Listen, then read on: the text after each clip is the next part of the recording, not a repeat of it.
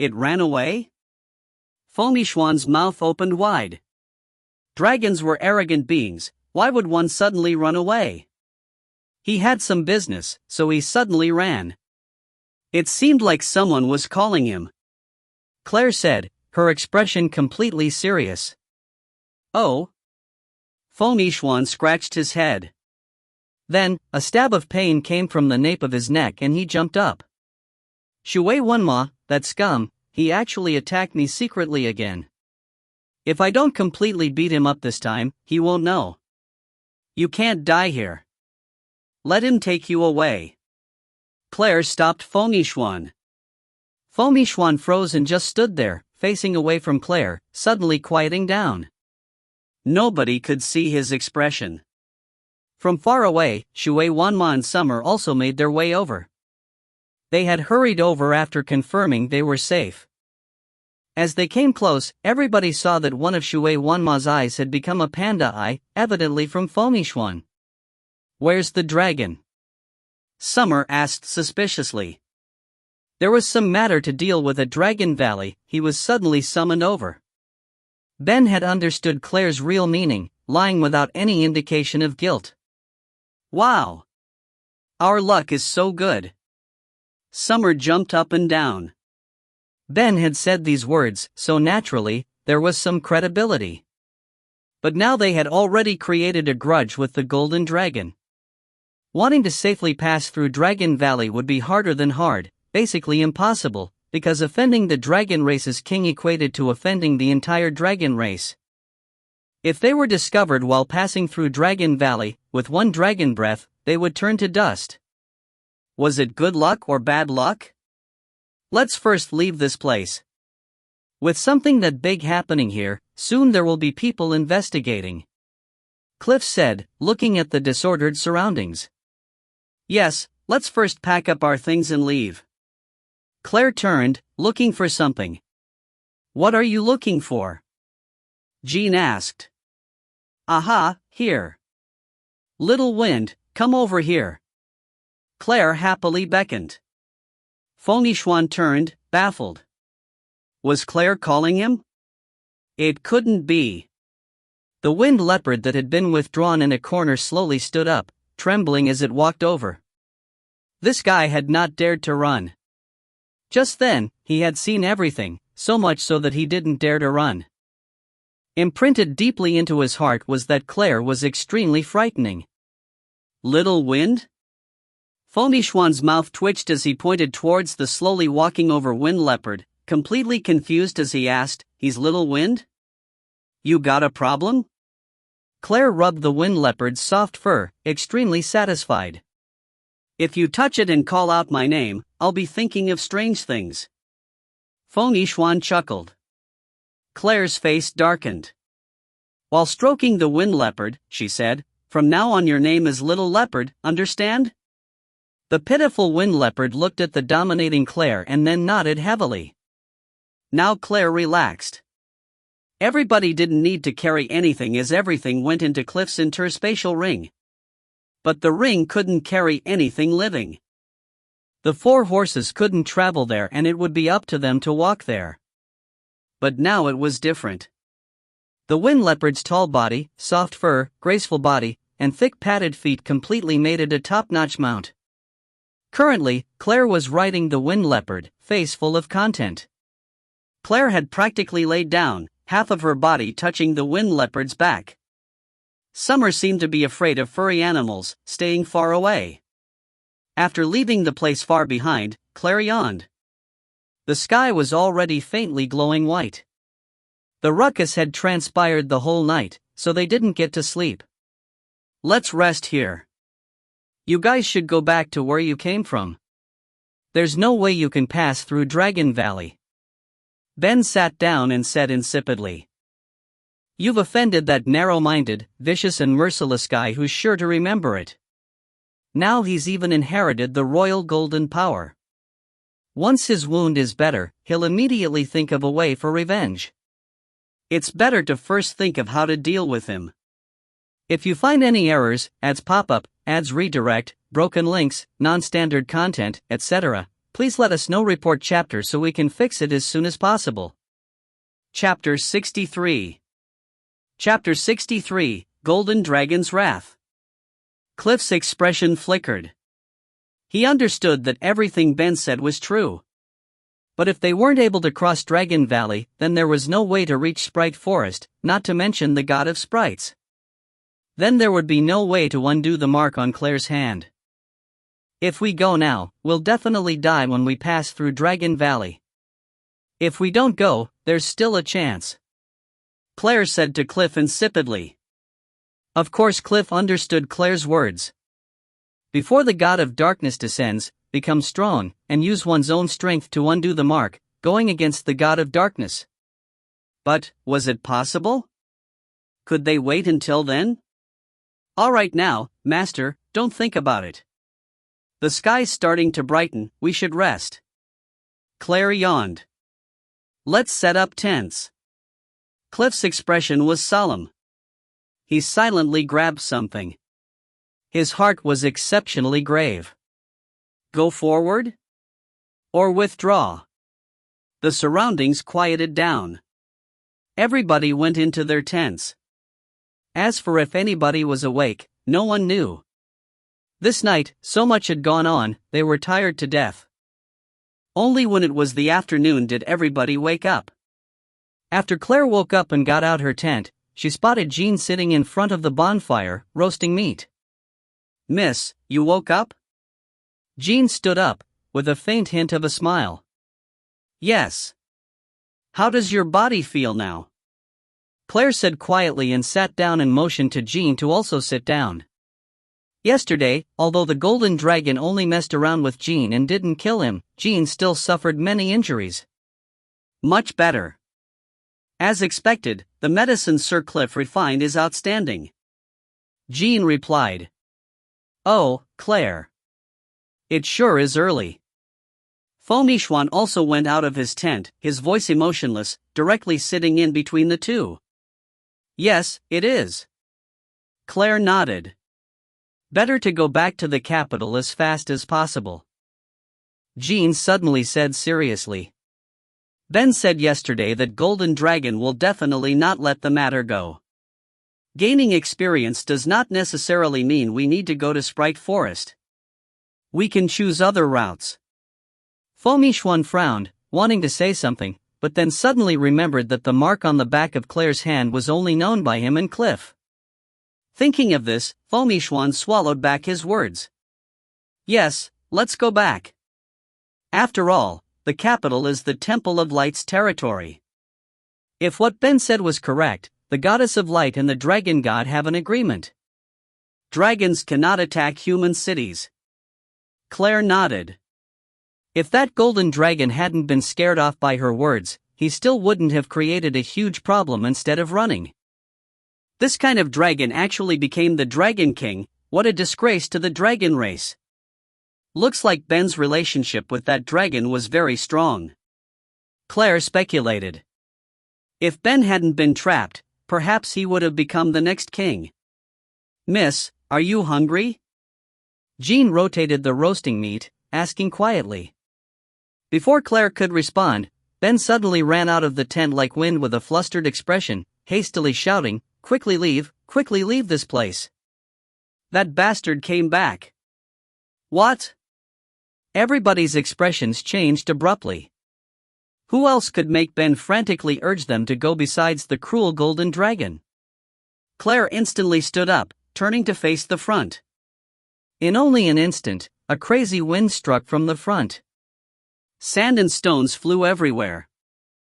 Instantaneously, the front had become bare wasteland. The crazy squall brimming with destructiveness attacked everyone without warning. Ben's complexion darkened as he rapidly rushed forward and instantly transformed back into his original form to block the gale brimming with destructive power for everyone. The gale swept past Ben. The nearby trees and boulders all weren't able to escape the destruction, instantly blown away. Crevices appeared on the ground, a ghastly sight. With the sound of a splatter, all the tents behind everybody were bumped into by something. Next, those parts of the tests were slowly dyed red. Claire was shocked to look up and see more red, seeing Ben seep out blood. The crazy gale already cut Ben's strong body. What had splashed onto the tents was Ben's blood. This squall could actually cut Ben's body. Cliff and Nen were all soon out of their tents. Seeing the scene in front of them, everybody's complexions all paled. Lowly human, I said before that I would make you pay the price. I will shred your corpse into 1,000 pieces, your soul shall suffer for all eternity. The golden dragon's roar came from the distance, filled with hate and wrath. Claire's expression also changed. The golden dragon was actually this quick to return? This quick to contain the wound on his claw? This time, they weren't able to withstand the golden dragon's ire. What could they do? Soon, the golden dragon appeared within their line of sight. He widened his eyes sinisterly, snorting rudely, his eyes full of hatred and humiliation. Before, he had actually been scared off by that lowly human. At the time, why did he really believe that his claw would be destroyed? Lowly human, you actually dared to trick me. I will make you pay the necessary price. The golden dragon angrily thundered. This shameless dragon, Claire coldly snorted. It was only because you were a coward that you were tricked. Claire, what do we do? What do we do now? Now this dragon is even more angry, he will definitely not be scared off again. He came using such strength, will he really kill us? Walter asked, trembling. Dunno. Claire said coldly. If the golden dragon used all his strength, then in truth, nobody here would be able to resist.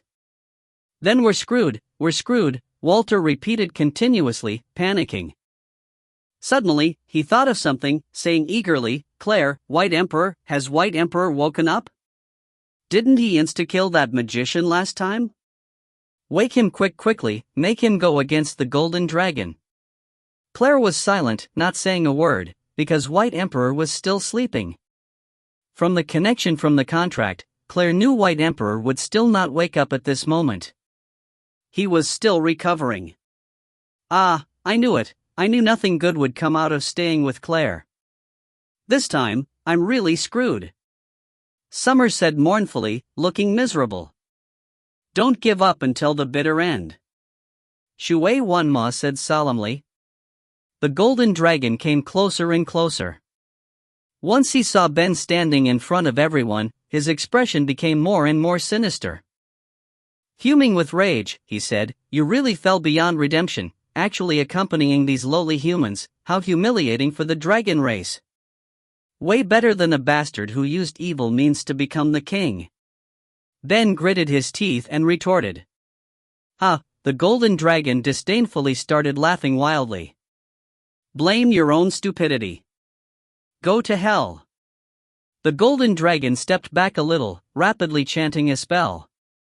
A glaring light beam suddenly shot out. Ben's expression changed and he dodged. But the light beam seemed like it was alive, turning with Ben and then attacked. With a loud sound, the light beam went through Ben's body, then continuously grew long, winding a few times around Ben's body, then suddenly tightening, binding Ben tightly. Everybody recognized that the light beam was the same kind as the one that had restricted Ben when they first met him. You scum, stay here obediently. I'll deal with you in a moment. I want you to see with your own eyes the end of these humans you wanted to protect. The golden dragon cruelly laughed, looking down at the humans below him. Claire clenched her fists tightly. Saying something like the person you're looking for is me, let them go, would only amuse this cruel dragon. With his personality, all the humans here would die. He wouldn't let anyone go.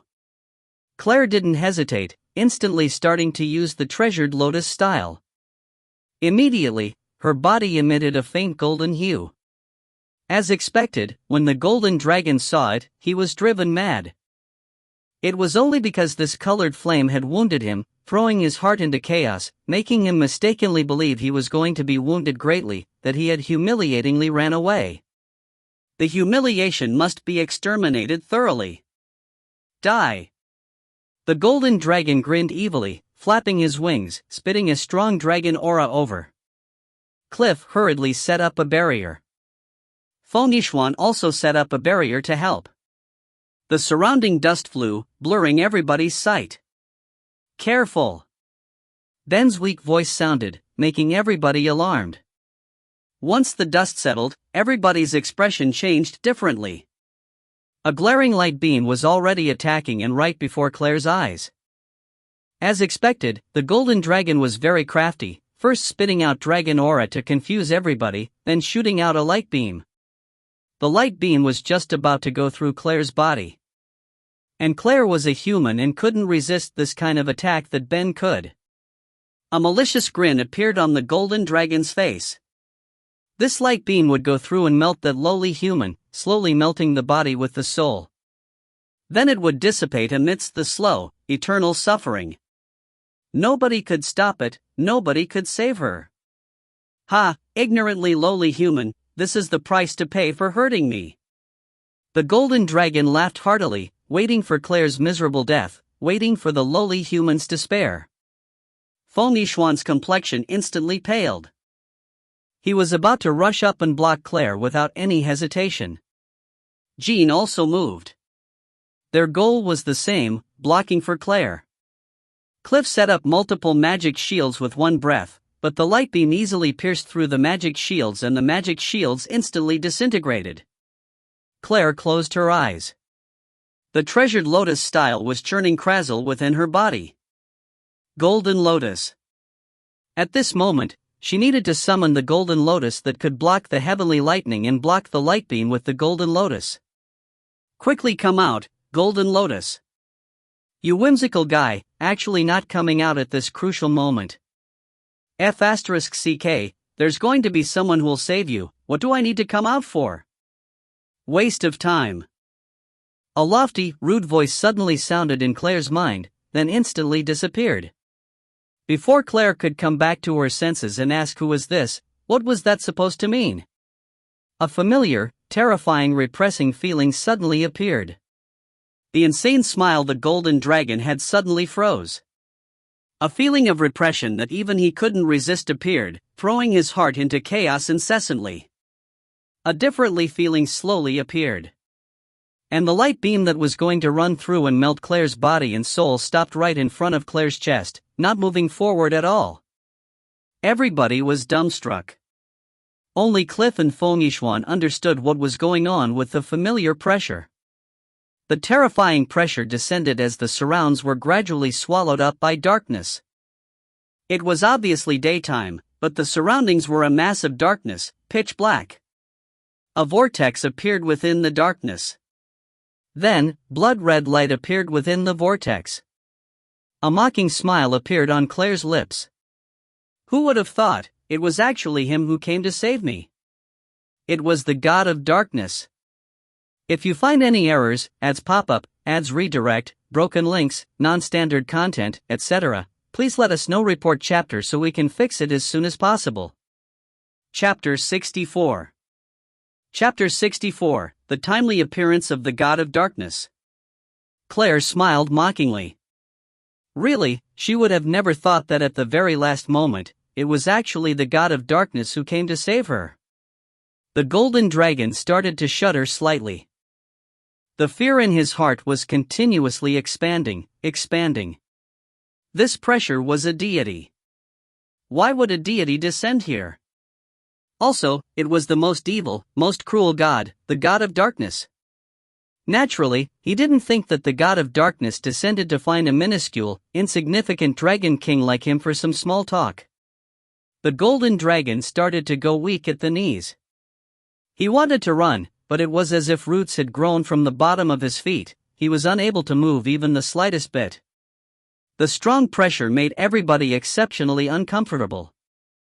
And the most weak, Summer, was blue in the face and had already fainted. Withdraw your pressure, I feel uncomfortable. Claire used all her strength to squeeze out these words. The golden dragon's heart started to palpitate. What was this lowly human doing? So impolite to the God of Darkness. Perhaps she wanted to fall into the endless darkness and suffer for all eternity.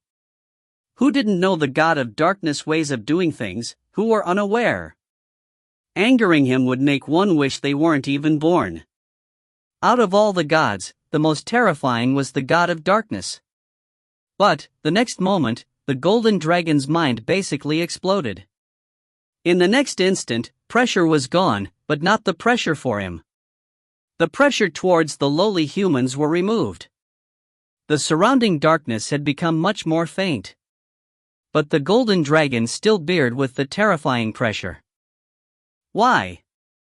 What was going on? Why would the god of darkness listen to a trifling lowly human's words? How was it possible? You four-legged reptile, you actually had the delusion of destroying my offering.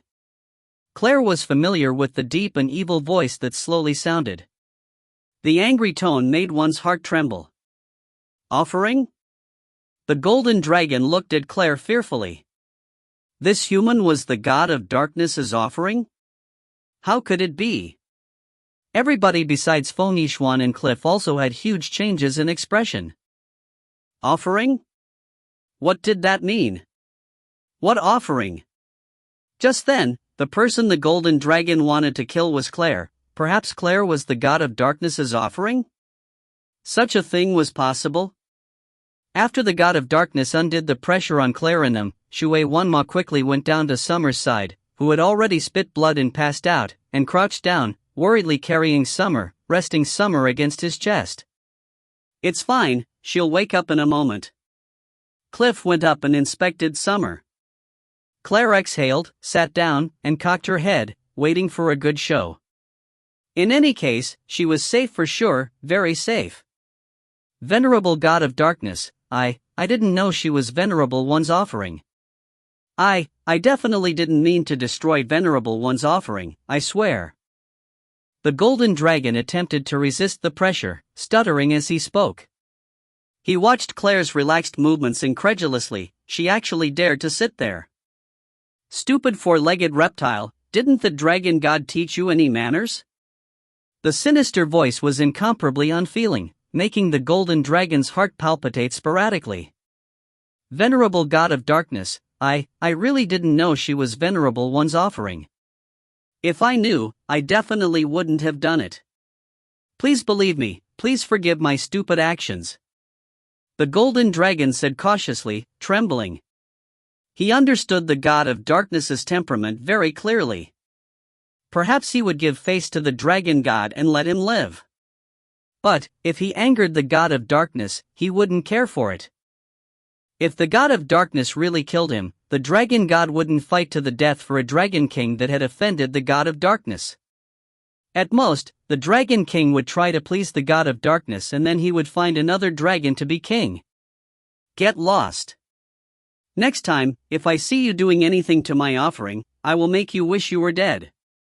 The god of darkness spit out these words indifferently. When the golden dragon heard the god of darkness's words, he became ecstatic. The god of darkness actually let him go. Great! The golden dragon immediately struggled to fly. Just as the golden dragon was struggling to fly, the sinister, low voice coldly sneered quietly. Next, the golden dragon felt an intense pain from his tail joint, so painful, he was about to faint. Then his body slanted. When the golden dragon looked back, he was extremely alarmed. His entire tail, including the root, had been cut off. Blood continuously splashed out of the cut wound. Now get lost. This is my lesson to you. Next time, it won't be resolved so easily. The god of darkness sneered disdainfully, voice completely bloodthirsty and arrogant. The golden dragon was completely terrified, not even daring to let so much as a fart, hurriedly flapping away as if his life depended on it, not even stanching the blood flow. And so the golden dragon ran off in such a miserable manner, not even daring to look back once. The unpleasant sight of blood spilling everywhere was a ghastly sight. He became the first dragon king in history to not have a tail. Surprisingly, the god of darkness didn't leave immediately. Instead, he let out a terrifying, cruel laugh, then asked mockingly, "You want to find the god of sprites to undo my mark, right?" "Yes. Who would want to wait for death? Claire said boldly, not hiding anything. Everybody's became worried. Claire actually dared to be so impolite when speaking to the god of darkness. Although Claire was his offering and he wouldn't kill Claire currently, that didn't mean he wouldn't make Claire suffer. The golden dragon just now was a clear case. Contrary to everybody's expectations, the god of darkness didn't do anything to Claire.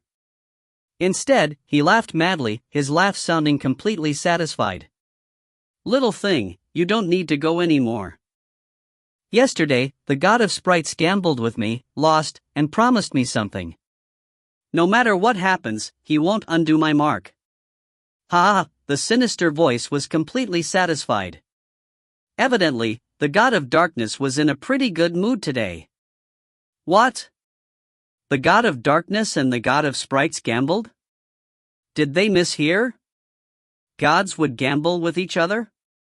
And the god of darkness who represented evil and the god of sprites who represented purity and disinterest gambled? Instantly, everybody thought they had misheard. But, something from the bottom of their hearts told them it was true.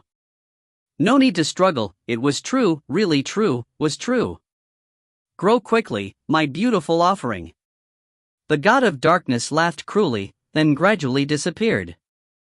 The surrounding darkness slowly disappeared without a trace. Claire's face darkened as she fell silent. Miss? What's going on? Jean slowly walked over, asking a little hesitantly. Everybody else was also filled with confusion. Yixuan was silent, his expression exceptionally unsightly. Claire let out a long breath, then stood up to stretch and said to Yixuan Jean, I'll tell you all in a moment. You two should soak your weapons in this dragon blood. Don't waste anything. Anything else that can be gathered should be collected into bottles.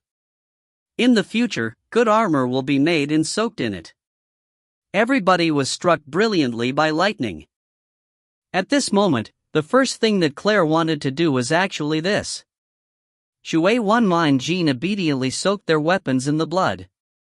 The other people helped collecting the dragon blood. Ben shifted his mouth, standing at the side, not speaking. He looked at the fainted little robber, Summer, from the corner of his eye.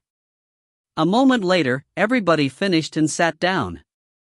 Jean and Yixuan looked at their weapons that were radiating in ineffable splendor, both happy. Weapons that had gained power from dragon blood would be many times stronger than before. But dragon blood was considered a treasure. How many people had the capabilities of getting dragon blood? At this moment, Summer started to awaken slowly.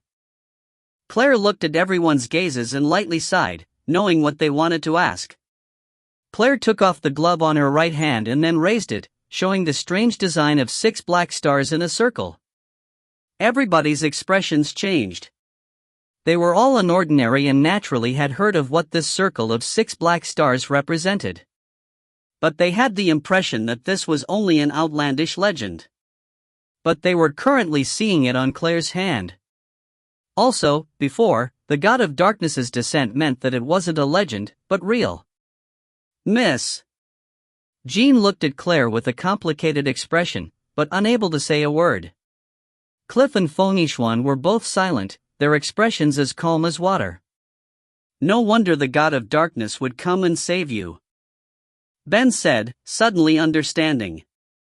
Doesn't that mean whenever you face danger the god of darkness will go and save you? Summer asked, somewhat odd. If it was like this, wasn't there nothing Claire could be afraid of? Perhaps. Claire replied insipidly. Then aren't you invincible? Summer started to get excited. No, Claire smiled strangely. Why? Summer frowned. Because sooner or later, the god of darkness would take Claire's life. Yixuan lowered his voice and said to Summer quietly, admonishing a little. Summer's expression changed. Now she realized how impudent she was. It wasn't the time to ask this, but to be worried for Claire's situation. It's not because of that. Claire looked up at the sky, her gaze profound. Then why? Summer immediately asked. Claire didn't answer right away. Instead, she looked up at the sky. Quietly, she said, "The god of darkness has descended twice, but hasn't shown his true appearance. But do you think the Temple of Light can't sense this strong dark power?" "That's right, the Temple of Light." Since Claire was the god of darkness's offering, then naturally, she was of help to the god of darkness. Would the Temple of Light let such a person go? Of course not. Everybody fell silent.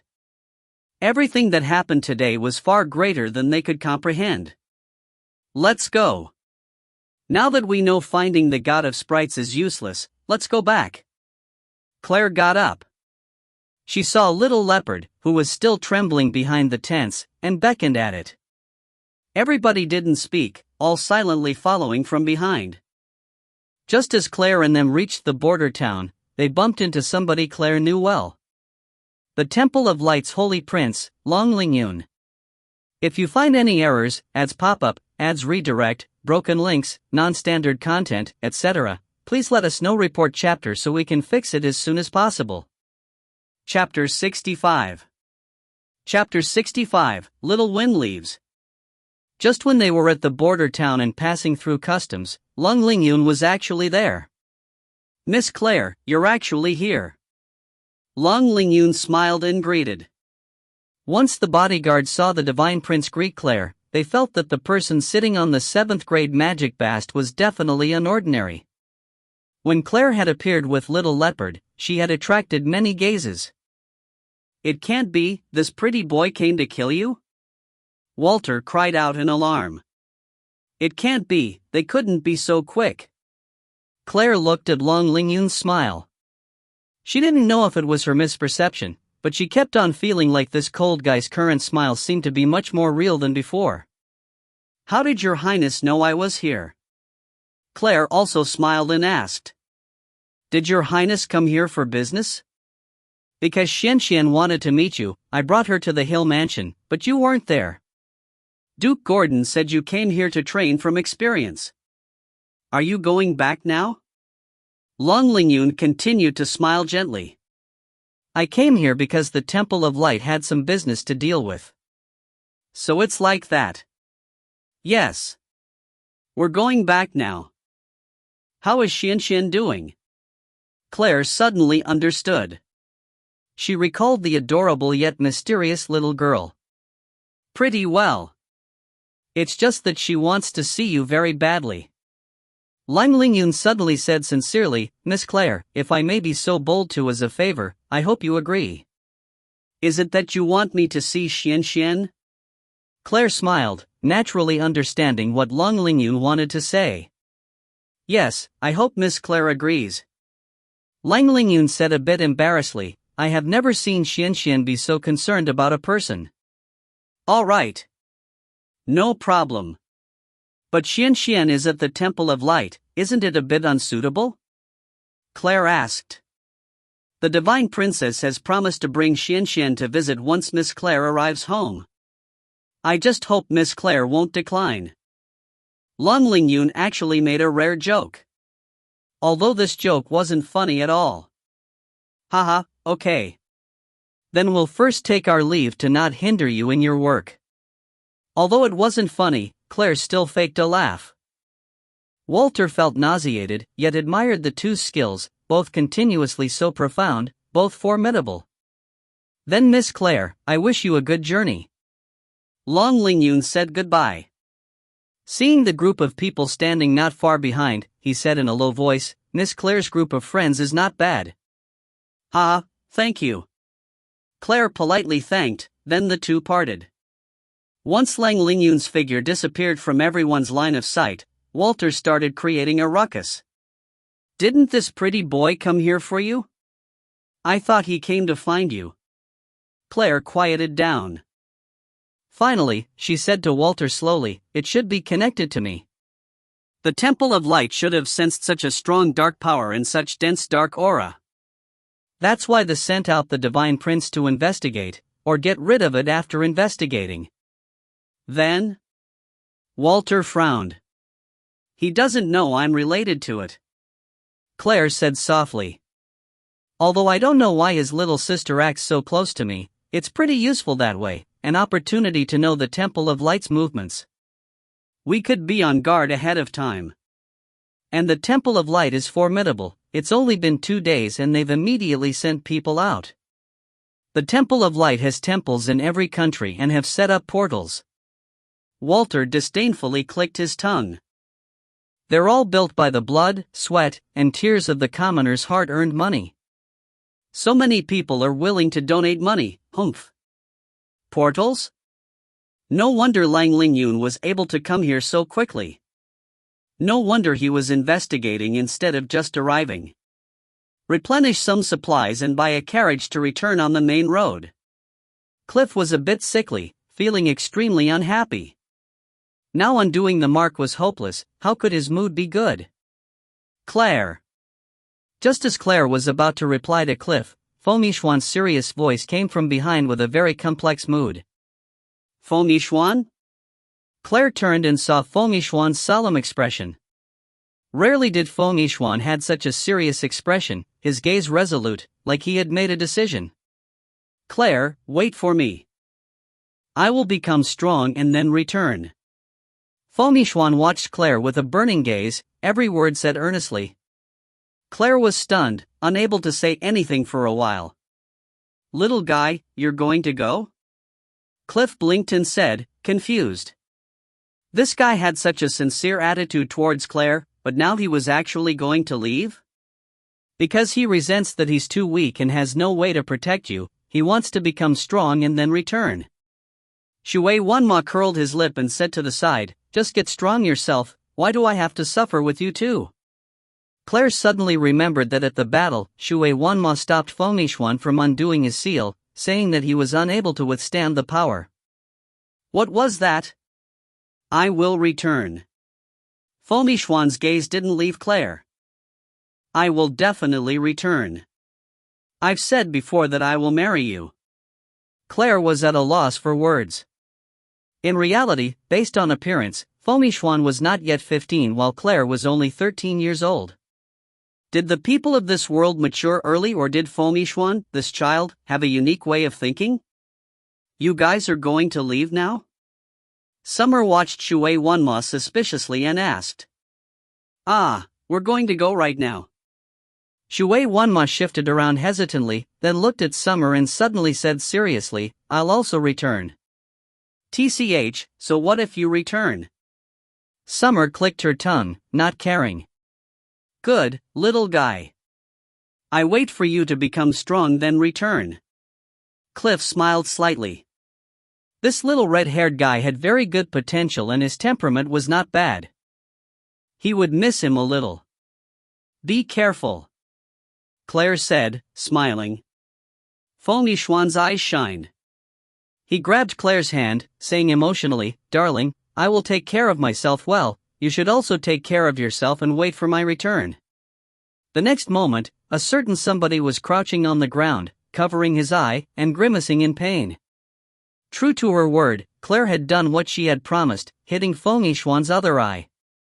The surrounding passers-by showed curious and surprised gazes when seeing this group, but nobody dared to approach and talk. How could they provoke someone who could use a 7th-grade magic beast as a mount? After they exited the city, Feng Yixuan and Shui Wanma reluctantly bid farewell to Claire. More accurately, it was Feng Yixuan who was reluctant. And so the group and one-winged leopard returned back to the capital. Hill Manor. In the study, Duke Gordon sat, looking at the rose regalia on the wall, silent. After a long time, Duke Gordon spoke. Emery, what do you think of the people Claire brought back? Emery thought for a moment, then replied prudently, Sir, that black-clothed man is very strong, very dangerous. He emits an inhuman pressure. Not bad. That black-clothed man is exceptionally strong, something really inconceivable. Duke Gordon exposed a smile and stood up. Duke Gordon wasn't a flower stand. Few people in the capital had experienced his true strength. Of course a clan's core wasn't so simple. Emery was silent. Strong was good. but there were no gain without risk. Naturally, he understood what Duke Gordon meant. If this black cloth was well disposed, then he would be of great assistance to the Hill clan. But if such a strong person opposed the Hill clan, then it would be a big headache. Claire has reaped many profits this time, huh? Gordon laughed. Evidently, his mood was very good. Claire had advanced into a wizard and also brought back such a strong person. But Emery was worried. Power that was too strong wasn't easily handled. There were too many cases of this. Wow, Claire, I live here from now on? Summer plopped onto the gorgeous bed, satisfied. Yes. Remember, just don't cause any trouble. If you don't like something or somebody, just reject them. Claire said seriously. Don't worry, don't worry. The food is good, the living conditions are good, I won't cause any trouble. But really, I never thought your family would be so rich. Summer rolled around on the bed happily. This was actually her first time living so luxuriously. At her home, she trained rigorously, not to mention her living conditions. That's fine. Claire nodded. Your rolling posture is so ugly. Suddenly, Ben's judging voice came from the doorway. You actually came in without knocking, you uncultured guy. Summer said angrily. Ben shrugged, not caring. Your door wasn't even closed, why would I knock? You. Summer was so angry she jumped up, but at the same time, she didn't dare to do anything to Ben. She only cursed internally, damn you, uncultured Ben. Miss, the Temple of Light's Holy Princess requests an audience. A maid stood at the door and reported cautiously. For some reason, the black-clothed man nearby gave an ineffable pressure, making one want to leave quickly. So soon? Claire was a bit surprised. She had just arrived back home for a moment and the Temple of Light already knew. Got it, I'll go there soon. Claire said indifferently and waved offhandedly, indicating for the maid to leave. Isn't this too quick? They must have known when you entered the city. Why does the Temple of Light pay so close attention to you? In any case, it's not anything good. Summer muttered, frowning. Don't go anywhere thoughtlessly, don't make any trouble. Especially you, Ben. Remember what you've promised me. Don't act recklessly, got it? Claire urged repeatedly. Got it, don't worry. Ben waved offhandedly. Go meet that holy princess or whatever. Yes. Claire nodded, turning to leave. The divine princess was not so simple. She knew the moment she had entered the city and immediately went to visit. The divine princess likes that pretty boy. The pretty boy is only kind to his little sister only likes you, so the divine princess dislikes you. Claire, your future is very dark. Walter took joy in Claire's misfortune. TL, still brighter than my future. Claire didn't speak. She was fine with feigning courtesy, but if that divine princess thought she was easy to mess with, then she was gravely mistaken. Claire walked to the grand hall. Just as she entered the grand hall, a small figure swiftly ran over and pounced on Claire. Elder sis, I missed you so much. Naturally, the melodious voice was the adorable little girl, Long Xianxian. Nobody see the sliver of profoundness that flashed through the divine princess's eyes when she saw that scene. If you find any errors, ads pop-up, ads redirect, broken links, non-standard content, etc., please let us know. Report chapter so we can fix it as soon as possible. Chapter 66. Chapter 66. Xian. Claire bent down to scoop Xian up and smiled, looking at the adorable person in her embrace. Hello, Miss Claire. I visited suddenly, I hope it didn't bring you any problems. The divine princess, Liu Shuiqing, got up and gently smiled at Claire. No problem at all. Please sit down, Your Highness. Claire nodded and smiled. Xian wanted to see you the whole time, so when she heard you returned, she couldn't help but visit immediately. Liu Shuacheng said in a pampering manner, looking at Xianxian. The divine princess is so kind to Xianxian. Claire said admiringly. Liu Shuacheng smiled without saying a word. Big sis, can I see your study? Xianxian pulled Claire's hair slightly, attracting Claire's attention. Xianxian, be good. You know not to, you can't cause any trouble for Miss Claire. Liu Shuacheng continued to smile. I know, don't worry elder sis Qing, I'll be good. Xianxian hugged Claire tightly and tilted her head as she said to Liu Shuacheng, pick me up at night, big sis. TL, here I find out that only Qing is the first name, oops. 2-character last names in Chinese are rare, but they exist. Okay. I'll pick you up at night. Liu Shuacheng stroked Lung Xuanxuan's head, pampering. Big sis Qing is the best. Xianxian showed a sweet smile. Miss Claire, can you please take care of Xianxian? Liu Shuacheng had a gentle and elegant smile on the whole time. Claire fidgeted internally. You two have already finished talking and deciding, now you ask me if I can? Of course. Xuanxuan's so obedient. Claire nodded and smiled. After Claire sent the divine princess away, she brought Xianxian to her own study. Claire sat at the study desk, watching Lung Xianxian touching this, looking at that curious manner. Claire's was incessantly puzzled. This child was really strange. Why would she affectionate towards her? From the first time they had met, she had been that way. Now it was like she was going to stick to her and now leave. Xianxian Claire called quietly, looking Lang Xianxian who had stepped on a chair and climbed up the study desk, flipping different works. Elder sis. Lang Xianxian suddenly raised her head, looking at Claire. She smiled brilliantly. Did elder sis cross paths with my elder brother before coming back? Claire frowned. Lung Lingyun had already contacted Lung Xianxian? Did your elder brother tell you? Claire asked, confused. No, I saw it. Lung Xianxian pointed at her eyes, serious. Claire froze. Saw it? What did that mean? Why does this little girl make my blood run cold? Walter said to Claire in a low voice, suddenly feeling his heart palpitate. You saw it? Claire watched Xianxian, who had a serious expression, and asked in reply, what do you mean?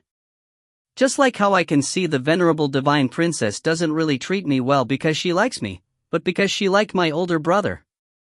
Lung Xianxian set down a book, looking at Claire with strange smile on her face. Walter started shivering even more. This little girl's gaze seemed like it could see right through oneself. Claire froze, staring at the child who was just 5 years old, not able to say anything even if she wanted to. Was this child really only 5 years old? How were her eyes so keen and astute? Elder sister, have you heard the rumor that the divine prince possesses a pair of violet eyes that can see the future? Lung Xianxian stopped smiling and sat on the study desk, looking at Claire, face to face. Claire nodded slightly. I have. Currently, Claire was inwardly apprehensive. Perhaps this girl could see the future? Was it possible? The next moment, Lung Xuanxuan's expression changed back into the pure smile that a 5-year-old should have, and she changed the topic naturally, pointing at a book and asking Claire, Elder sis, what does this mean? Claire looked and explained to Lung Xianxian while smiling. Claire, this girl is not simple, definitely not simple. Walter said, trembling. You don't say. Claire coldly humphed. Of course she knew without Walter saying that. This child was definitely not as simple as she seemed. After the day passed and night had come, Liu Shuacheng finally came to pick Xianxian up. Only after Lang Xianxian reluctantly said goodbye to Claire did she and Liu Shuacheng leave on the carriage. And not long after Lang Xianxian left, Lashia returned. Elder sister, you finally came back. You didn't even bring me to learn through experience with you. Once I heard you returned today, I wanted to come back immediately, but Master didn't let me, wanting me to finish first and then come back. Lashia fumed. I'll bring you next time. Wait, where's Mother? Why haven't I seen her? Claire frowned. Once she returned, the first thing she did was report to Duke Gordon, then she went to find Mother, but wasn't able to see her. She wanted to ask Grandfather, but Long Xianxian had taken up her time. Mother is at the Imperial Palace. She's become the head maid. I don't know why, but the princess requested to the king for Mother to go to the Imperial Palace to accompany her. Not to do anything, just accompany her, chat, and order the other maids. Dunno what the princess is thinking. Lashia frowned, seeming unsatisfied that Mother went to the Imperial Palace to work. Claire fell silent. The Imperial Palace had always been an unpredictable place, a power struggle vortex. Why had Mother actually gone to the Imperial Palace and become the princess's head maid? Elder sister, everybody is praising you for the Naya City incident. The Emperor even said he'll award you. Also, when you were training, did you go encounter anything special? Are you going to class with me tomorrow? Lashia asked in succession. I made a wind leopard my mount. First, tomorrow, I'll go to the palace to visit Mother, then go to class the next day. Unfortunately, I still need to finish my studies and get the medal after passing the exam. The Hill clan cannot lose face. Claire smiled and said. The king actually personally presided over the exam and would personally give the medal to the students who passed. The medal was a sign of the honor of being able to serve the country. Wind leopard? A 7th grade magic beast? Lashia became excited. Where? Where? Let me see. Enclosed in the courtyard. Claire said. Careful. I know already. Lashia enthusiastically dashed to the courtyard. Claire sighed, seeing the dusky sky. She hoped Catherine, that gentle woman, wouldn't be swept into the corrupt court struggle. At dinner, Duke Gordon treated Ben warmly, but Ben didn't pay attention. However, Duke Gordon didn't care and continuously tried to talk to Ben. Just as they finished eating, a maid came and reported to Duke Gordon that the princess had sent a carriage that was already waiting outside the Hill mansion. It was sent by Princess Maurice to send Claire to the palace. That's fine. Claire, you should go see your mother now and attend class tomorrow. Duke Gordon instructed. Yes, grandfather. Claire nodded, then went out with Jean. Imperial Palace, brightly lit, magnificent and gorgeous. The maid brought Claire directly to the harem. Jean could only wait at the entrance. TL, because harems only allow women or eunuchs cause, you know. The maid led Claire through a long corridor to the princess's resting place. It was bright inside. Claire immediately saw the gentlewoman she was concerned about, Catherine. Catherine sat on a sofa with Princess Maurice next to her. The two seemed to be talking about a happy topic. Outside of Claire's expectations, the second prince, Prince Nancy, was also there. Greetings, your highnesses. Claire bowed slightly. Claire, you came. We were just talking about you. Princess Maurice seemed more happy than Catherine when seeing Claire, hurriedly getting up and greeting. Claire. Catherine also stood up, smiling, watching Claire eagerly. Mother, I've returned. Claire nodded towards Catherine and smiled. Naturally, she knew this gentle woman had been worried for her. Claire, I didn't think that the plague at Naya City was like that, and I also didn't expect that you would actually be able to resolve it so quickly. Prince Nancy said in admiration. It's all due to Master Cliff's contributions and the Temple of Light's help that it was settled so quickly. Claire smiled. Since when did you learn to act so humble? There's no need in our presence. Princess Maurice pouted. There's no need to be so restrained in front of the princess, Her Highness is very kind. Catherine went up and pulled Claire's hand, smiling. Yes, Mother. Claire saw that Catherine's mood was pretty good and relaxed. Seems like Mother had a good time in the palace. Everything was fine as long as she was happy. Claire, sit, tell us about what happened at Naya City and also about that grand wizard. Maurice pulled Claire over and they both sat down on the sofa. She excitedly wanted Claire to tell what had happened. Claire saw Catherine smiling, so she smiled also and started to narrate. Naturally, she omitted a few things. As everybody chatted for a while, the night became late, but Princess Maurice still didn't want to let Claire go. Only when Nancy reminded Maurice did she reluctantly let go of Claire's hand. Rest early. Can't the both of you meet again tomorrow? Nancy consoled the unwilling Princess Maurice. That's true. When Princess Maurice heard this, she started becoming happy. Claire, see you at school tomorrow. Yes. Your Highness should go to rest. Claire said, then turned to Catherine and nodded lightly. Only then did she leave with Nancy. In the long corridor, the candlelight made the two's shadows extremely long. The two were silent. Nancy walked very slowly. After a good while, he said quietly, Claire, you're not the same as before. Oh, really? Claire said indifferently. Evidently, she didn't want to talk about this subject. Yes. The current you attracts many gazes. Nancy stopped. He watched Claire as he said quietly, so dazzling, making people unable to move their gazes away. Claire halted, but didn't turn back. She only said icily, Second Prince, it's already very late, I want to. Claire didn't finish speaking. Instead, she widened her eyes suddenly, turned around, and abruptly threw herself on Nancy, pushing Nancy away. The two rolled messily on the ground. Killing intent. Hidden so well, she almost didn't sense it.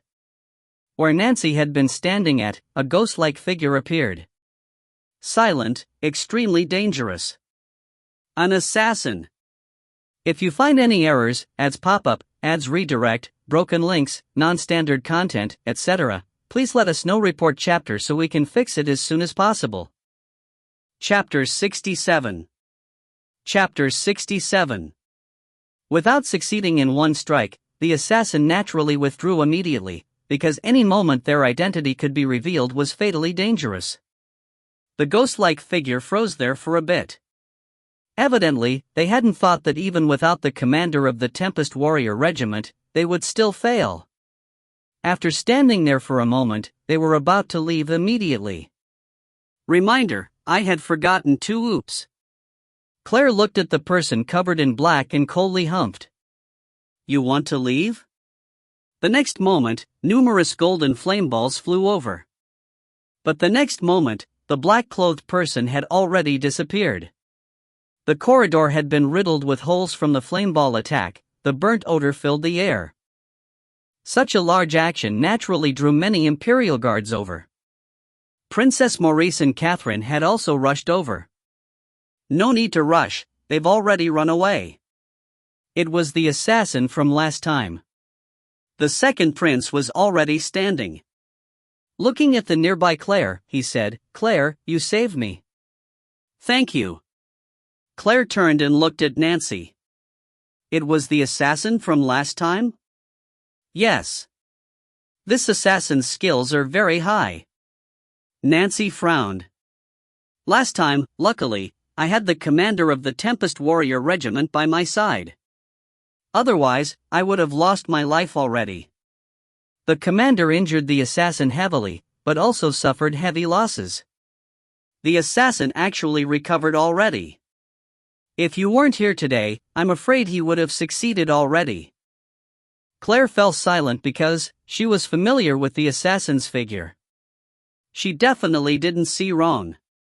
It was him, definitely him. Claire, how did you sense the assassin? Nancy saw that Claire was in an indescribable mood. Claire turned and looked towards the worried Catherine and Princess Maurice, ignoring Nancy. Instead, she grasped Catherine's hand. Mother, it's all right now. No need to worry. How did an assassin secretly get in? Catherine's face was a bit pale. She gripped Claire's hand tightly. Are you all right? Claire, did you get hurt? No. Don't worry, the assassin's target was His Highness, not me. Claire consoled Catherine. These words were actually pretty disrespectful, but nobody dared to reprimand Claire's rude words. Once again, they went through the formalities, until in the end, Nancy accompanied Claire out the palace. Standing at the entrance of the palace, Nancy watched Claire deeply, about to say something. But Claire turned and looked at Nancy and said coldly, Your Highness, I don't care about royal power struggles, I only hope you don't involve my mother. If my mother gets in danger, I won't let it go. Please remember. Nancy froze. His expression changed a little, but he didn't say a word. Jean stood at the side, head lowered, also silent. Just as Claire was about to go on the carriage, Nancy quietly called, Claire. Claire turned and looked coldly at Nancy, her expression without warmth. Thank you for saving me today. Also, I promise, even if I get into deep trouble, I won't let your mother be involved. Nancy said, exceptionally serious. Once she heard this, Claire stopped for a moment, her expression easing a bit. She said quietly, I hope Your Highness remembers the words Your Highness has said today. I will remember forever. Nancy stared at Claire. Yes.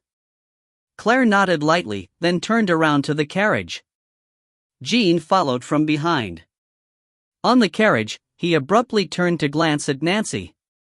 Nancy's gaze was still on Claire. The carriage slowly started moving.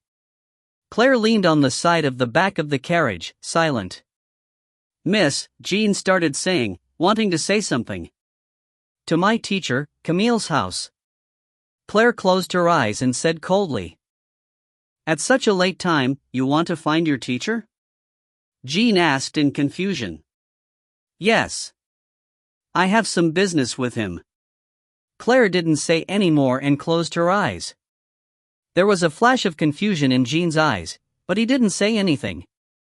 Instead, he instructed the coachman to go to Camille's house. Camille's house was at a quiet street. It was a white house surrounded by a white fence that was filled with green vines. Under the dim streetlight, it felt warm. The carriage stopped. Claire came out, entered the courtyard, and rang the doorbell. Soon, Camille appeared in casual clothes. Camille was still as gentle and refined as before. Such a gentle and considerate handsome man, no wonder many young ladies at the capital were interested. Claire? Camille seemed to be surprised to see Claire. What are you doing here so late? It's nothing. I just missed teacher, so I came to see you. Claire showed a harmless smile. Walter reflexively shivered. He knew another person had landed in hot water. Really? Then come in. Camille moved out the way and let Claire in. Jean, wait for me at the carriage. I have some things to talk about with teacher. Claire turned and said to Jean. Yes, Mississippi. Jean turned and went to the carriage. An unnoticeable sliver of profoundness flashed through Camille's eyes, then vanished immediately. As Claire and Walter entered, Claire sized up Camille's house. It was simply, but extremely tasteful. Everywhere, it exuded comfort and harmony. Soft furniture, beige crystal chandeliers, showing how Camille was completely gentle and indoor man. Claire, I never expected the plague at Naya City to be settled so quickly by you. Sit, I'll make you tea. Camille went to the coffee table and poured a cup of tea. Claire withdrew her gaze. After sitting on the sofa for a few moments and seeing Camille's figure, her smile became a flower.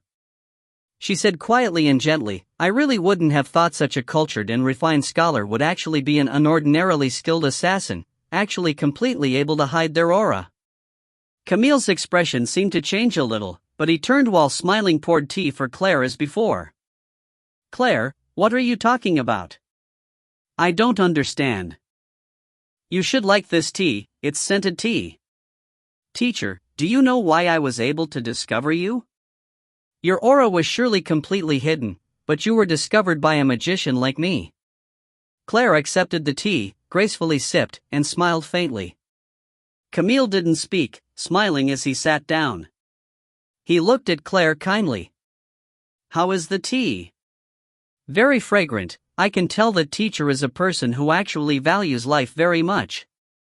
Claire set down the elaborate teacup and leaned on the sofa. I can also tell that teacher loves himself the most. What do those words mean?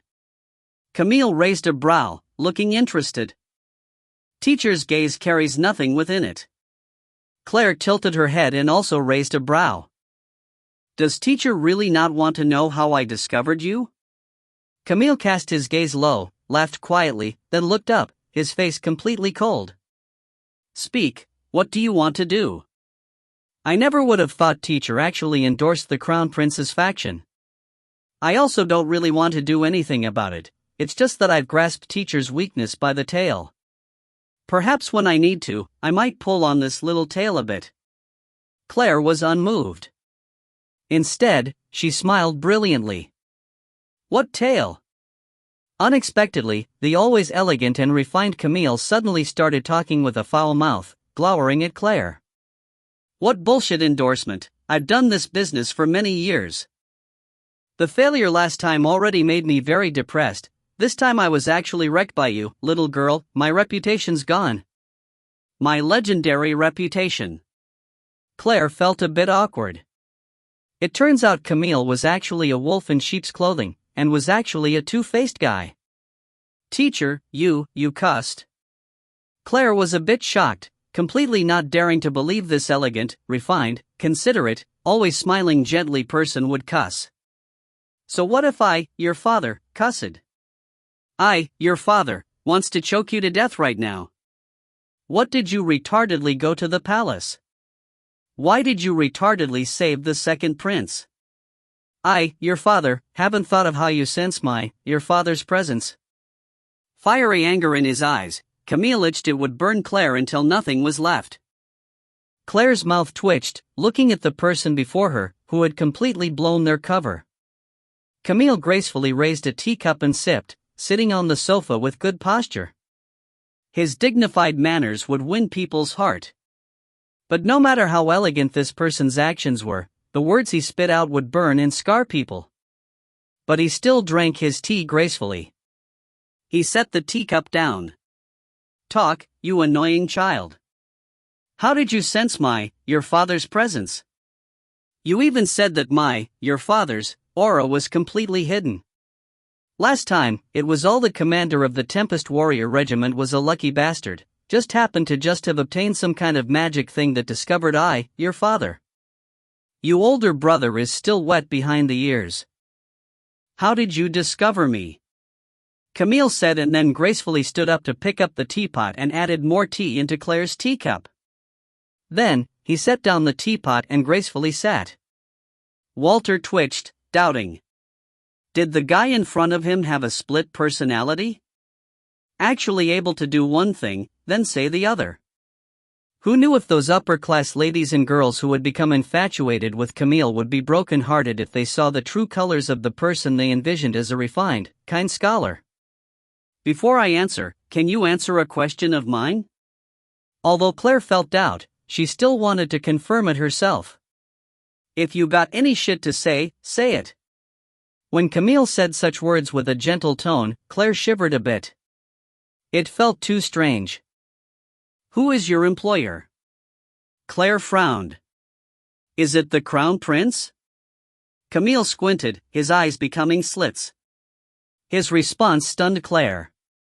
If you find any errors, ads pop up, ads redirect, broken links, non-standard content, etc., please let us know. Report chapter so we can fix it as soon as possible.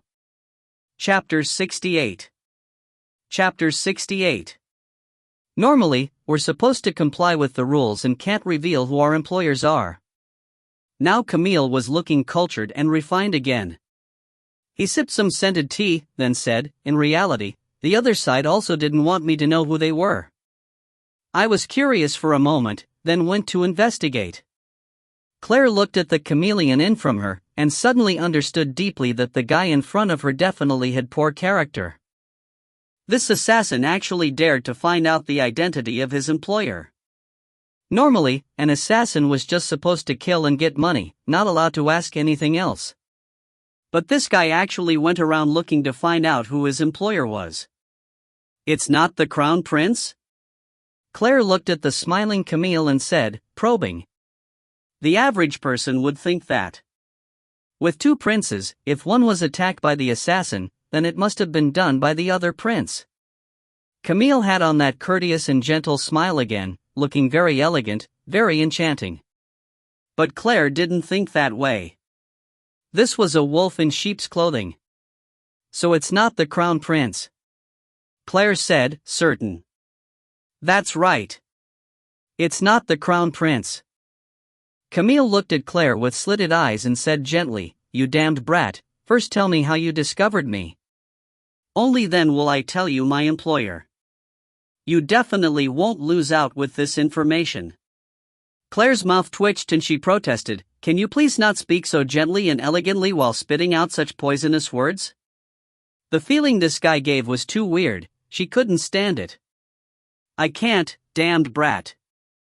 If it wasn't for you going to the Imperial Palace for no reason, my legendary reputation as the #1 assassin in the world wouldn't have been destroyed, you stinking brat. Camille's face was still so charming with that tender smile, completely different from the words spit out from his mouth. Walter was about to collapse mentally. This person was really too outrageous, too outrageous. He conceded defeat. He could use the most gentle tone possible to say the world's most malicious words. This kind of person, was he not outrageous? Who could fight against him? Who could withstand him? Claire looked at the gently smiling Camille. All right, I'll tell you. Among assassins, you are truly outstanding and can count as an assassin king. You had completely hidden your aura, because you understood airflow very well, and could control your body to completely follow the airflow. This is basic knowledge to assassins, but to this day, you are the first person I have seen who has done it so perfectly. Ha, thanks for the praise. Praise me more, I like hearing it. Camille used his hand to prop up the side of his face, leaning on the sofa's armrest with a content expression. As expected, a crazy narcissist. Claire, just now, how did you figure out he loved himself? Walter asked, in both disgust and admiration. Claire. Oh yeah, damned brat, who on earth are you? Camille seemed to have thought of something, frowning as he asked. What? Now it was Claire's turn to pretend to be stupid. Stop giving your father, and act like you're young and naive. Thinking back to that time, before I elegantly walked into the study to teach you, I had already mentally prepared for you to be vulgar and rude, but who would have thought you wouldn't even look directly at me? Do you think I'll believe you were that male chaser from that time? Camille laughed cynically. I'll talk about that question later. Claire changed the topic. Your good looks are unrivaled in the world. Now let's talk about why you were discovered by me. Yeah, listening to those words feels so good. Camille switched back to looking refined. I didn't use airflow to determine your existence. I was sensing all the objects around me. Suddenly, some kind of object appeared and moving slowly. How could I not discover you? It's that mysterious? Why can you sense all the objects around you? Don't pretend it's some kind of magic. Magicians are the most idiotic. If I approach them without any sound or presence, I can slit their throat and just kill them before they even chant a spell. A warrior could maybe reach for their weapon at the last moment. Camille said disdainfully. I don't know how to explain. I also comprehend the art of assassination, and then I have fused together magic and dochi into awareness. Claire said a half-truth. It's like that? Camille was suspicious and not sure. All right, I already told you everything. Tell me who your employer is. Claire urged. My employer was the Emperor. Camille said indifferently. What? Claire and Walter cried at the same time. The Emperor? Why would the Emperor hire an assassin for the second prince right now? Why would the Emperor hire you to assassinate the second prince? Claire frowned, then guessed, perhaps it's because there only needs to be one prince, so he first decided to root out one he wasn't satisfied with, leaving the one he was satisfied with? As expected, the royal family was extremely ruthless. A normal person would also think that. Camille added unexpectedly. Perhaps? Claire's expression changed slightly. If she guessed correctly, then the Emperor was too terrifying, too ruthless. Our Emperor definitely isn't as harmless as he looks. Camille stood up. The water has cooled, I'm going to replace it with hot water. The Emperor is waiting for a fierce match between tigers and then will choose the strongest to become his successor. Suddenly, Claire's heart became cold. This kind of method. Was this an Emperor's method? So you're not stupid.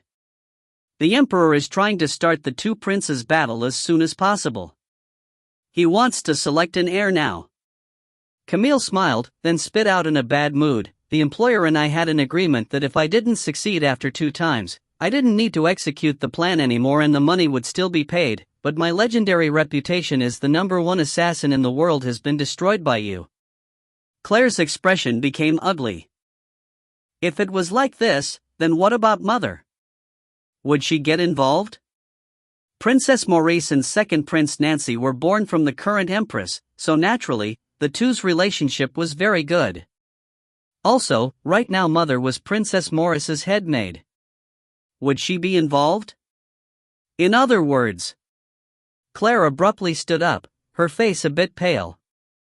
In other words, the second prince and Princess Maurice had long before prepared to battle with the crown prince and use Mother as a way to involve and seize the Hill clan bargaining chip?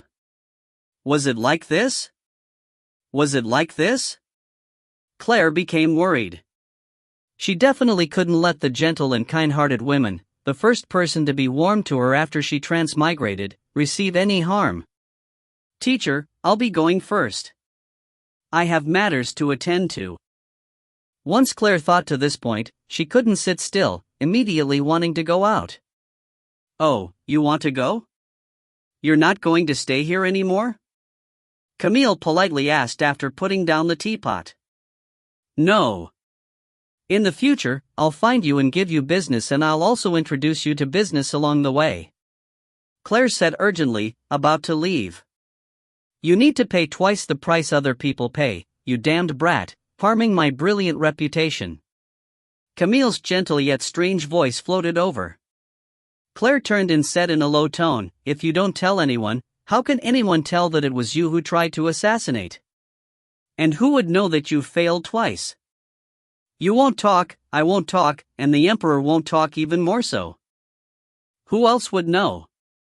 I'll keep it a secret, you give me a discount of 80%. Then she left, not waiting for Camille's response. That's right. I won't talk, the damn brat won't talk, and the Emperor won't talk even more so. Who else knows? Ha, not bad, not bad. This damn brat does have little cute side. A gentle business smile appeared on Camille's face, complacent as he prepared to wash and go to sleep. Claire went on the carriage with a heavy heart, closed her eyes, and leaned on the carriage, telling Jean to tell the coachman to return to the mansion. Miss, are you worried about something? Jean asked quietly. If you find any errors, ads pop up, ads redirect, broken links, non-standard content, etc. Please let us know. Report chapter so we can fix it as soon as possible. Chapter 69. Chapter 69. Claire quietly sighed, not opening her eyes as she said without hurry, I really feel a little regret, coming to find him. Then Claire fell silent, not saying anything anymore. Him? The scholar, Camille? Jean was puzzled. Claire felt somewhat gloomy. Was it lucky that she found out about those facts today? Why did she feel an invisible net drawing close, and then continuously tighten? Claire, don't be this fidgety. The situation will definitely be settled. Don't forget, Duke Gordon is able to keep the Hill clan towering. Naturally, he is very capable. Your father and your elder brothers are all not to be trifled with. Walter consoled Claire. Father? Elder brothers? Claire became a bit muddle-headed, feeling that these two phrases were unfamiliar. Now that Walter brought it up, Claire remembered that indeed, she really did have a father and two elder brothers who all seemed to dislike her. And up until now, she hadn't met them before except for the one time at the two countries competition when she saw her second brother, the man who had become the captain of the Griffin squad at such a young age. The next day, Claire and Lashia went to classes together. Claire told the maids to take good care of Summer and Ben, then repeatedly warned the two not to get into trouble. Only then did she leave. But right after Claire just had a peaceful morning at school, at noon, someone came, flustered, reporting to Claire that there was a mishap at the Duke's castle, and he wanted Claire to go back quickly. If she didn't go back, the black-clothed man she brought back was about to flip the Hill castle over. What on earth is going on?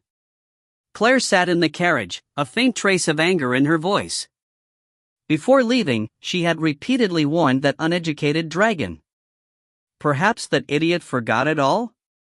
Not long after she left, he had actually made such a ruckus, it was about to get out of hand. The Marquis came back. The servant answered cautiously. The Marquis? Claire was confused. It's Mrs. Father. The servant was also confused as he answered. Oh. What does that have to do with Ben making a ruckus? Claire didn't understand. If he came back, then he just came back. She had the impression that man didn't like Claire one bit, so much that it could be said he loathed her. Because the Marquis said some unflattering words about Miss, so the guests you brought back weren't happy. The servant said, exceptionally cautious. Oh, what did he say? Claire raised a brow and coldly laughed. Some unflattering words? Perhaps it's not as simple as that? Be more thorough about the matter. Jean said coldly from the side. Yes. The servant gulped and hurriedly said, the Marquis came back and His Grace, the Duke, wasn't there, so Sir Emery let him in. He told the Marquis that Mr. Ben was Mrs. Friend. Then the Marquis said. The servant didn't dare to finish what he was saying. Did he say the man-chasing idiot actually has friends? A cold smile appeared on her face as she said it insipidly. The servant was silent, his face paling, revealing that Claire's guess was true. And then Ben was in a bad mood? Claire asked. Mr. Ben still hadn't flared up when Miss Summer first retorted. Then, the servant's voice lowered. Then the Marquis's words started to become a bit unflattering, and then it developed out of hand. Claire slowly closed her eyes, not saying a word. Coachman, quicker! Jean instructed the coachman to accelerate.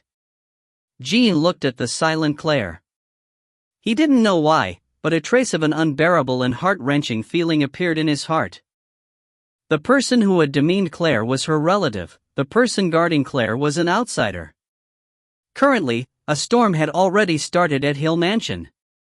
Apologize. Take back your words.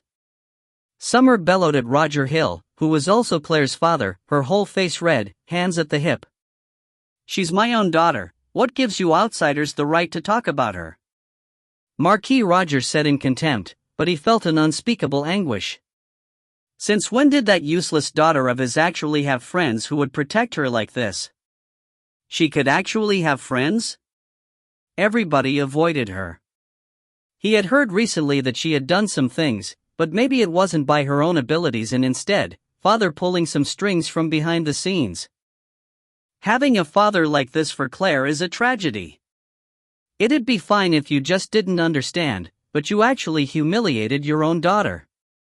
Summer was so mad, she was about to kick something, anything. During the life-threatening moment, Claire didn't abandon them and run off by herself, but shielded them herself instead. If it was someone else dishonoring Claire, she wouldn't feel much, but the person who had dishonored Claire was actually Claire's father. I understand my daughter the most. Since when did you guys have the right to speak? Marquis Roger said impatiently while looking at the furious girl. But he didn't dare to have a more excessive attitude. Just then, the threatening chi the black-clothed man had emitted from his entire body, along with Emery's constant meaningful glances, let Marquis Roger know that the black-clothed man definitely wasn't someone normal. You vile guy, what qualifications do you have to dishonor Claire? Summer was still completely stubborn. You must take back the words you said just then, must apologize. Impudent. Marquis Roger finally got angry. He was a grandiose marquis. Since when was it that little girls turn to shout at him like this, and in his own home too? From the way I see it, it's because you're Claire's friends that you do a lot of bickering, but you guys can't be too discourteous. Such uneducated people being with Claire, is it not birds of a feather flocking together? The Marquis Roger finally couldn't resist his anger, despite the constant meaningful glances Emery gave him. You bastard uncle. Who do you think you are? Are you really educated? You kept repeating over and over your daughter is an idiotic manchaser, and what good was giving birth to her? Summer also became furious, loudly and angrily rebuking Marquis Roger. Now Marquis Roger's face greened. Claire had always been a thorn in his heart. It was because he heard Claire had some small accomplishments that he returned to confirm, but he never thought he would be scolded and opposed like this. You actually dare to scold me? Marquis Roger was also furious. As a majestic marquis, he was actually disgraced by a little brat, and even in the hill castle. So what if I cuss at you? You are a bastard. I have never met such a bastard father like you. Some people are born without a father and don't have a father's care. Claire has a father, but it's even worse for her. It seemed like something had touched Summer's weak spot, her eyes wide, flickering. You! Marquis Roger was so mad his whole body shook. He pointed at Summer. Bring her away. Who dares? Who dares? Two voices sounded at the same time. One was Ben, the other was Claire, who had just reached the entrance. Marquis Roger turned and saw the cold-faced Claire standing at the doorway. Although Claire was standing there calmly, she emitted an indescribable boldness that made the people behind Marquis Roger not dare to touch Summer. Claire! Once Summer heard Claire, she ran over and grabbed Claire's hand. You came back. Yes. Claire looked at Summer, a trace of a smile appearing on her face. In a low voice she said, I heard everything you said. Thank you. Everything I said was the truth. Just by thinking of the argument, Summer became angry and said, You actually have this kind of a father. Too evil. Claire. What kind of friends did you make? So uneducated. Marquis Roger angrily shouted the moment he saw Claire. In his vague memories of her, every time he scolded Claire angrily, Claire would become completely scared, and then Catherine would come out and shelter the useless child. But Claire's response was completely out of his expectation. I don't need you to question what kinds of friends I make. Also, you have never asked about my life.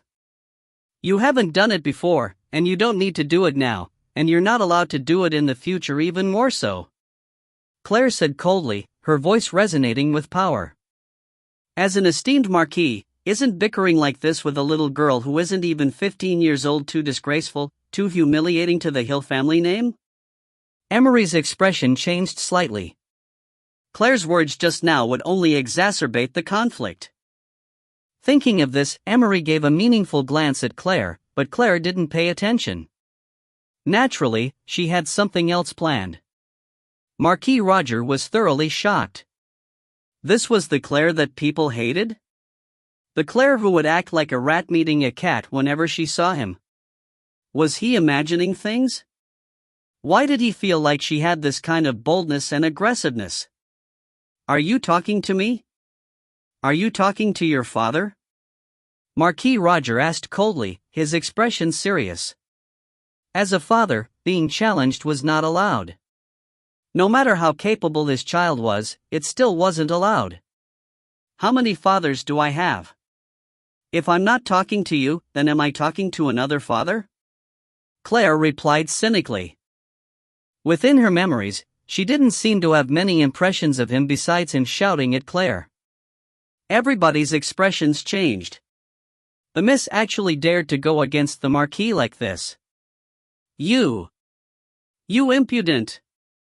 Marquis Roger's face darkened. Claire actually dared to say such disgraceful and unfilial words, actually dared to go against him rudely. Who was it that first didn't treat me like a daughter but is now acting like he is a father? Don't you think it's quite funny? Claire looked at Marquis Roger, sneering mockingly. That day when I fell off the horse and almost died, did you even see me once right before you went out the front door? If I didn't wake up at the time, would you not have met me until now? To you, it didn't matter whether or not that happened, because you have already long before disregarded me as your daughter. What are you doing? Pretending to be a father now? If you find any errors, ads pop up, ads redirect, broken links, non-standard content, etc., please let us know. Report chapter so we can fix it as soon as possible. Chapter 70. Chapter 70, Father humiliates Claire. Complex feelings arose in Emery and everyone else in the main hall. Before, Marquis Roger really didn't care for Miss Claire enough. To be honest, he never cared before. Miss Claire's words right now seemed to be talking about that point. You. Marquis Roger felt somewhat dizzy. The person in front of him with sharp words was really his daughter?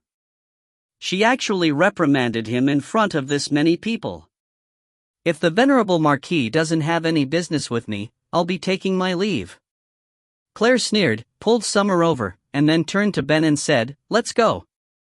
Ben shifted over in a suspicious manner. Want me to get rid of him? No, Mother would be sad.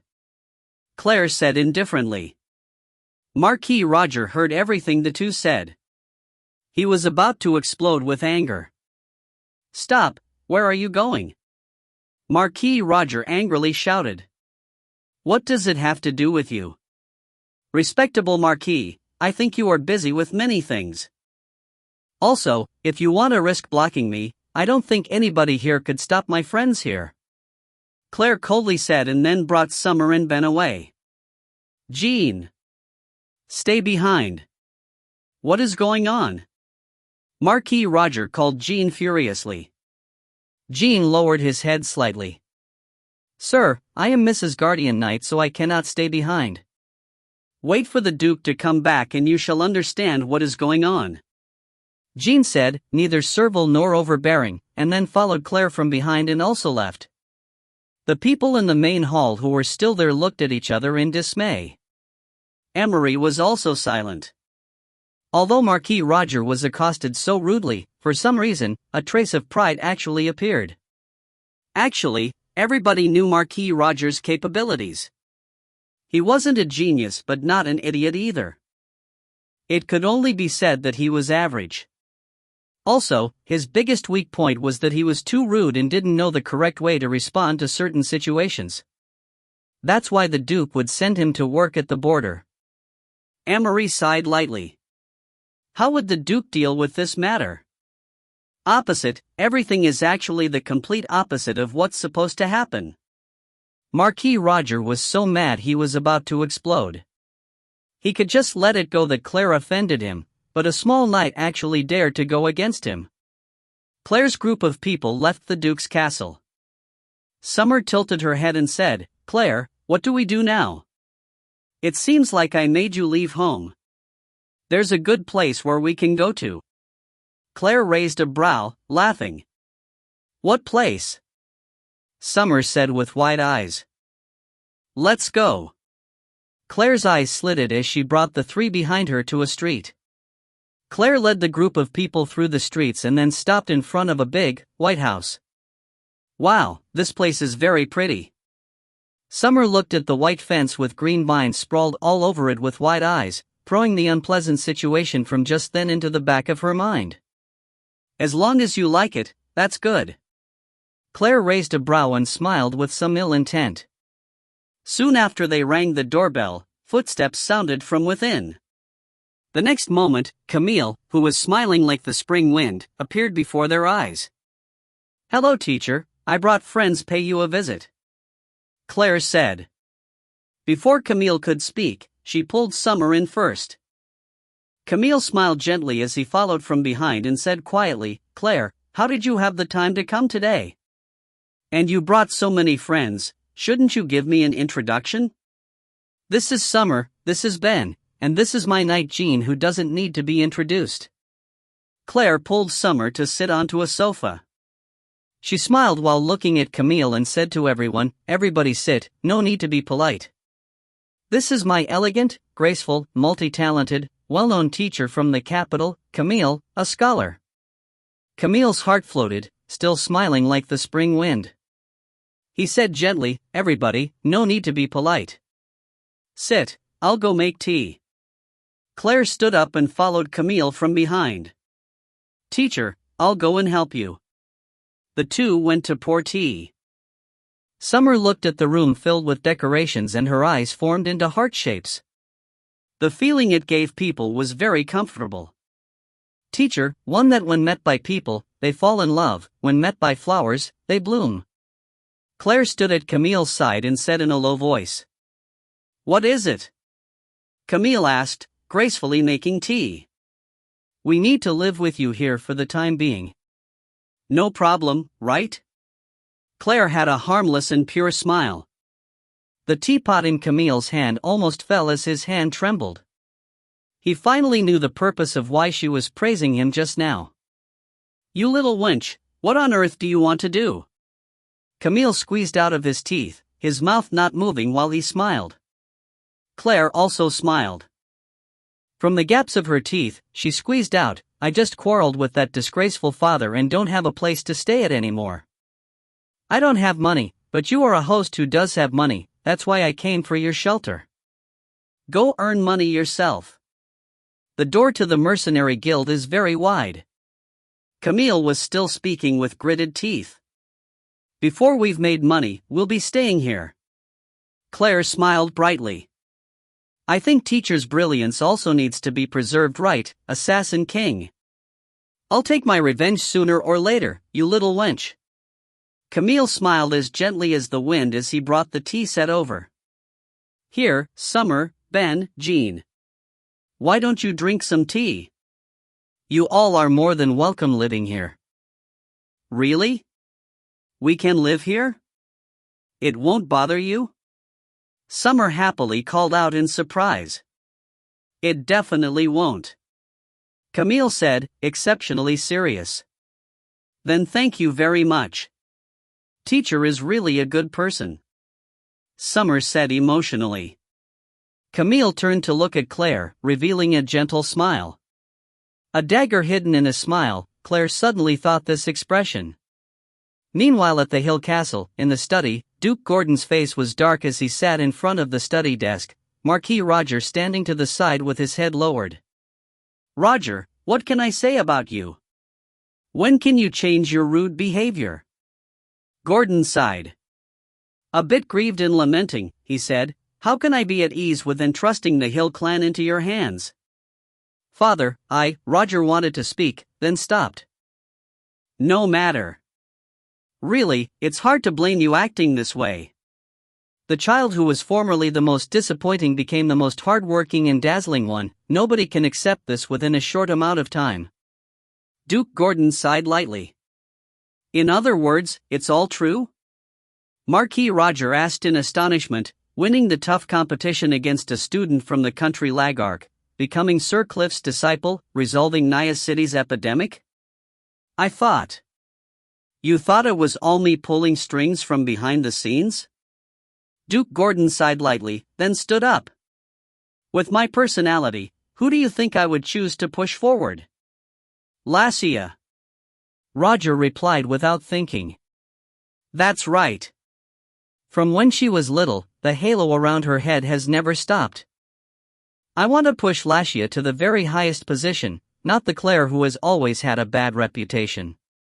Duke Gordon said solemnly, but, let me tell you, I haven't pushed Claire's matters even the slightest bit, they were all done by Claire herself. What?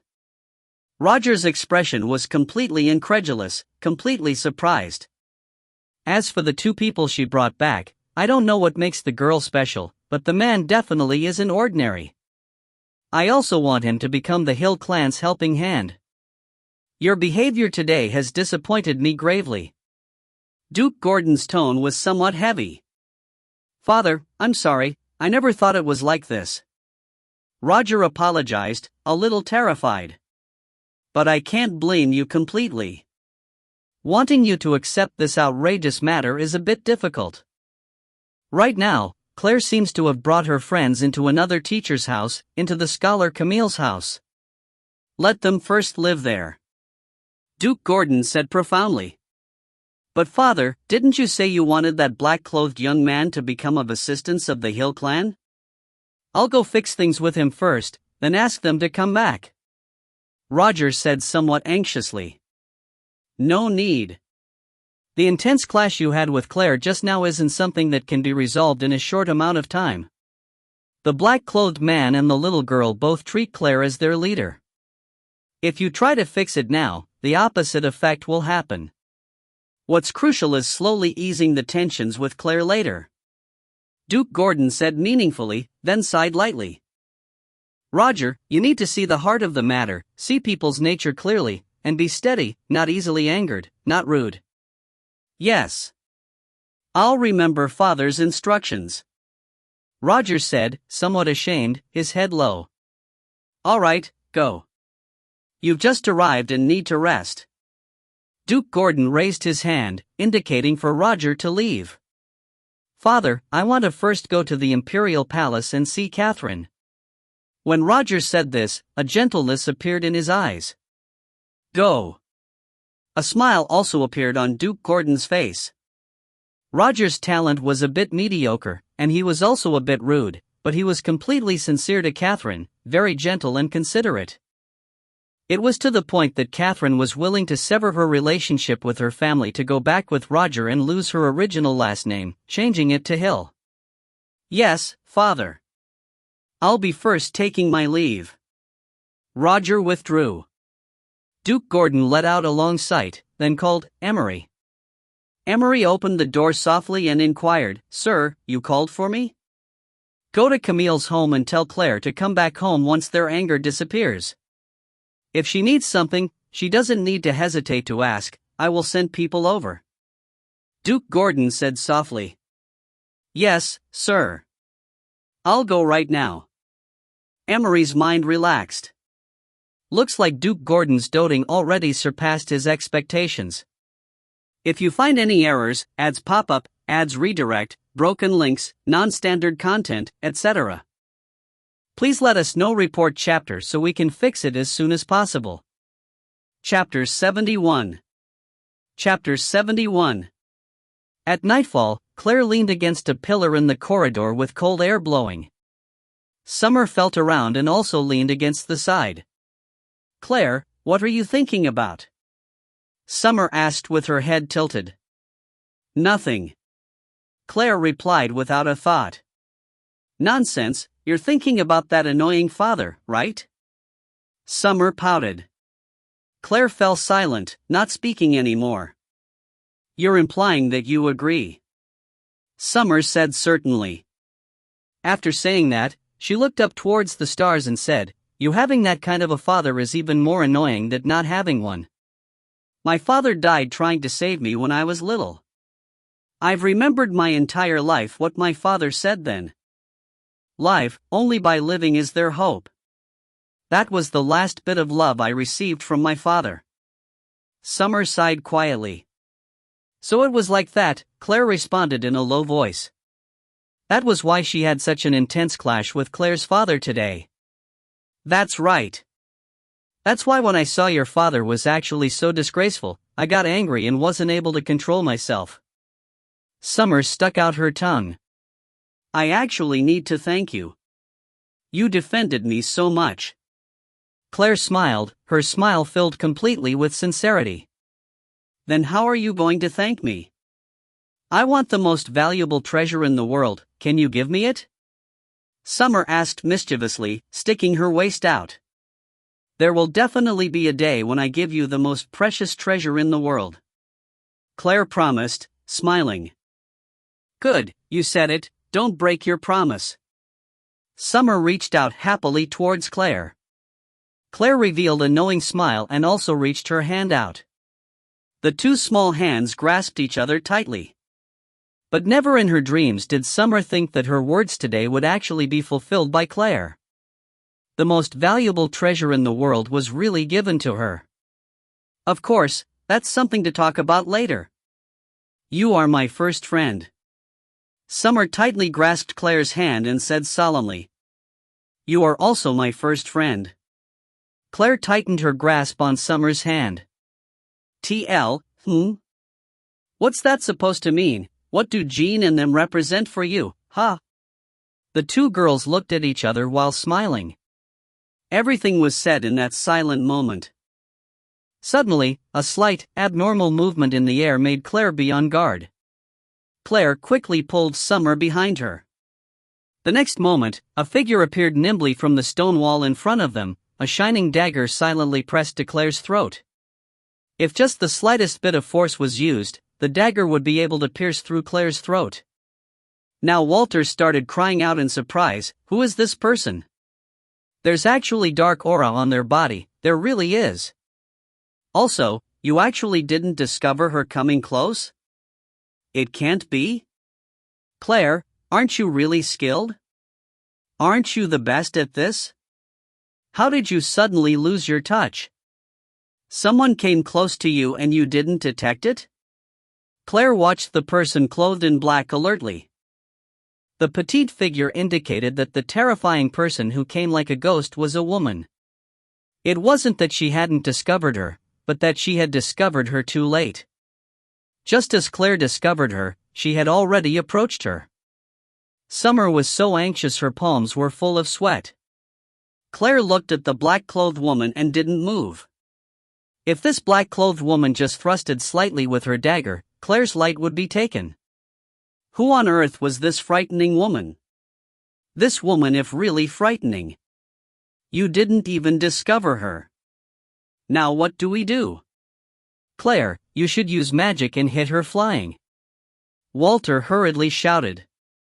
If she could, then Claire would have pinched Walter so hard he fainted.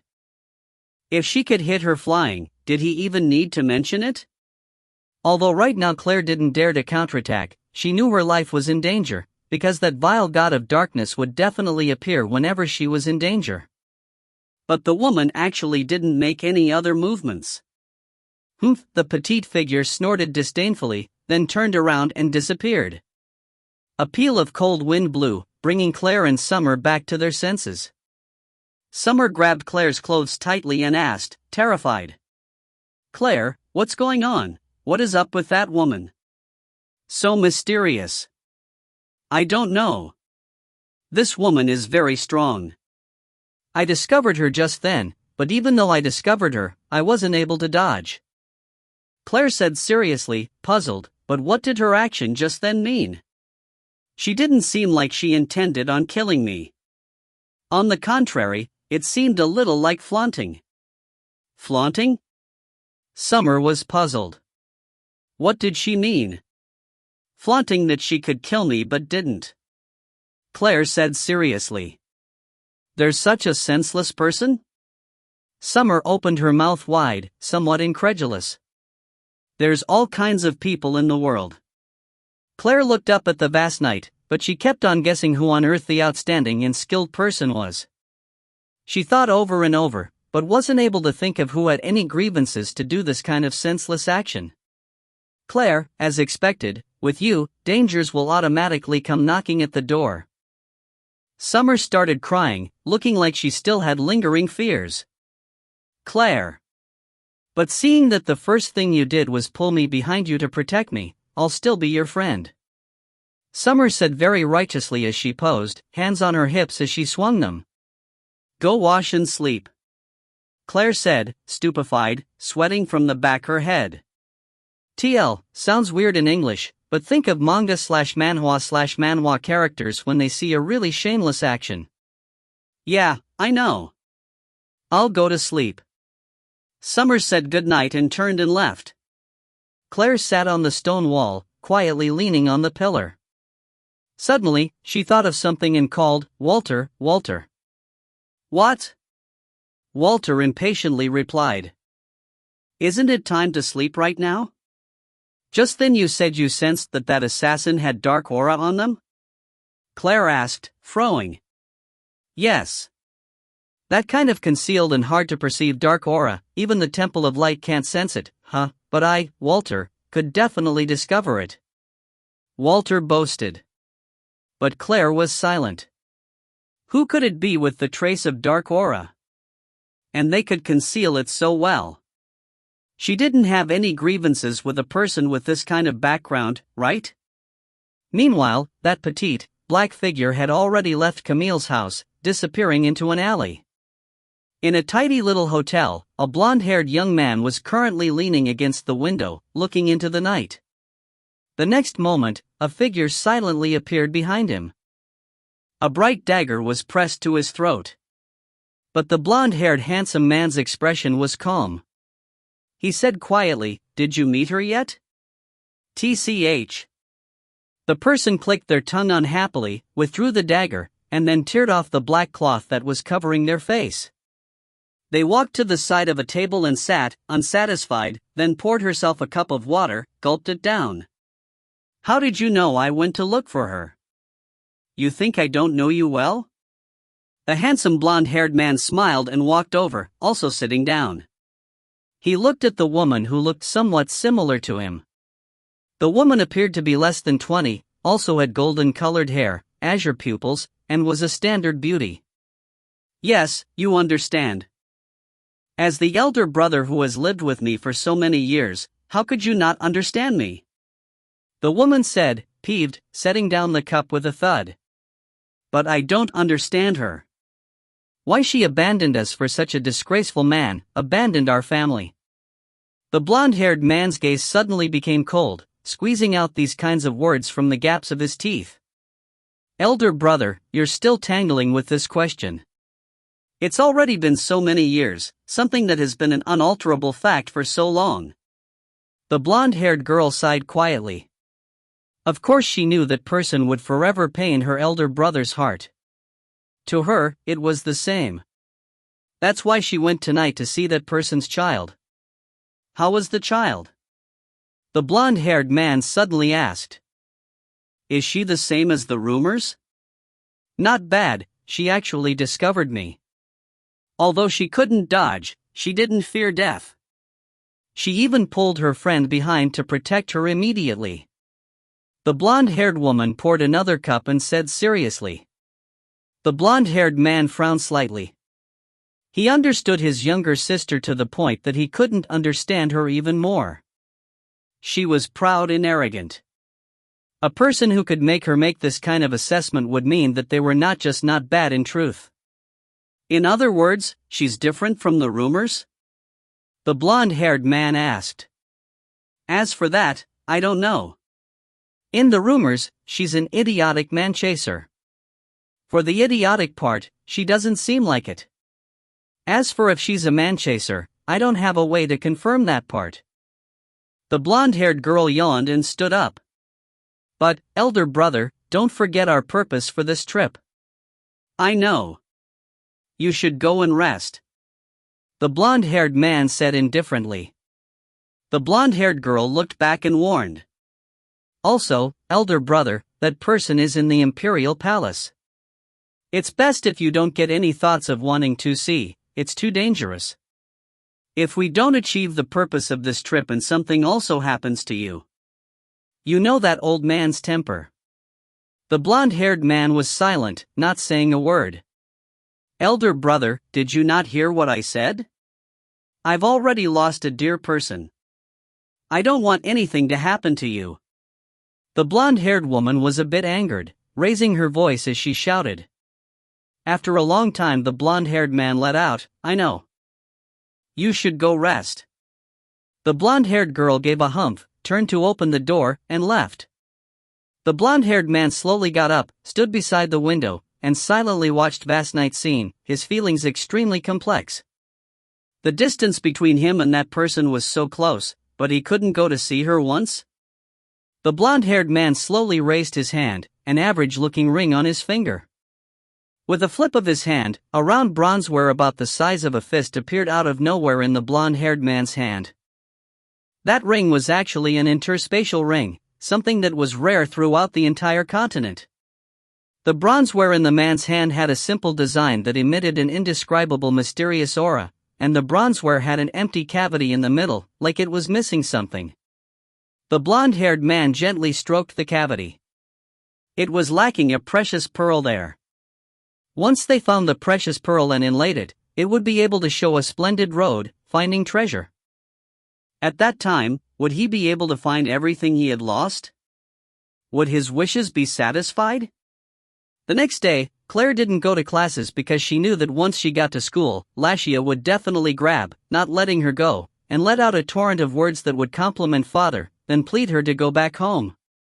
She didn't want to go back to the home that didn't have Catherine, or at least, she didn't want to now. Claire sat in Camille's back garden, reclining on a rocking chair, swaying back and forth. Small blasts of cool wind blowing felt extremely satisfying, and coupled with drinking Camille's expensive scented tea, it felt more satisfying. Claire, come and see, there's something good, something good." Summer's voice came from afar. "If you find any errors, ads pop up, ads redirect, broken links, non-standard content, etc., please let us know. Report chapter so we can fix it as soon as possible." Chapter 72. Chapter 72. Claire rocked back and forth, not even raising her head, and asked indifferently, "Oh? What is it?" Summer, that little girl, had left with Ben in the early morning. They said they were going to stroll around and buy some tasty things and then come back. Now she had such an excited tone, perhaps she had bought something tasty? "Look at this, haha." Summer quickly rushed up to Claire and pulled out a pearl about the size of an egg and waved it in front of Claire. Claire squinted, not caring. She said, "Isn't this just a pearl? It's just bigger than other pearls, that's all. What's mysterious isn't this." As a thief, Summer had naturally seen many treasures, but now she pulled Claire up excitedly and then ran to her room, leaving Ben and Jean behind. "What's so mysterious?" Claire still held a teacup in her hand as she asked impatiently. "Come, just come, and you'll know." Summer hurriedly dragged Claire into the room, drew the curtains, and closed the door tightly. Now she pulled out the pearl. Claire sipped some tea absent-mindedly, looking at the pearl. The pearl slowly radiated light in the dim room. Bright moon pearl? Claire started to become a little shocked. Summer looked at the pearl in her hand and said happily, "Awesome, right? The darker it is, the brighter it becomes. At night, it can be used as a light." "Where'd you get it?" Of course Claire didn't believe that Summer would spend money to buy such an expensive thing. Summer put the pearl away and swung her hips, saying cockily, "I grabbed it in passing." "Who was so unlucky?" Claire blurted out. "The boss of the red light auction house." Summer said, proud of herself. Pfft, Claire spit, spraying gorgeously. That fat guy actually carried around such a good thing. Summer was still cocky. Summer looked at Claire's doubting expression and said, "What? What's so strange about this thing?" "It is a bit weird though, this is the first time I've seen a pearl that can glow in the dark. In the beginning I thought it was just an average pearl," Summer said to herself. Claire started to have a little cold sweat. "Summer, how can you steal like this? Do you know that 2 days later, the red light auction house is going to auction off 3 one-of-a-kind treasures? One of them is a precious pearl that can radiate light in the night. It can be said that this time the auction is the focus of tens of thousands of people. the ticket's hard to get even with 1,000 gold. Then what about the other two? Summer became interested, questioning closely. There's still two others that, Claire thought back. What Claire and Summer didn't know at this point in time was that this precious pearl would give them much danger in fortuitous encounters. Claire and Summer discussed together for a very long time. Finally, Claire told Summer, remember, the pearl cannot be shown. Of course, haha. I will safeguard it well. Summer put away the pearl, and then became excited again as she said, can we go see the auction? You definitely have a way. Claire, bring me to see it. Claire looked at the eager-looking Summer and started smiling. Okay. I'll find my grandfather to get some tickets to go watch. Yes, finding your grandfather is okay. If you said you would find your disgraceful father, then forget it, I would rather not go. Summer said, her lip curled. I know. Claire handed over the cup in her hand to Summer. Master Emery said before to find him if I have any business. Grandfather made it clear he will satisfy my requests. Getting a few tickets should be easy to grandfather. That's good. Summer happily said.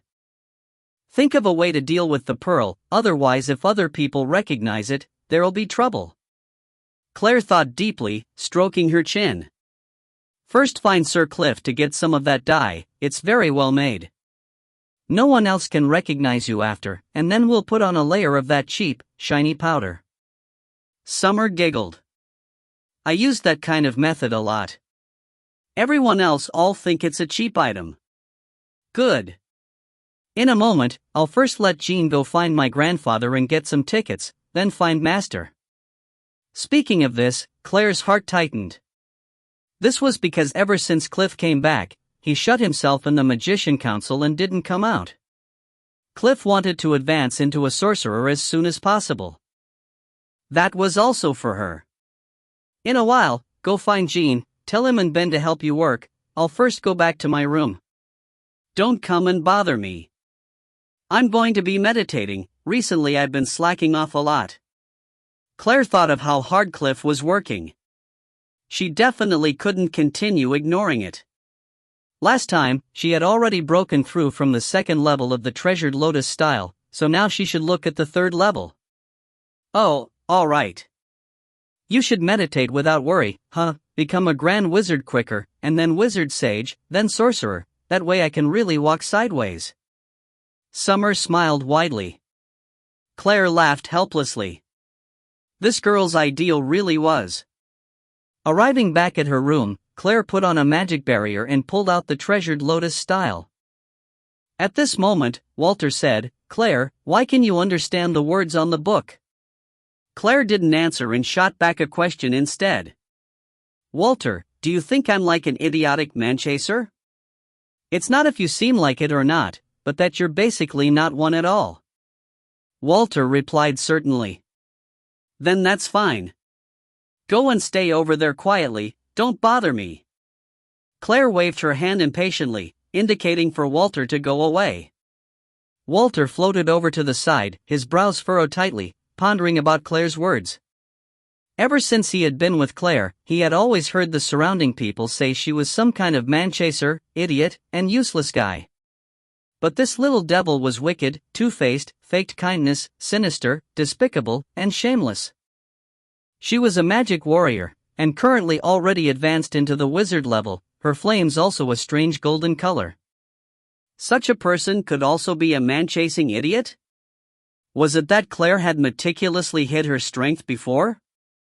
From the side, Walter was thinking so much his head was about to explode, but still couldn't think of a reason. Meanwhile, Claire was training the lotus flower power nearby and trying infusing it with the book.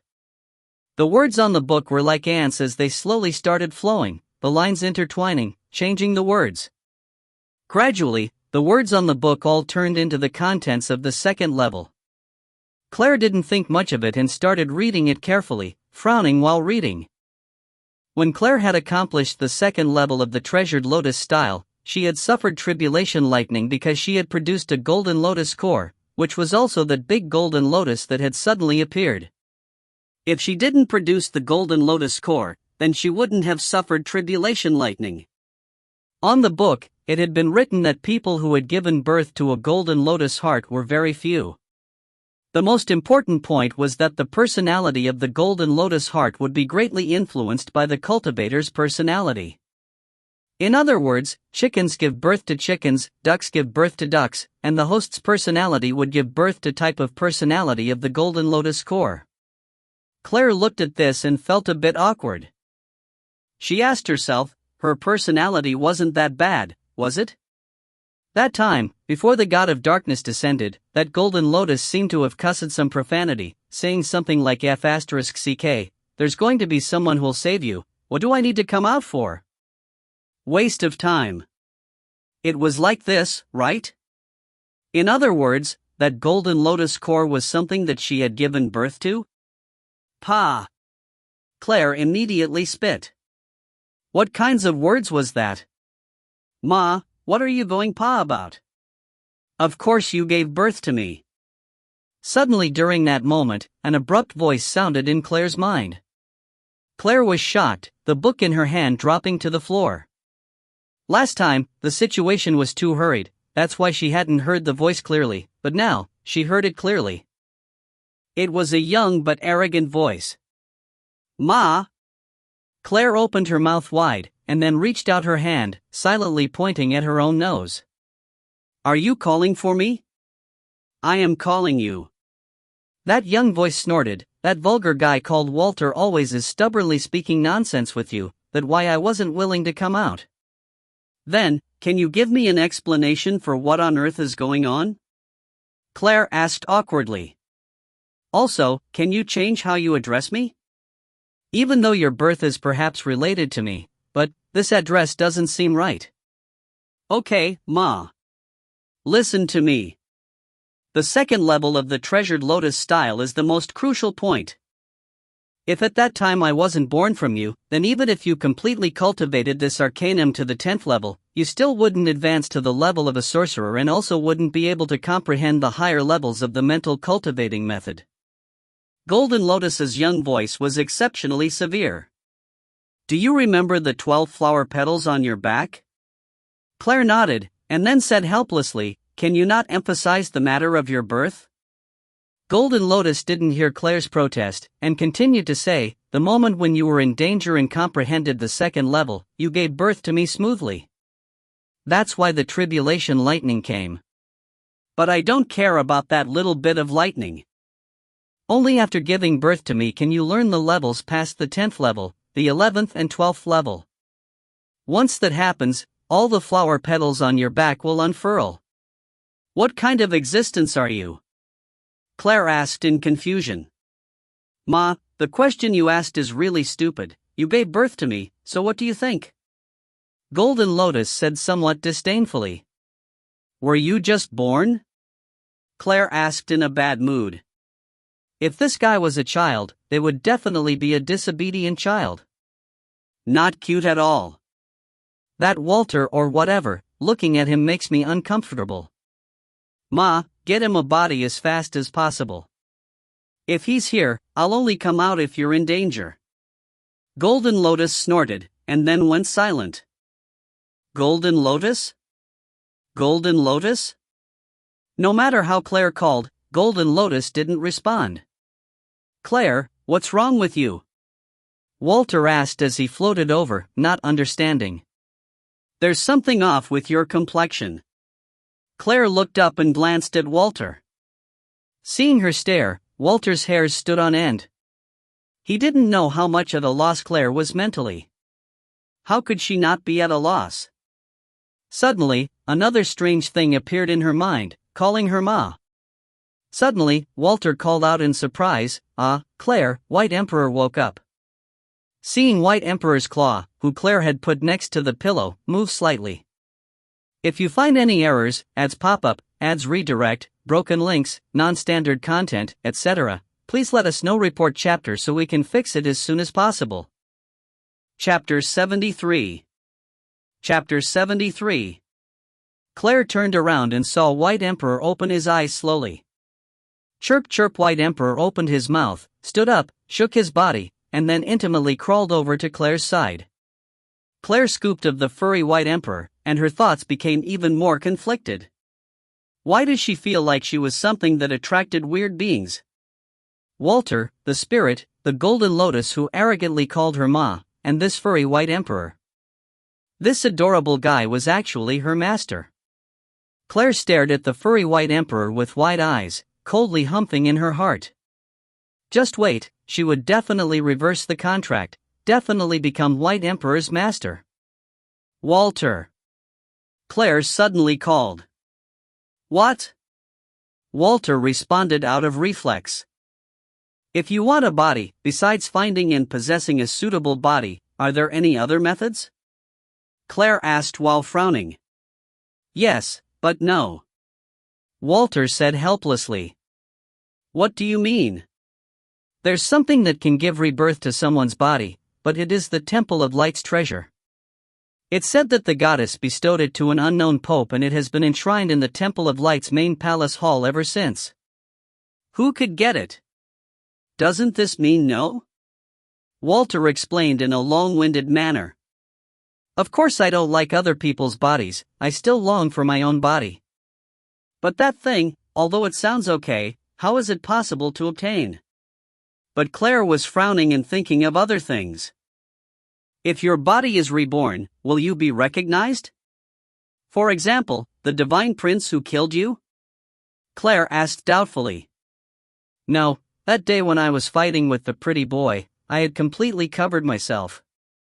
I also didn't say anything. Walter replied truthfully. Claire sat in the lotus position, not speaking anymore, pondering. Claire. You won't think about going to steal from the Temple of Light, will you? Don't you know how dangerous it is? You won't necessarily be able to enter in safely, and even if you go in, there's no guarantee you can bring it out. Walter cried in alarm. Then, very worriedly, he said, although I really want my body, I don't wish for you to be in danger. Oh. Claire replied half-heartedly, still pondering. Don't be mistaken.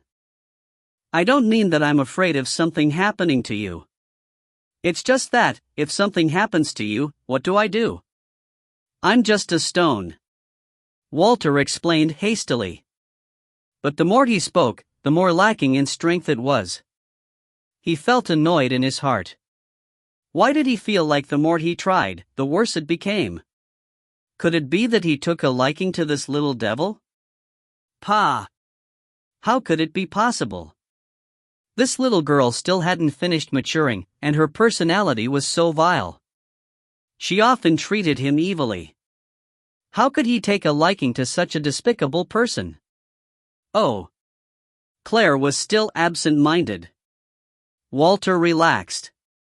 Looks like this little devil didn't care about his words. Not bad, not bad. Walter. Claire suddenly called, startling Walter at the same time. What? Walter asked cautiously. What does the treasure that can give rebirth to your body look like? Claire asked, her face completely serious. What are you going to do? Walter asked, somewhat shocked. Naturally, I'm going to get it for you and let your body be reborn. If you have a body, you can help me even more than now. Claire didn't say the last sentence out loud. But Walter always not having a body was also not right either. What? Walter started shouting, do you know how dangerous it is? Right now you still have the mark of the God of Darkness on the back of your hand. If it's discovered by people from the Temple of Light, what would the result be? Walter was extremely anxious, immediately trying to block the idea. As long as they don't discover it, it's fine. Claire shrugged as she replied, not caring at all. You said it simply, but do you think the Temple of Light is really that easy to get in? You think the thing inside is really that easy to take? The Temple of Light has as many experts as the clouds, and also, that thing is bound to be enshrined in the main palace hall. Walter was extremely anxious, hurriedly stating some of the dangers, trying to prevent Claire from going. I didn't say I was going to break in through the front. Claire raised a brow lightly. Also, I'm very skeptical. Isn't it relatively valuable? Shouldn't it be hidden in a certain secret location? Claire didn't completely understand. That's because the Temple of Light fakes helping people and is arrogant. That's something the goddess bestowed to mortals. Naturally they'll show it off and tell everyone that the goddess cares about the temple. Another reason is that the Temple of Light is extraordinarily confident in their strength. Think about it, who in the world dares to steal from the Temple of Light? Walter said while frowning. I dare. Claire revealed a trace of a strange smile. You. Do you want to die? Walter hurriedly and angrily said. Do you know how dangerous that way is? What does it look like? There should be some kind of barrier on it, right? Claire pondered, stroking her chin. You don't say. Of course there's a barrier. But it shouldn't be very strong, because the Temple of Light is extremely arrogant. Walter snorted and then suddenly froze, his gaze becoming vulgar. Claire, you're working so hard for my body to be reborn, could it be that you took a fancy to me? When did you start to secretly love me? Claire didn't say a word, pulled out the spiritual stone, and then pinched it indifferently with all her might. Walter was about to faint, spazzing, and then was silent. Claire didn't waste any more time. She sat in the lotus position, closing her eyes, thinking back to the third level of the mental cultivation method in the treasured book of lotuses, and started to cultivate. No sound, no form, no eye, no heart. Claire only felt that she had entered a fantasy-like realm. Everything around her disappeared. Warmth, she only felt a strange warmth. Being unconscious, Walter couldn't see the faint golden glow around Claire's body that looked so pure, so beautiful. White Emperor, who had been lying down nearby, stared at Claire without moving. After who knows how long, Claire finally opened her eyes. The golden glow instantly disappeared. A trace of a satisfied smile appeared on Claire's lips. Fusing together Do-Chi and magic elements into the lotus power was extremely efficient. She was just missing a bit and almost able to comprehend the third level. It wasn't that she couldn't break through, but that Claire still didn't want to have tribulation lightning here and destroy Camille's house. But Golden Lotus's voice suddenly sounded in Claire's mind. Ma, the later on it is, the harder it is to break through. The level of magic in Do-Chi you have right now can at most help you quickly advance to the 7th level. Later, it'll be harder.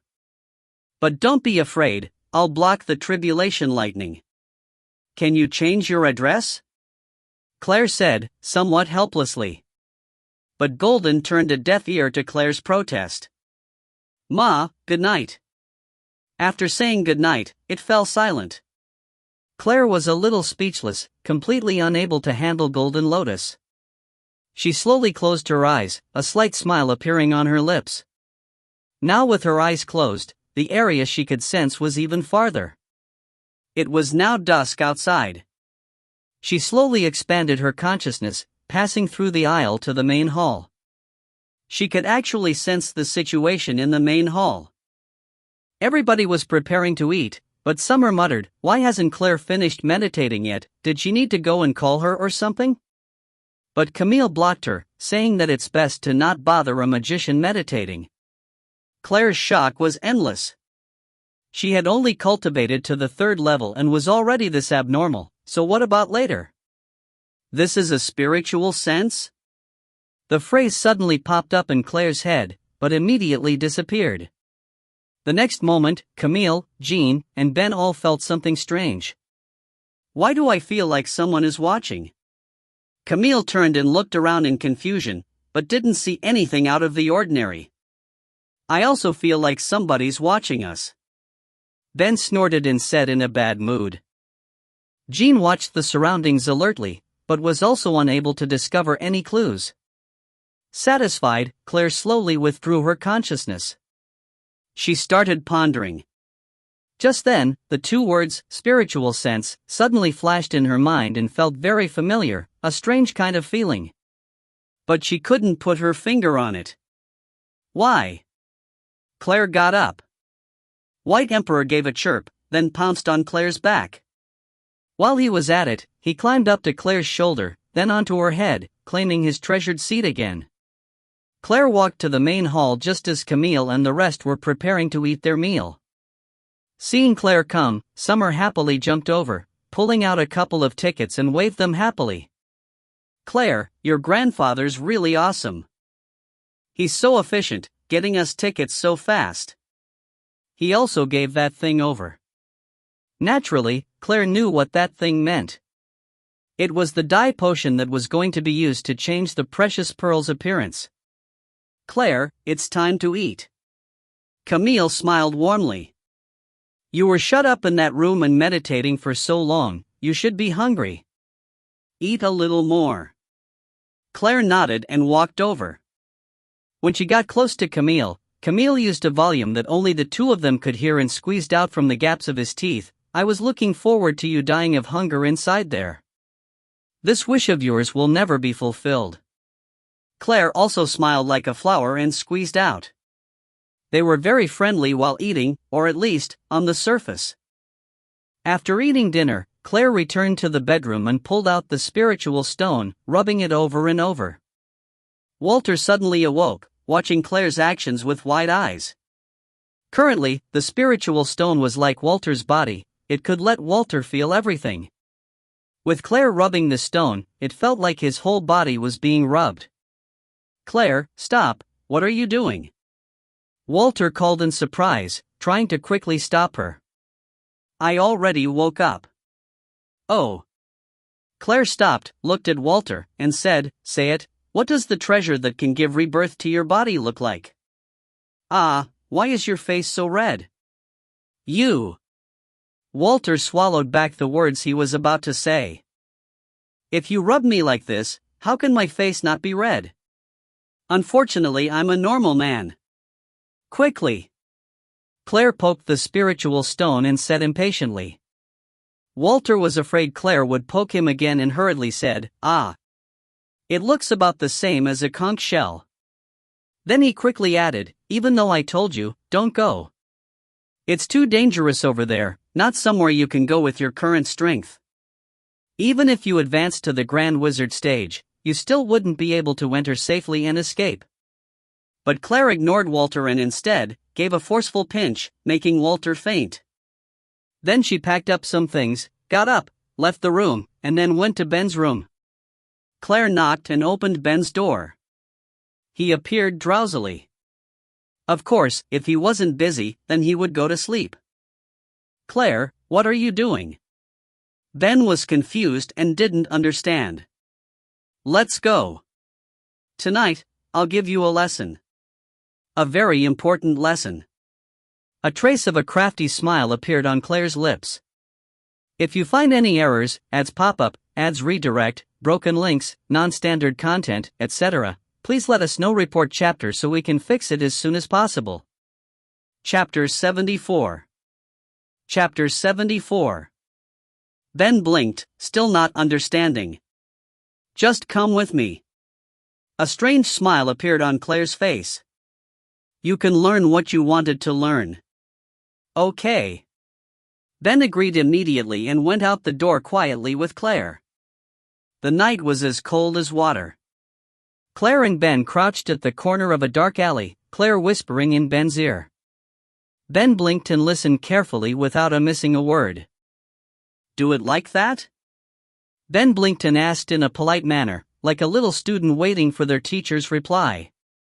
"Yes. When the time comes you only need to do this. And then do this," Claire explained to the obedient Ben in detail. Okay. Ben nodded and replied, then he blinked with confusion, earnestly asked, "But what's the point of me doing this?" "To create a diversion," Claire patiently explained. "You'll just attract their attention over there, and I'll enter from a different place. That way they won't pay attention to me." "That's good, haha." Ben shook his head as he said, But how long do I need to stall? Stall as long as possible. If you can't, just tell them a story. Tell them that the goddess of light has hope for the dragon god, hope that humans and dragons will peacefully coexist and that you came to visit them. Claire shamelessly taught Ben. Ben listened carefully, remembering everything in his heart. I remembered everything. Are we rushing over there now? Excitement flickered in Ben's gaze, incessantly excited. No, we're still not rushing now. It'll be in a little bit. Claire calculated the time. Humans are in deep sleep at a little bit past 3 and also on their lowest guard. It's best at that time to make a commotion. Okay. Ben crouched down, patiently waiting for time to pass. The night became more and more dark. Claire looked up at the sky, reckoning that it was about time. She pushed Ben, who was beside her and had quickly fallen asleep. Ben, let's go. It's about time you transformed. Okay. Ben got up excitedly. One human and one dragon took advantage of the darkness and quietly approached the main door of the nearby Temple of Light. Roar, Ben bellowed, splitting the night sky, suddenly transforming back, then crouched at the entrance of the Temple of Light. A heart-shaking dragon pressure spread out. Ben's huge body almost completely blocked the Temple of Light's entrance and an indescribable dragon pressure had spread out. Naturally, it immediately stunned the people inside the Temple of Light. The Pope abruptly opened his eyes, hastily put on clothes, and then hurried out. He knew very clearly that this pressure was dragon pressure. Why would a dragon appear here? Why would such a lofty being appear in midair at the Temple of Light's entrance? An ominous feeling arose in his heart. The Temple of Light immediately started bustling with commotion as a giant, black dragon sat conspicuously in front of the Temple of Light. Everybody had hurriedly ran to the temple's entrance after putting clothes on. They knew clearly that one breath from a dragon could destroy the main entrance of the Temple of Light. Even if they used some magic, if there wasn't a powerful person blocking, then it would be unthinkable. Every expert there knew that fighting with a dragon was insensible. The so-called dragon slayer was just a fairy tale that tricked children. But dragons couldn't attack human cities whenever they wanted. Why did this dragon suddenly appear here?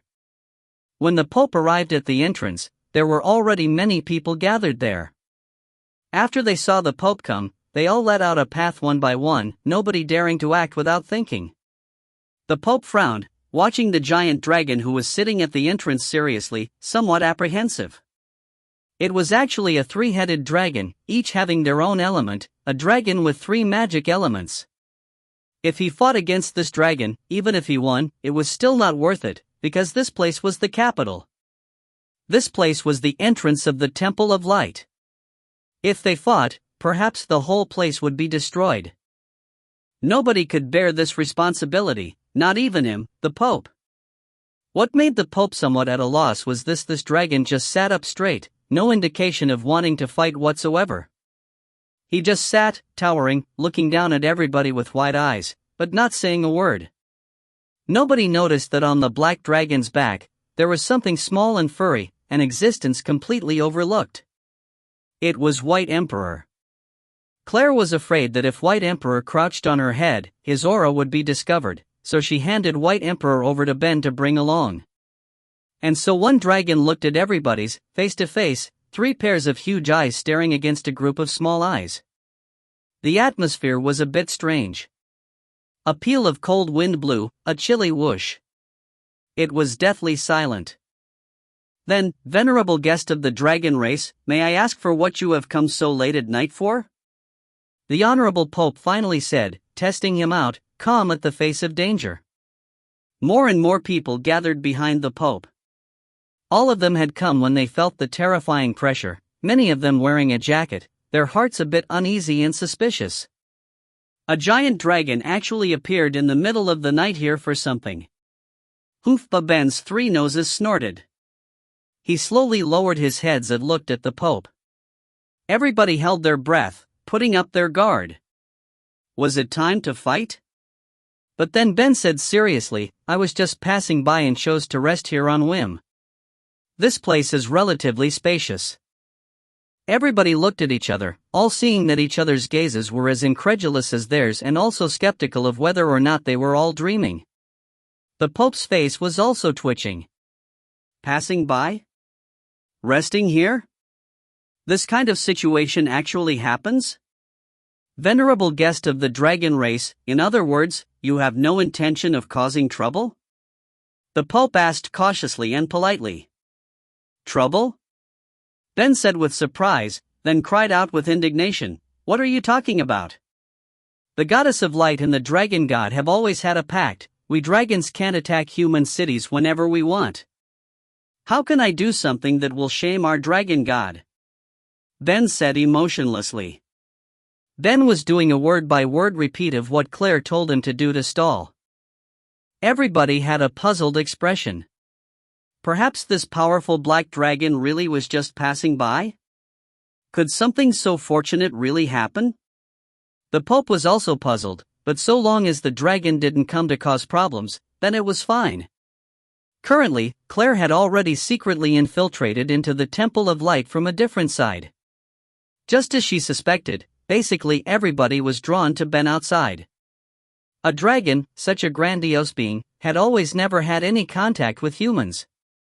They were a symbol of strength and fear in humans' hearts. But now one had suddenly appeared at the Temple of Light's entrance. How could people not be astonished? Their first reaction was that a powerful enemy had appeared and they needed to go and fight against it. Naturally, this side was now more vulnerable. Claire silently landed, hid her aura, and then followed down the corridor of white jade, stealthily walking in. The enshrined treasure was inside, behind the main hall.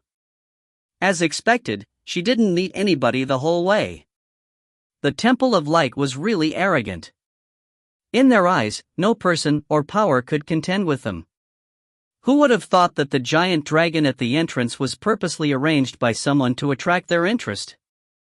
And who would have thought that there was a person who would actually dare to secretly go into the temple and steal something? Claire went agilely the whole way, like a demon, not letting anybody detect her. It was close. The main hall was right in front of her. Claire pulled out the invisibility cloak that Cliff gave her, quietly draping it over her. Her figure instantly disappeared. The main hall was brightly lit, splendid and grandiose. This place would always be filled with light, a giant magic light hanging from the main hall's ceiling, the surrounding walls filled with many small magic lamps. At the very top of the main hall was the depiction of the goddess of light. The carved depiction was extremely lifelike, the goddess looking so holy, so solemn and inviolable. In front of the depiction was a bright barrier covering a pretty object in the shape of a conch shell. It was probably the treasure Walter said could give rebirth to a spirit. Claire squinted and looked carefully, slowly approaching the magic barrier. If it was like Walter said, then the barrier would be very weak. What she needed to do right now was not alarm anybody, quickly get rid of the barrier, and take away the treasure. Claire read the barrier's undulations with rapt attention. Right at that moment, the sound of footsteps suddenly appeared outside along with a crisp voice that Claire recognized. Elder Sis Ching, quicker. Xian, slow down, you can't run like this. Be careful with your body. If your elder brother knows I allowed you to get up in the middle of the night to see a dragon, he'll get angry at me. Liu Shuaiqing's voice came, her tone blaming yet spoiling at the same time. It won't happen, I'll talk to elder brother, of course elder brother won't. Xian Long giggled. I miss elder brother. Does elder sister Qing miss my elder brother? You child, what are you talking about? Although Liu Shuaiqing said this, her tone was bashful and happy. Elder sister Qing Xian Lang's voice became closer and closer. Claire stopped her movements and hid her aura, wanting to wait for them to pass and then make her move. When Liu Shuaiqing and Zhuang Lang passed through the main hall, Liu Shuaiqing suddenly stopped, frowning slightly, turning to look towards the enshrined treasure underneath the depiction of the goddess of light. She kept on feeling like something was off. If you find any errors, ads pop-up, ads redirect, broken links, non-standard content, etc., please let us know. Report chapter so we can fix it as soon as possible. Chapter 75. Chapter 75. Claire's heart tightened. It can't be, the divine princess's level was already so high that she was able to sense her slightly when she was invisible? The invisibility cloak had a time limit. If the divine princess continued to stay, then there would be trouble. Claire didn't dare to move anymore.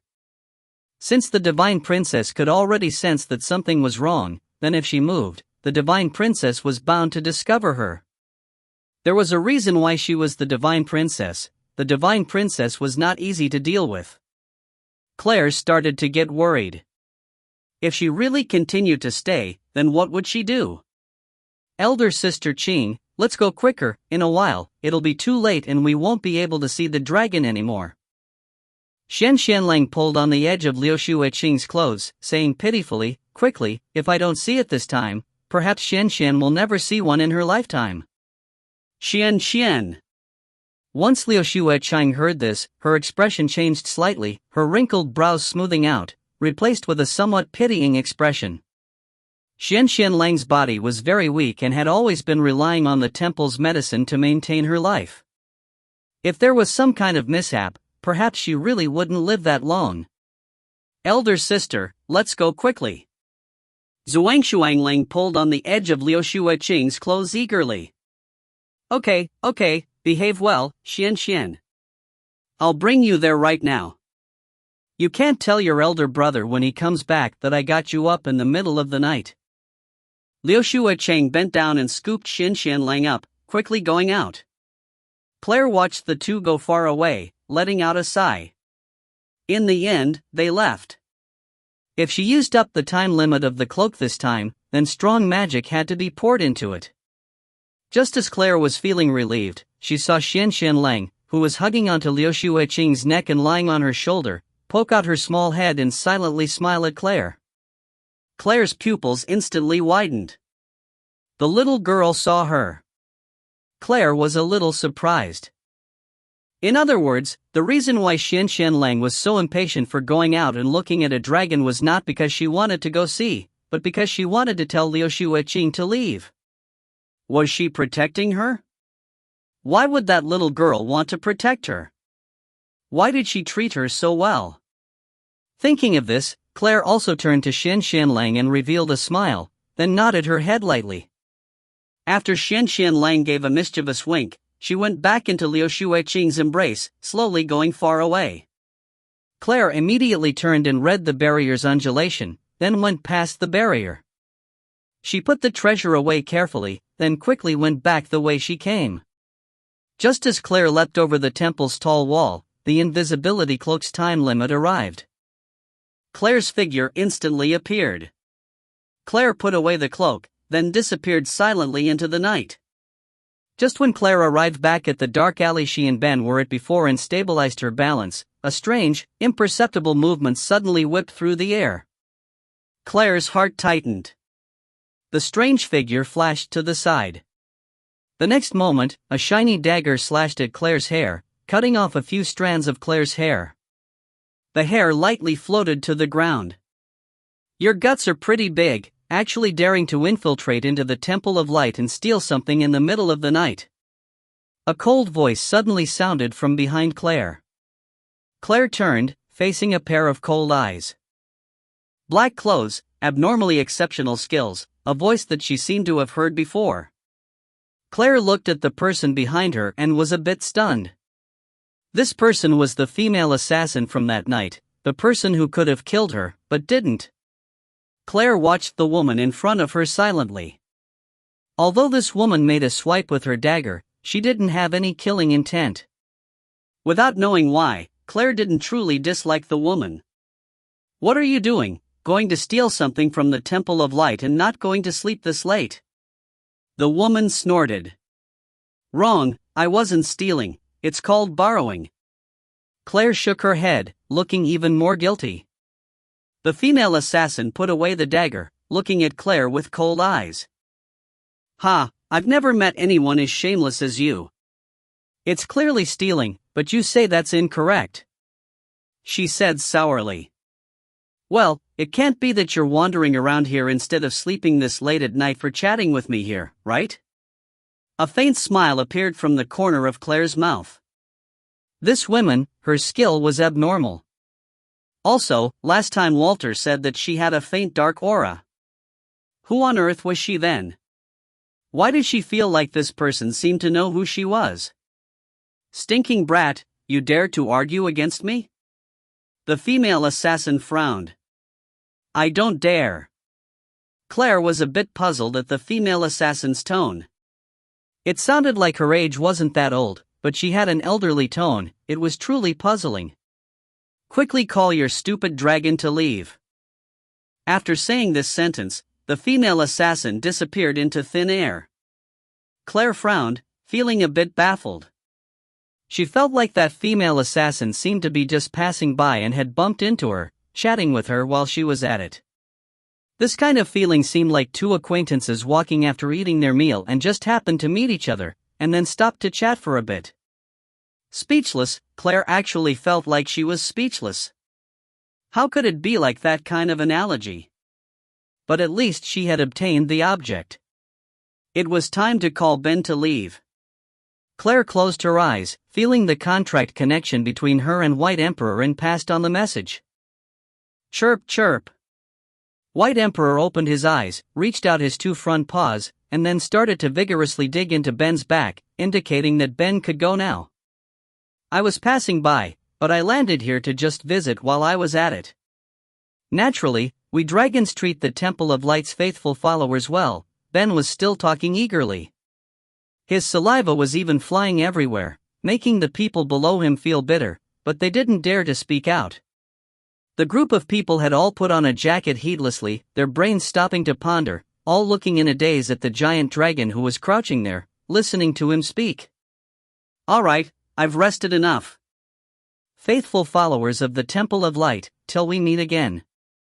Ben had felt White Emperor digging into his back and understood that Claire had finished on her side. He laughed while saying goodbye to everyone, and then disappeared into the night. Everybody didn't come back to their senses until Ben's figure disappeared. They felt like they were dreaming tonight, like everybody had dreamed a mystical dream at the same time, but it was real, definitely real. The Pope frowned, looking at the night. He kept on feeling like something was wrong, but couldn't really put his finger on it. Liu Xueqing's gaze didn't leave the black dragon. It was until the black dragon had flown away that strangely, she saw on the black dragon's back a small, furry it, but at the same time, she couldn't see it clearly. Elder Sister Qing, the dragon flew away. Shen Xianlang said quietly while latched on Liu Xueqing's neck, looking at the night. Yes. Then we'll go back and rest. Liu Xueqing smiled and said while carrying Shen Xianlang. Yes. Shen Xianlang withdrew her gaze. An imperceptible trace of a smile flashed through her eyes. Everybody scattered. The moment after the Pope let out a breath and turned around, also preparing to return to his room and sleep, somebody actually came and reported, flustered. The person who came had a pale face, frantically reporting, "Your Holiness, something terrible has happened. The Goddess of Light's gift has disappeared." What? The Pope's expression instantly changed. The Goddess of Light's gift disappeared? The moment Liu Xueqing heard it, her expression also changed. She now thought of the feeling she had that something was fishy when passing by the main hall just before. It turns out that something bad actually happened. Somebody actually stole away the Goddess of Light's gift right under their noses. Astonishment, anger, impatience, all the negative emotions almost made the Pope lose his rationality. Go investigate immediately. We must get the Goddess of Light's gift back. The Pope's face was already green. There was actually someone so audacious. It was all because their attention was attracted by the giant dragon who had suddenly appeared that they were taken advantage of. That's right, dragon. The Pope realized immediately. Why would a dragon appear here without any reason and then only say some nonsense? Perhaps? Thinking of this, the Pope's heart sunk. Perhaps the dragon was called over by the person who stole the goddess of light's gift? They could make a dragon come and do such a thing, so their strength would be. The more the Pope thought, the more unsettled he was. The goddess of light's gift wasn't a decoration but something that could be used up. Since the person who had stolen the treasure had such strength, then perhaps it couldn't be gotten back. Even if they found the person who had stolen the treasure, it would be too late then, the treasure was sure to be used up already. Thinking of this, the Pope looked decrepit. But in his heart, he was puzzled. Who on earth actually had such capabilities that they could send a dragon when all dragons were so proud? Since when did such a powerful person appear in the capital? Or when did such a powerful person come to the capital? He had never heard of it before. The Pope's complexion turned from green to black, then from black to green. Nobody dared to approach and speak. And so the Pope returned alone to the room, thinking who it could be along the way. Currently, Claire and Ben, who had turned back into a human, secretly and silently went back to Camille's home.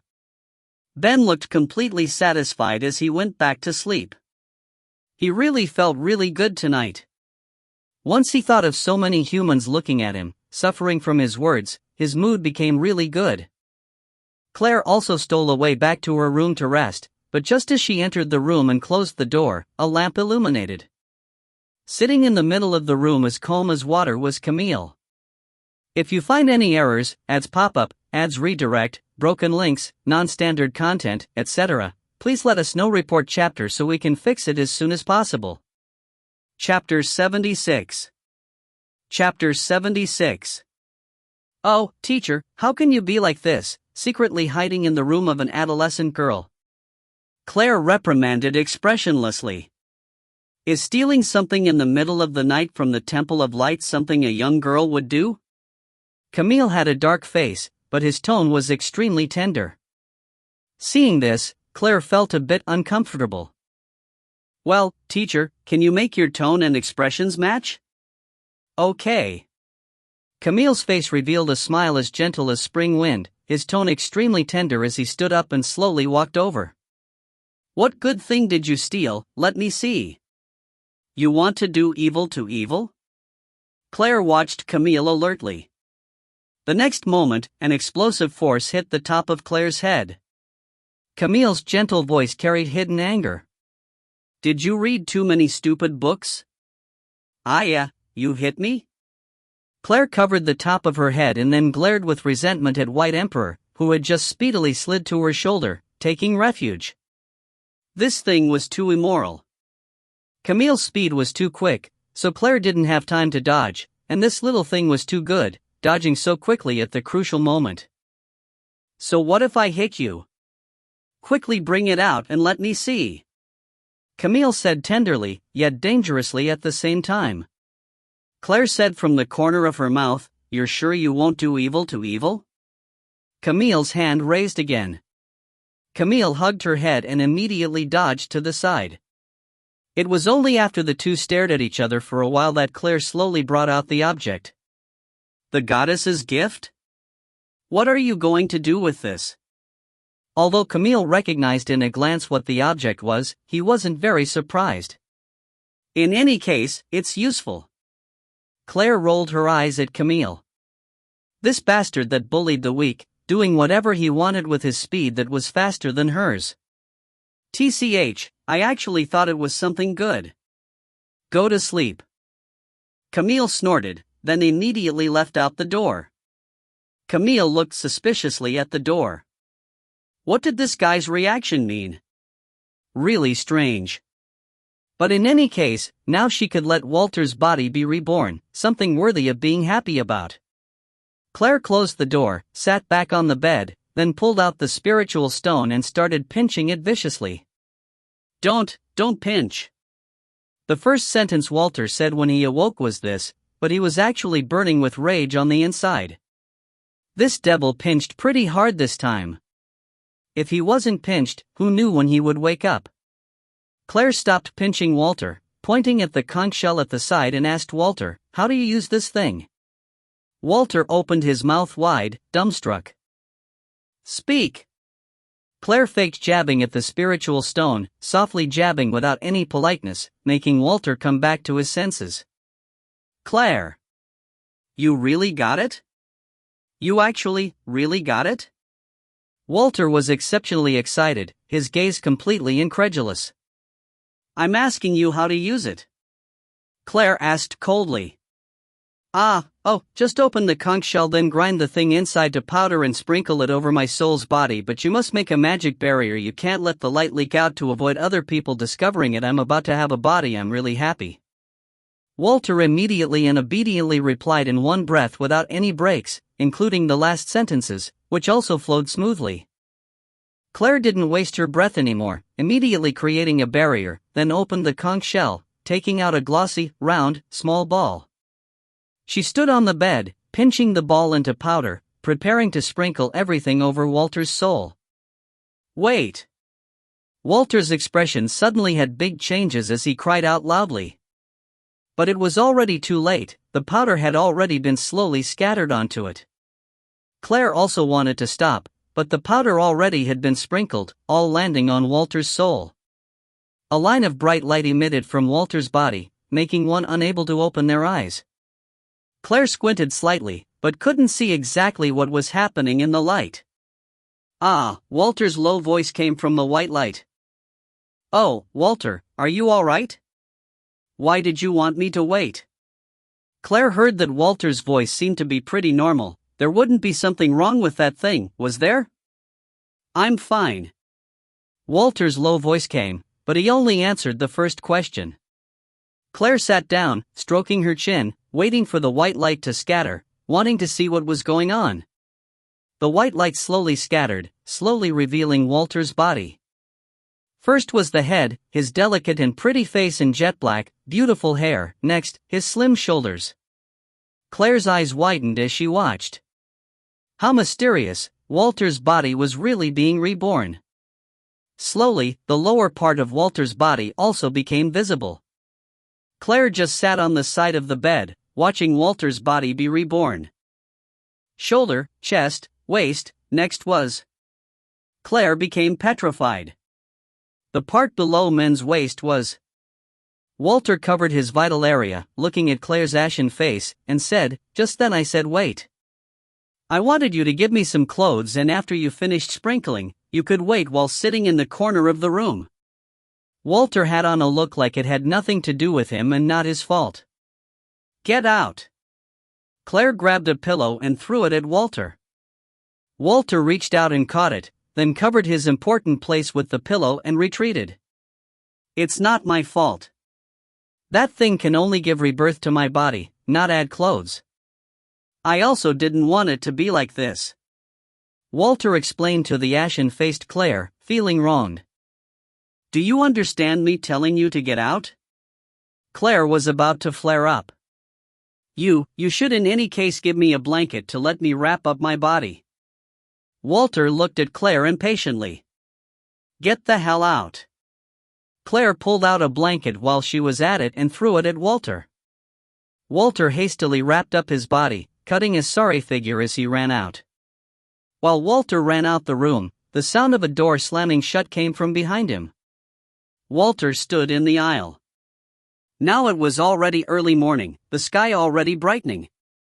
Walter's naked body only had a blanket wrapped around his waist. He stood at Claire's door in a daze. A cold wind blew. Walter shuddered, then came back to his senses. He turned, knocked on the door, and said, Claire, you're just going to throw me here like there? There was no sound from inside. You have the heart to throw me here? Not preparing anything? Shouldn't you explain my identity to them? Isn't it no good that I seem to have suddenly appeared? Walter knocked on the door with all his might. There was still no sound inside. In a while, other people will wake up and see a beautiful man who's not wearing clothes and knocking on your door in the early morning. What do you think they'll think? Other people would think that the next moment, Walter's hand that was knocking landed on nothing, becoming rigid in mid-air. In front of him was Claire's face so dark, he was about to start sweating. Walter still didn't understand how senseless he was, saying mockingly, "I'm not responsible for what other people think." Immediately, Walter's miserable cry broke through the dawn. Everybody greeting a new day with this cry. Once everybody hurried over to the entrance of Claire's room, they saw a delicate and beautiful man with bumps all over his head, crouching painfully on the floor, hugging his head while crying mournfully, only a blanket wrapped around his waist. Claire had an ashen face. She had just stopped her painful hits. Everybody immediately felt a wild wind blow. What was this situation? With sharp eyes, Summer saw the blanket around Walter's waist. She frowned as she said quietly, "That blanket seems like the blanket from Claire's bed." After the wild wind was a bolt out of the blue. Everyone was struck by lightning. Claire gave a cold look at Summer, the meaning in her eyes couldn't be more clear. "Would you have died if you didn't say that sentence? Was that really necessary?" Summer gulped, seeing Claire's cold gaze, shrinking back somewhat fearfully. Jean looked at the person who was crouching on the ground. He said quietly, "Walter?" Walter looked up at Jean, showing a smile that was more painful than crying. "Jean, you should give me a set of clothes first." "Oh, you recognize him?" Summer suddenly understood. In other words, this guy wanted to attack at night, and then was hit by Claire into this and thrown out? Summer said thoughtlessly from her imagination. "I'm going to rest. Nobody is allowed to disturb me." Claire's face darkened even more. She turned, slamming the door, ignoring the people outside her door. At the dining table, Summer stroked her chin, sizing up Walter, who was currently eating. Jet black, silk-like hair, delicate and refined face, eyes like water, looking charming no matter how you looked at him. Such a gentle and refined person, even if you beat Summer to death, she wouldn't believe this delicate and pretty man would attack Claire in the middle of the night. Unless he didn't want to live. Just then she was talking without thinking. Now she was thinking carefully that if this person was Claire's friend, he would definitely not recklessly go to Claire's room and attack at night, unless he didn't want to live. With Claire's temperament, that woman, she would definitely cut him to pieces. "Who on earth are you? Why did you appear in Claire's room?" Summer asked, stroking her chin, looking suspiciously at Walter, who was eating. "I'm called Walter, you?" Walter asked after he finished eating, wiping his mouth with a napkin. "Summer. You still haven't answered me." Summer frowned and continued to interrogate. "I came last night, but a peal of wind blew away my clothes. That's why I became like this." Walter spouted nonsense in a deadpan serious tone. Summer's mouth twitched. "If you don't want to talk, then forget about it, humph." Walter only smiled, not answering. The less people knew about this matter, the better. Camille carried a large pan of meat to the back garden, cursing incessantly in his heart. That damn brat, it would be fine if she just got a strong magic beast to raise in the backyard, but now she had another living person. Was she treating him like a charity?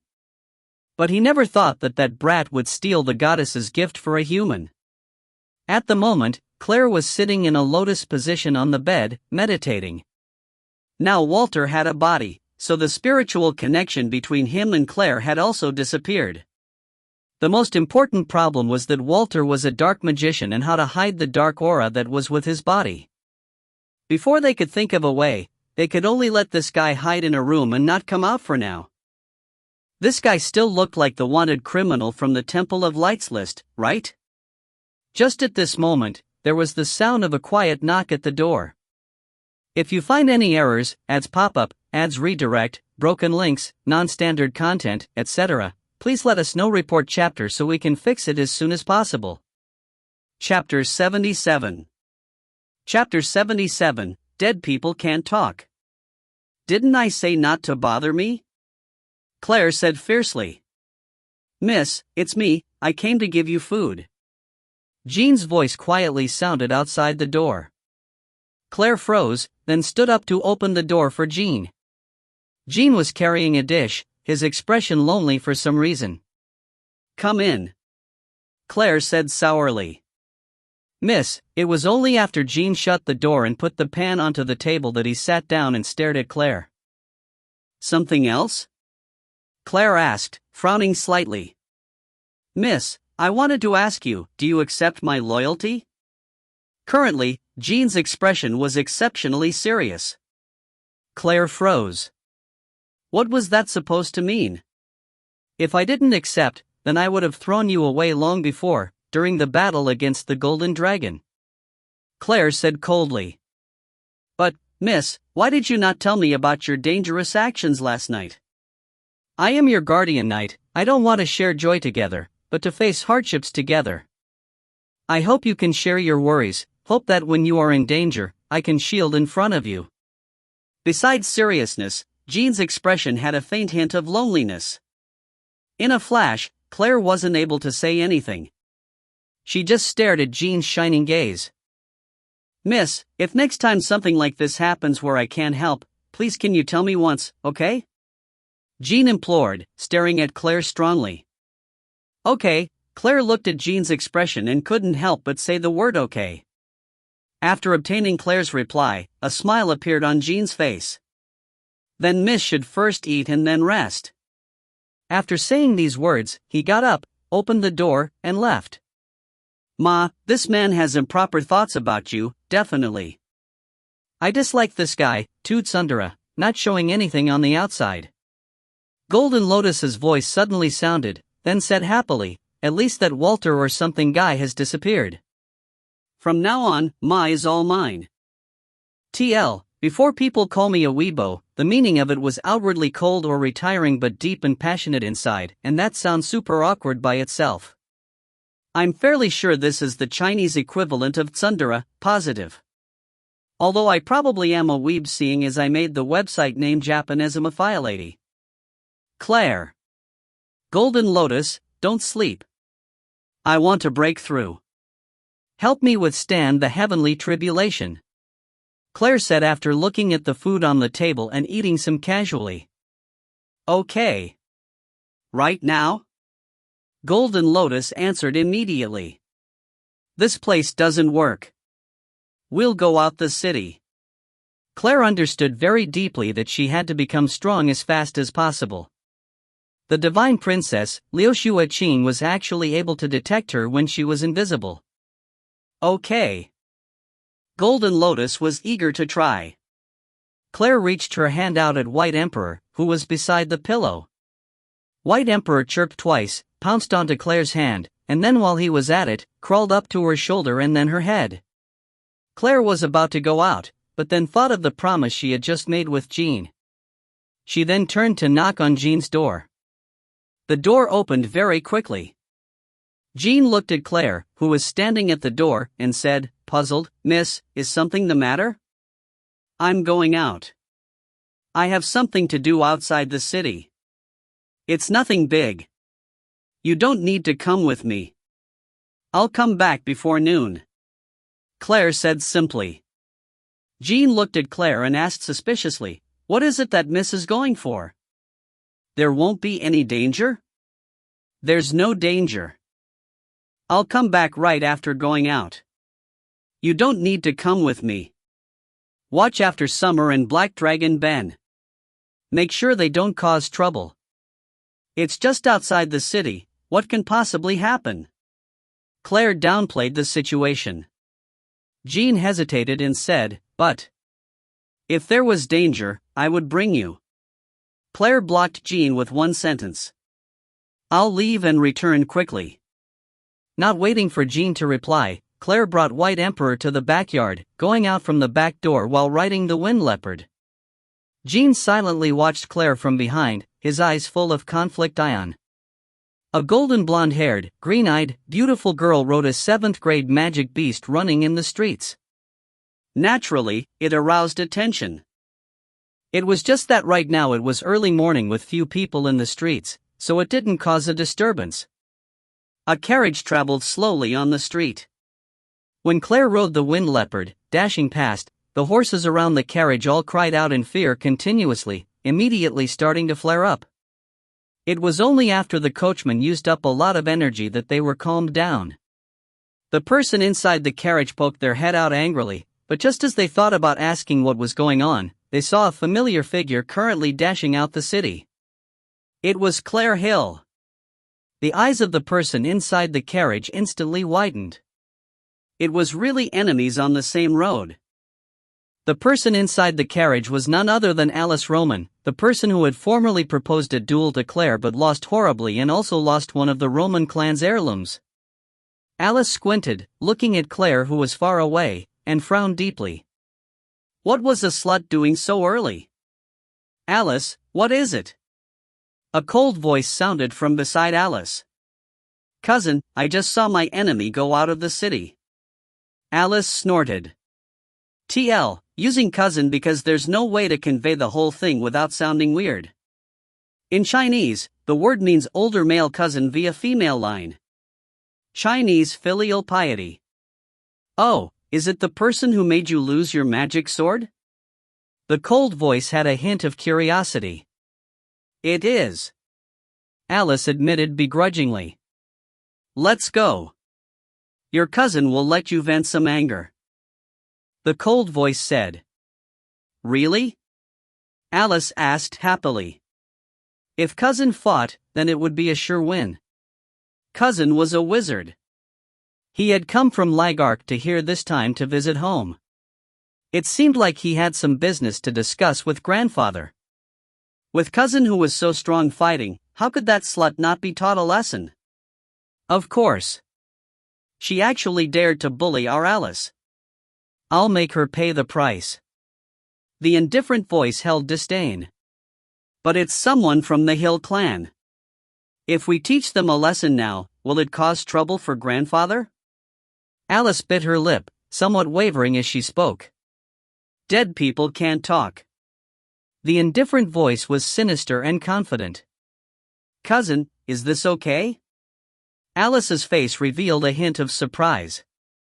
How is it not okay? Let's go. Tell the coachman to turn around and follow. The indifferent voice said maliciously. Okay. Alice instructed the coachman to turn around, but an imperceptible trace of smile flashed from the depths from her eyes. She just knew with her cousin's personality this kind of decision would be made. Alice looked outside the city gate, snickering in her heart. Little slut, you won't be killed so easily. The carriage turned around, going outside the city speedily. Currently, Claire had already slowed her speed, looking for a suitable area, preparing for heavenly tribulation. She didn't know at the moment that a danger was approaching slowly. Claire went out of the city, heading to a secluded area right outside the city. She really didn't want the shocking scene of heavenly lightning being seen by other people. In the early hours of the morning, the whole forest was very quiet, some drops of dew on leaves. Little leopard, wait for me over there. Claire patted the wind leopard's head, pointing to a nearby stone in front of them. Then, Claire brought down White Emperor from her head and put it on the wind leopard's head. White Emperor, you should also go over there. The wind leopard raised White Emperor up, walked over, laid on the big stone, and waited obediently. Claire found a dry and clean place, sat down in the lotus position, and extended out her spiritual sense, feeling the surroundings. The surroundings were calm, without any anomalies. It was only after Claire set up a barrier that she started to practice the Golden Lotus Force, preparing to break through into the third level. Claire's whole body emitted a faint, golden light, the radiance growing stronger. Again, the mysterious realm appeared where she could sense everything in the surroundings clearly. Suddenly, an unrestrained she arose. Claire was a little astonished. Just as Golden Lotus said, the beginning levels harmonized magic elements and Do-Chi, very easy to break through. She remembered Golden Lotus saying before that if she didn't give birth to him, then she could only cultivate to the treasured Lotus Style's 10th level, in other words, the equivalent of a sorcerer's power. With this she could infer from what Golden Lotus said, that she could quickly cultivate to the 7th level, meant that it was also her level of magic right now, a wizard. So it was split up like this. Claire suddenly understood. Anyways, the second level of the treasured book of the lotus could extend her consciousness to sense the environment. What kind of mysterious power would she get after breaking through into the third level? Meanwhile, the sky above her slowly darkened, black clouds quickly closing in. The heavenly tribulation was about to arrive. But Claire wasn't worried at all. In any case, Golden Lotus would block for her. Wind Leopard, who was at the side, dug with his front claws a little fretfully and uneasily. Although it had gone through this kind of situation before, the strange situation in the sky made one's heart frightened. More and more black clouds gathered, amassing above Claire in a blink of an eye. Lightning rumbled amidst the layers of black clouds, a terrifying sight. Alice and her cousin both looked at the strange sight in the sky in shock. Lightning? Why would a mass of black clouds gather there, rumbling with lightning? Ma, you can even take a nap right now. It'll be done in a bit. Golden Lotus said arrogantly. Who can sleep with such loud noise? Claire grumbled, looking at the black clouds that covered the sky densely. Again, she felt the hot and unbearable fiery sensation on her back. Claire knew another flower petal was blossoming. I wasn't saying to exaggerate, I meant to make you, Ma, feel relieved, feel relieved. Golden Lotus added, still arrogantly. I broke through the third level. Why can't I feel any anomalies? Claire reached out her hand and looked at her palm, not feeling anything unusual. Ma, in a bit when you meditate, you'll know. Golden Lotus said mysteriously, giving a cliffhanger. Ah? Claire was puzzled. Think about it, I'm so awesome, so how can your spiritual level from cultivating be bad? Golden Lotus said arrogantly, then said disdainfully, wait for a moment, I'll finish eating the lightning first. Claire was bored to death, waiting for the sky's lightning to descend. Currently, she was wrapped up in a giant golden lotus. The rumbling of thunder resonated into the horizons with an indescribable pressure that made one frightened. If you find any errors, ads pop up, ads redirect, broken links, non-standard content, etc., please let us know. Report chapter so we can fix it as soon as possible. Chapter 78. Chapter 78. Cousin, what is that? Alice's voice trembled a bit. I don't know. The cold voice also held a sliver of doubt. But the person we want to find also went over there. Go. Cousin, let's forget about it today. Alice said worriedly, looking at the strange scene in the sky. I won't change my mind on what I have decided, go. The indifferent voice was clearly annoyed, taking the lead as he went in front. Alice looked at her cousin's figure, and a feeling of unease arose in her heart. It was only after she hesitated for a while that she followed him from behind. Meanwhile, Liushua Qing, who was at the city gate, also frowned and looked with suspicion at the strange scene outside the city. Elder sister Qing, what is that? Why hasn't elder brother come yet? Xian Xianlang pulled the corner of Liushua Qing's clothes gently and asked. The two had came to the city gate very early because they were waiting for Ling Yunlang, who was about to come back. Ling Yunlang went and didn't find anything, so he could only come back. A sending squad would be too excessive. The Temple of Light wouldn't start anything unless the situation was urgent. Naturally, because they didn't find anything, Ling Yunlang rode a carriage back. He should be here soon, Xian, don't be impatient. Liushua Qing consoled, but she was looking at the strange sight in the sky. What on earth was going on? A carriage was quickly nearing the capital. Naturally, the person sitting in the carriage was Ling Yunlang. Ling Yunlang also noticed the strange anomaly in the sky, incessantly puzzled in his heart. Meanwhile, Alice and her cousin were currently approaching Claire, who was preparing to receive the heavenly tribulation. Oh, Ma, two ants have come. Golden Lotus warned. After Claire heard that, she closed her eyes and extended her consciousness. After she extended it, a trace of a strange smile appeared from the corner of her mouth. It was really an inevitable clash. It was actually Alice, the woman who had lost the duel against her. The rumbling sound became louder, the pitch-black clouds boiling. With a huge rumble, a piercing, bright lightning streaked across the vast sky, immediately striking down. The lightning, brimming with supreme power, struck the golden lotus from above and disappeared in a flash, without a trace. Claire didn't move, because there was another lightning strike. The next moment, the fearsome-looking heavenly tribulation lightning strikes were also absorbed by the golden lotus easily. I'm full now. Ma, the rest is up to you. Looking at those two ants feels really uncomfortable.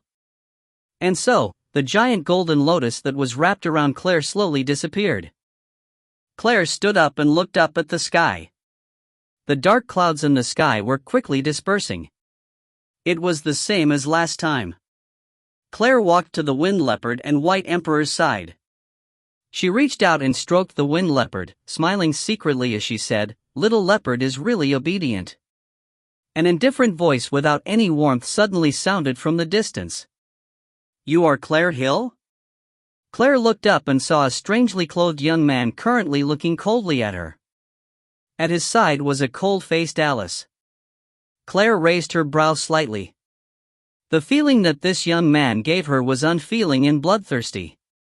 Only a person who had truly been immersed in life or death battles could have this kind of aura. This person was dangerous. "She is Claire Hill," the nearby Alice hurriedly said. "Cousin must quickly get rid of this slut." The strange scene in the sky just now was definitely going to be noticed by people. In a moment, more people would come and check. At that time, it would be difficult to act. "Very good. Then go die." The bloodthirsty man snorted. He waved his hand slightly, without any incantations. Instantly, numerous sharp and long spikes came out of the surroundings of Claire's rock, completely locking Claire inside. He was actually an earth-attributed magician, and also already able to instacast.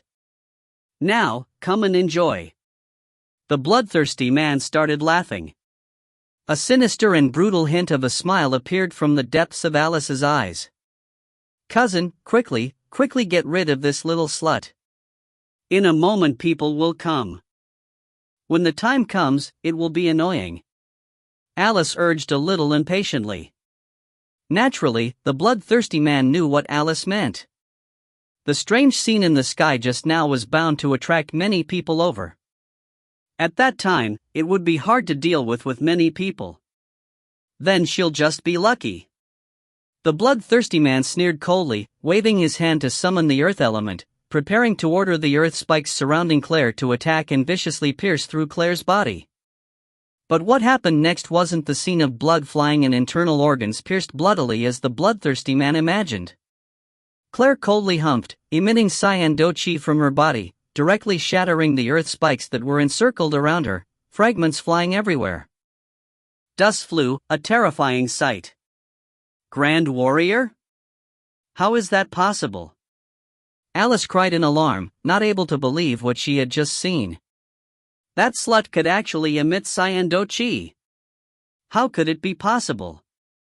That was something only grand warriors could emit. It had only been a short time since the last time she saw that little slut, and now she had actually advanced to this level. Impossible, it was impossible. Alice was shocked. Her chi had already advanced like this, so what about magic? How on earth was that little slut's magic? "You really are a double-classed magic warrior, but today, I won't let you cultivate anymore." The bloodthirsty man laughed coldly, suddenly clapping his hands together. A huge force shot out of the gap between his hands, the giant and sharp earth spikes in front of him quickly shooting out, which then attacked Claire. Instantly, a wall of a line of sharp earth spikes arose, a spectacular yet terrifying sight. Claire flipped, dodging the incomparably sharp earth spikes.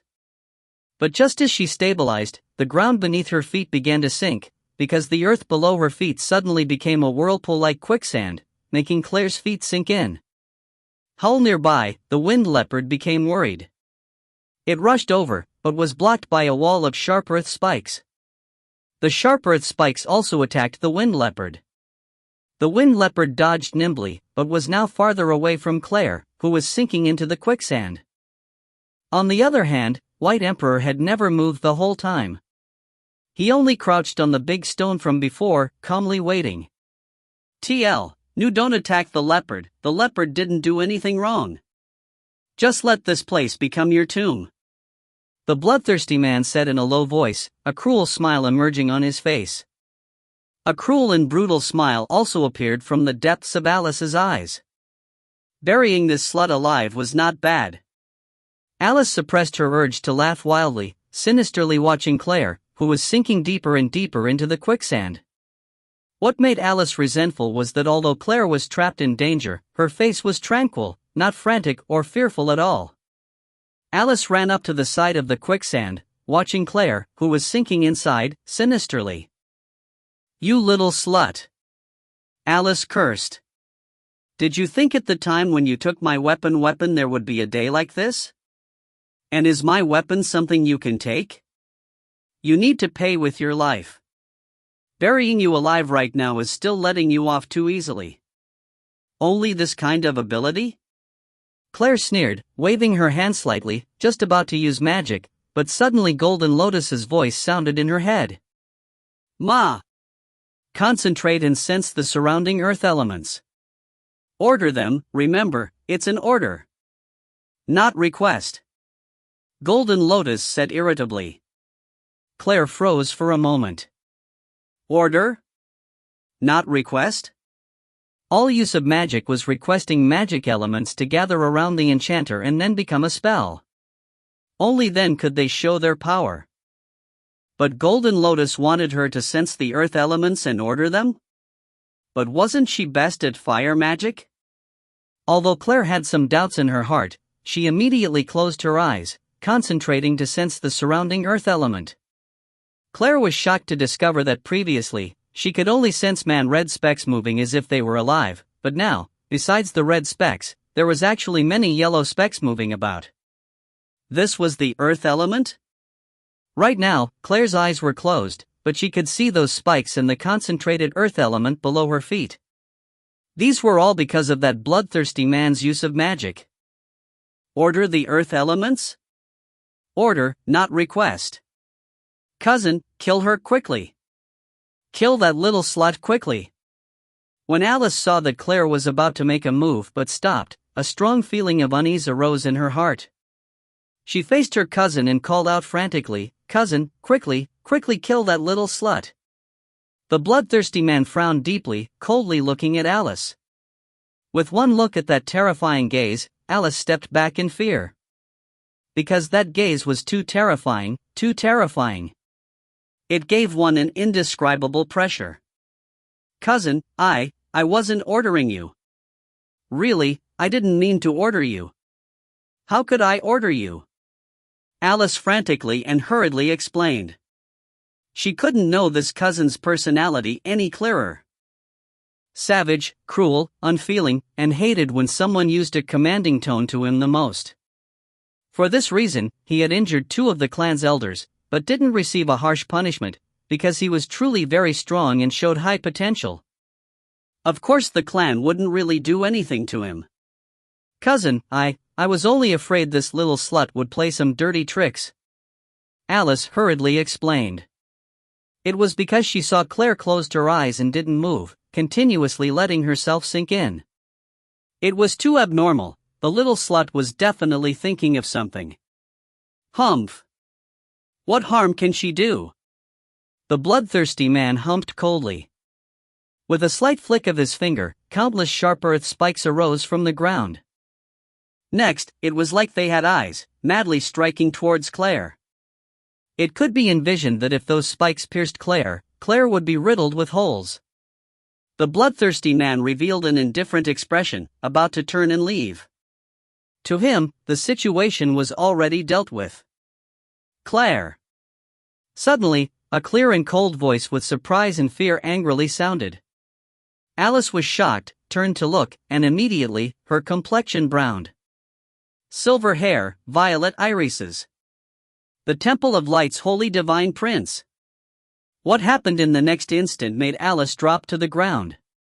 If you find any errors, ads pop-up, ads redirect, broken links, non-standard content, etc., please let us know. Report chapter so we can fix it as soon as possible. Chapter 79. Chapter 79. The spikes that were just then about to pierce through Claire all turned around, crazily striking up. The sound of air being struck forcefully made one terrified. All of the earth spikes were going in one direction, to the bloodthirsty male. The bloodthirsty man froze. He was completely shocked by the scene. These were all summoned and used by him, but now they turned to attack him. Something like this could happen? Even if it was an enchanter of the same element, they could only call out the same kind of magic element and attack back in the same manner. How could the magic element he already called out be influenced? It was like those earth spikes were called out by that golden-haired girl. The bloodthirst man's gaze was completely incredulous, because he was shocked to discover that all of the surrounding earth element rejected his request, rejected his call, and instead, madly gathered towards the blonde girl. How could something like this happen? In a magic fight, it was all their own magic element gathered, summoning magic elements to request that they could successfully use magic. How much they could summon depended on the magician's own abilities. Each would summon, but weren't able to make magic elements only listen to them or reject someone. Only a sorcerer could do this kind of thing, could order magic elements to obey their words, rejecting others' requests. But currently, there was only one sorcerer in the entire continent and they were already missing for a long time.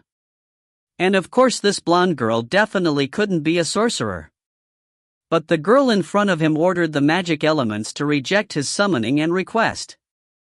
The reflection of earth spikes in the bloodthirsty man's eyes became bigger and bigger. The bloodthirsty man finally came back to his senses, immediately rolling over, dodging barely. There was the swoosh, swoosh, swoosh sound of air, and then the terrifying sound of objects piercing into the ground. The place where the bloodthirsty man was standing was punctured, filled with countless sharp spikes. The man was so scared, there was a layer of cold sweat on his back. Alice watched the scene dumbstruck, not able to come back to her senses for a long time. A hallucination? No, not a hallucination. Claire. Ling Yunlang swiftly ran over. Seeing Claire still sunk in, he instantly extended his hand without thinking, preparing to pull Claire out. Claire looked at the pair of pale and slender hands that suddenly appeared and froze for a second. Are you all right? Ling Yunlang asked in a low voice instead of withdrawing his hands. The faint worry in his voice wasn't noticed by Claire, even Ling Yunlang himself didn't notice. I'm fine. Claire hesitated for a moment, but still reached out. Ling Yunlang grabbed Claire's hands and pulled her up. Right at that moment, Liu Shuacheng and Xianxian Lang arrived and saw that scene. Liu Shuacheng's gaze stopped on the two tightly held pair of hands. A haze flashed through her eyes, but immediately disappeared. Ling Yunlang pulled Claire up, but he still didn't let go. Divine Prince, thank you. I'm fine now. Claire quietly said and drew back her hands. Oh. Ling Yunlang suddenly understood a bit looking at Claire and pulled back his hands. Ling Yunlang clenched his fists quietly. He didn't know why, but when Claire pulled back her hands, he actually felt a slight sense of loss. How did you? Just when Ling Yunlang opened his mouth to say some words, Liu Shuacheng's angry shout suddenly sounded. Where do you think you're going? Liu Shuacheng angrily shouted, attracting Claire and Ling Yunlang's gazes. Alice's face ashened and paled and the nearby man's expression became a bit complex. Alice had pulled the nearby man, just about to leave sneakily, but was stopped by Liu Shuacheng's shout. Alice Roman? Ling Yunlang had very good memory, he remembered every single noble's name whom he had met before. Currently, Ling Yunlang's voice held a faint trace of anger. What he had just seen was these two just about to kill Claire. Instantly, Alice's complexion completely paled. She knew that this time, the situation wouldn't be resolved easily. Alice covered her head in shame, silent, but from beginning to end, the nearby man's expression was complex. Once Claire and Lingyun Lang walked closer, that man turned and looked at Claire. It was such a direct stare, not moving 1 inch. Alice Roman, I and the Divine Princess saw this incident very clearly. It was you who meant ill will to Claire. I think we can only ask the Emperor to decide what to do about this incident. Lingyun Lang's voice was ice cold, without any trace of warmth. Don't, Your Highness. Alice looked up fearfully, her expression completely panicked, her gaze filled with dread. She knew that this time, she had messed up big time. No need to say more. We'll go see the Emperor right now. Lingyun Lang's expression was completely ice cold, not giving any leeway. A faint shadow appeared in Liu Xueqing's eyes. It was the first time she had seen Lang Lingyun so concerned about someone else's business. In Liu Xueqing's mind, Lang Lingyun never spared a glance at someone else, not to mention deal with other people's business. But now he took on the trouble of a tiny, insignificant castellan, concerned to the point that he wanted to meet the Emperor. Was it only because Xian liked that golden-haired girl? Was it only because of this? Just at this moment, a figure floated down. It was a sleepy Cliff. Cliff had been wakened by the sound of lightning and thunder, and then suddenly recalled that he had seen it before. He had doubted that it was related to Claire, but still hurriedly rushed over. Behind Cliff, there was a red-robed cardinal from the Temple of Light, Lawrence. There were also people coming from the city entrance, all attracted by the previous thunder and lightning. As the crowd grew bigger, Alice's face paled. She knew this time, she was really finished. Cliff landed, staring at Lawrence, who had landed behind him, and said without courtesy, "Why are you here?" "Same reason as you." Lawrence shrugged. Seeing Lang Lingyun and Claire standing there, he smiled widely and approached. "Aya, Claire, why are you here?" Lawrence asked, exceptionally intimate as he approached and directly stroked Claire's head. Seeing it, Cliff started seething with anger. This stinky old man, was he still stubbornly trying to recruit Claire as his disciple? "Sir Lawrence, greetings. I came out to walk my magic beast and saw the strange scene in the sky, so I wanted to go over and see. Unexpectedly, I didn't expect Alice to launch a sneak attack. Fortunately, His Highness passed by and saved me." Claire replied, frowning, her tone sounded like she felt wronged and was innocent. "What?" Lawrence frowned and started shouting angrily, "Lingyun, was it like that?" "Yes, Master. Just as I rushed over, I saw them attacking." Lang Lingyun calmly replied. "You guys actually dared to attack my disciple, die." A piercing roar came from behind Lawrence. Everybody turned and saw Cliff's ferocious expression, about to attack. "You're old, not young, but still like this." Lawrence's expression became very ugly. This old fellow was still so protective, still not paying attention to who or what kind of situation he was in before attacking. There was already a group of people over there approaching. If 2 people were killed here, then wasn't that finding trouble for oneself? Only Lang Lingyun had seen the 2 treat Claire unfairly, while Claire was still standing there fine. But if Cliff made a move, then the group of people currently heading over would all see. Then when they faced the Emperor, it would be hard to explain. "You want to shield those 2? Cliff's expression was even more ugly than Lawrence's as he asked. "They are both relatives of the minister, it's best to let the Emperor handle it. The Emperor will definitely not be biased. Lingyun and Liu Xueqing know to tell the truth of the matter to the Emperor."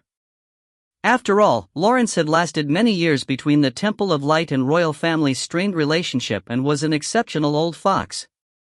Cliff stared at Lawrence while frowning, not making a sound. "Master, Sir Lawrence's words make a lot of sense. I believe the Emperor will give me a fair ruling." Claire consoled Cliff. "All right." Cliff agreed begrudgingly, then glanced at Alice hatefully once more, scaring Alice so much that she immediately lowered her head. Many people had gathered at the city gate. Some people saw Claire, Lawrence and the Divine Prince and Princess, exclaiming in surprise. If these people were there, then the anomaly that had happened before wasn't strange anymore. It was definitely because of them. Claire saw the look in their eyes and became relieved. It was fine if these people misunderstood this way. Amidst the crowd, one man and one woman glanced over. Both had golden hair and blue eyes. Currently, their exceptional looks weren't noticed because everybody's gazes were on Cliff and Lawrence, as well as the divine prince and princess. These influential people's presence naturally attracted everybody's attention. "What do you think?" the golden-haired blue-eyed man asked the nearly golden-haired blue-eyed woman in a low voice. "I don't know if there's something off whenever I look at that girl. I keep feeling like the strange situation from before is related to her." The golden-haired blue-eyed woman replied in a low voice. "I would rather believe that you just feel off seeing that girl, but I know your intuition is scarily accurate." The golden-haired blue-eyed man said, teasing a little. The golden-haired blue-eyed woman fell silent. She squinted, seeing Claire, and didn't speak anymore. "Don't get attracted by other things, we'll leave once we find that thing," the golden-haired blue-eyed man said in a low voice. "Problem is there's no traces. Somebody made a move before us. I actually still don't know in whose hands that thing is in," the golden-haired blue-eyed woman said a little resentfully. "Don't be too anxious, we're already carrying that thing on us. As long as the other thing gets close to use, there will be a response."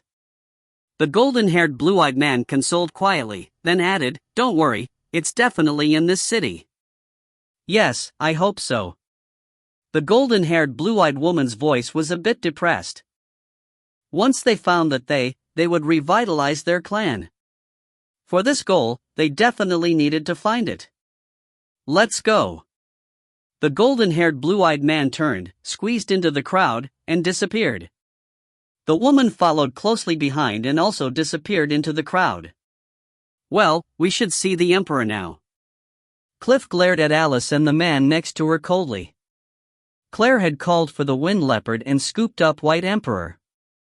At this moment, Liu Shuaqing's gaze landed on the fur ball in Claire's embrace, a flash of confusion in her eyes. Why did she feel that little fur ball looked a bit familiar?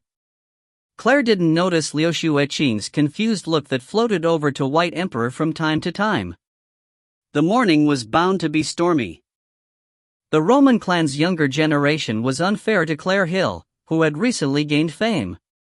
Soon, the matter was spread throughout the capital and everybody paid close attention to the developments of the case. Currently, the emperor was sitting on the throne, feeling a bit of a headache seeing the two old men standing before him. One was glittering with vitality, one was sagging a bit. And nearby was the ashen-faced Cliff, then the tranquil Lawrence. Also, the divine prince and princess, Lan Lingyun and Liu Shuaqing was present. Finally, silently standing at the very back was Claire, Alice, and Alice's cousin.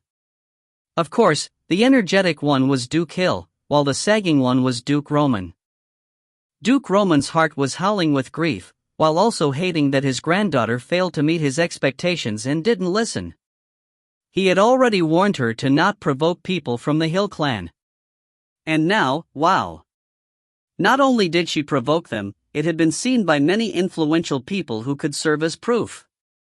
Now even if she didn't acknowledge it, there would be trouble. This incident makes my heart break. We are all supports of the country and the two of them as our country's future supporting pillars. But now, this has happened. The emperor stated.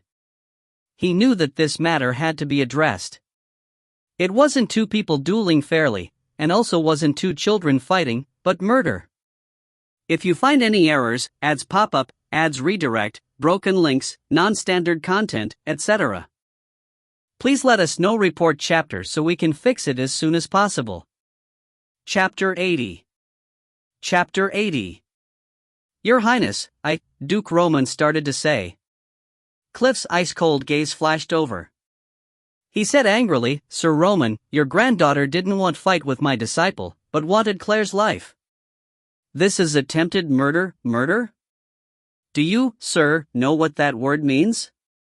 Cliff's expression was extremely serious. The word sir was completely sarcastic. Would an esteemed duke not understand what murder meant? Alice Roman's expression instantly turned pale. Of course she understood what those murder meant. Once this accusation became permanent, it would be hard to say what's going to happen to her next. Duke Gordon was silent the whole time with slitted eyes. Showing dislike publicly was not wise, and that didn't mean the Hill clan was some kind of pushover. He had already turned a blind eye the duel from last time, and this time was actually an attempt to take Claire's life. But it looked like there was no need for him to speak. Cliff, that ultra-defensive person, would force the Emperor to deal with it properly. The Emperor glanced at the angry-faced Cliff and the others who were cold-faced, slightly sighing in his heart. This Alice could have offended anybody, but she had to try and murder Claire. Now with the people from the Temple of Light as proof, if it wasn't dealt with fairly, not only would he not be able to justify for Duke Hill, he wouldn't be able to justify it to the Temple of Light and Cliff. After Alice Roman is imprisoned, she shall be hanged. The Emperor closed his eyes, not looking at Duke Roman's expression. Duke Gordon's expression didn't change and the others were also calm. Alice's eyes widened, then slowly closed. It wasn't anybody's fault but herself for not listening to grandfather, and instead provoking someone she couldn't afford to provoke. Now even death wouldn't be enough. She just hoped that no other family members would be implicated. Duke Roman's complexion instantly paled. He knelt down abruptly. Your Highness, please pardon her. I would rather resign my post as the Minister of Finance, please pardon, Your Highness. Alice, who had been sitting at the back, instantly looked up, shocked and also torn seeing Duke Roman, seeing her own grandfather actually do such a thing for her. The Emperor's eyes instantly flashed open. He frowned, staring at the old man kneeling before him. A trace of fiery anger passed through his eyes. He actually resigned for this situation. Good. Very good. You dare to threaten me now? The Emperor stood up abruptly, staring angrily at the old man kneeling before him. Your servant doesn't dare. Your servant is only hurried to defend the victim. Duke Roman said fearfully, but didn't give any indication that he was going to rise.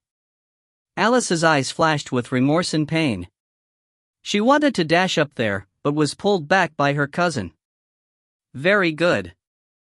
Since it's like this, I'll help you. Starting from today, you aren't the Minister of Finance anymore. You're also not a duke anymore, but a baron. Alice will not have any titles for her entire life. All Roman officials will drop 3 ranks. The Emperor seemed to be truly angered now. It was the first time that a minister dared to threaten him. Duke Gordon squinted without a word. He had worked for the government for so many years, so naturally, he understood the Emperor's nature. Nobody was allowed to challenge the Emperor's authority. Did Duke Roman really not know? Your servant accepts your order. Many thanks, Your Highness, for sparing Alice. Duke Roman tottered as he got up. It was like he had aged 10 years in an instant. The Emperor coldly humped, then glanced at Duke Gordon and said, Duke Hill, do you have any objections? None, your servant has no objections. Duke Gordon said quietly with a lowered head. The Emperor glanced at the Duke Roman, who had his head lowered. Humph. He left, sleeves flying, without a care that others were still there. Of course, under this circumstance, nobody took offense at the Emperor's attitude. Naturally, Duke Gordon's mood soared. Now there was a vacancy for the Minister of Finance. He needed to get someone he trusted to that position. Claire watched Alice rush forward and support Duke Roman, her gaze complex, all sorts of feelings arising. Suddenly, in an instant, she felt envious of Alice. She had such a grandfather who would protect her at any cost. It was truly praiseworthy that such a situation actually existed in this competitive world. And so, Alice and her cousin supported Duke Roman as they left slowly. The moment she stepped out the entrance, Alice turned and looked intensely at Claire. Claire understood the gaze. Deep hatred, hatred that seeped into the bones. It was an irreconcilable hatred. And so, the matter was dealt with. While Duke Gordon was extremely happy on the inside, he maintained an unsatisfied expression. Divine Prince, fortunately, you saved Claire today. I thank you with all my heart. Sir Cliff, you stepped forward bravely for Claire today. I thank you with utmost respect. Sir Lawrence, Divine Princess, many thanks for your defense today. If you all don't mind, may I invite everybody to dinner to express my thanks? Duke Gordon said, exceptionally cordial. Naturally, he was planning something. He had truly gotten lucky today, having the chance to establish good relations with these influential people, especially the people of the Temple of Light. The relationship between royal authority and divine right had always been very subtle. Maintaining a good relationship with them on the outside only had benefits. It's nothing, there's no need for His Grace to mind. It was only a small effort. Clearly, Long Lingyun disliked formalities, tactfully declining quietly. Naturally, the others didn't agree. They also didn't like such formalities. Well, in 10 more days it will be Claire's birthday. I hope that when the time comes, everybody will do us the honor of coming. Duke Gordon was worthy of being an old fox, immediately adding this on. Oh, Claire, your birthday is soon? Cliff and Lawrence asked at the same time, smiling widely. After saying that, the two turned to glare at each other at the same time. Claire was a bit at a loss. Birthday? She remembered that there seemed to be a day like that, but it seemed like all of them were celebrated with Mother. She didn't have any deep impressions. What does my disciple's birthday have to do with you? What are getting so emotional for? Cliff glared at Lawrence. Claire almost became my disciple. As her elder, of course I care and need to send a gift. Lawrence said nonsense without looking embarrassed. Pa! Since did my darling disciple almost become your disciple? Say that again. Cliff grabbed Lawrence. Then the two left noisily, not caring for everybody behind them. I will definitely go to Claire's birthday. Today, I'll just take my leave. I just returned to the capital, so I have some matters to deal with at the Temple of Light. Long Lingyun replied politely. Is that so? Great. We will be honored with your presence. Gordon smiled slightly, but was exceptionally happy. Shock flashed through Liu Xueqing's eyes. She almost thought she heard wrong. Long Lingyun had agreed to attend a boring banquet? He hated those the most. Many lady nobles had invited him before and he turned them all down, but today he had agreed so quickly. Was this still only because Xian liked Claire? Divine Princess, do you have time to go? Duke Gordon's words pulled Liu Xueqing back to her senses. Of course. I'll come with the Divine Prince. Liu Xueqing smiled warmly, extremely elegant. We would be truly honored. Duke Gordon smiled widely, his mood very obvious. Claire hadn't said anything the whole time, because she felt uncomfortable. First, when Alice's family dropped in status, second, because of Duke Gordon's actions. Claire knew clearly that their drop in status wasn't because the Emperor was overly shielding her, but because Duke Roman did his best to protect his granddaughter, that the Emperor had been enraged and it had come to this. Suddenly, Claire felt a little conflicted. If her existence went against the Hill clan's interests one day, then which one would Duke Gordon choose? From when everybody left the palace to when Liu Xueqing was going onto her carriage, her gaze had never left the furry meatball on Claire's head. As the carriage started, Liu Xueqing drew back the curtains lightly and started at the figure that became smaller and smaller, frowning and pondering. Suddenly, Liu Xueqing's pupils widened. She remembered. That fur ball was the fur ball on the black dragon's back who had appeared on the day the goddess of light's gift. Liu Xueqing stifled her instinct to cry out and secretly glanced at Long Lingyun, who was sitting next to her. She understood that if she told Long Lingyun now, it would only make him dislike her. This matter needed to be told to the Pope. If she told Lang Lingyun after confirming, it wouldn't be too late.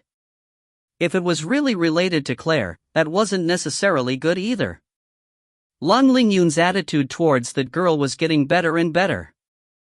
If it continued on, there would be trouble.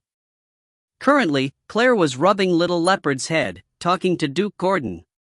"Claire, come back home. Since such a thing happened today, your mother will definitely come back to see you. If she knew you and your father's relationship was so bad, she would grieve." Naturally, Duke Gordon knew Claire's weakness, guiding her cunningly. Claire didn't speak. She didn't want to see that Marquis Roger. That father of hers never qualified for being a father. If your mother saw this situation, that you had family you ignored, she was be heartbroken.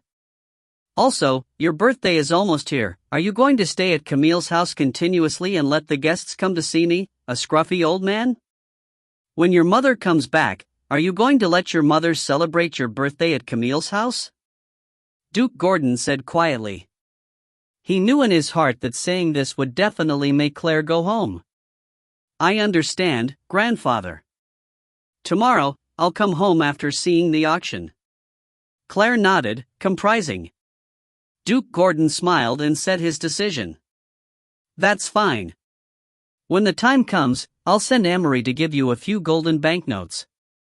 If you take a fancy to anything, just send a signal.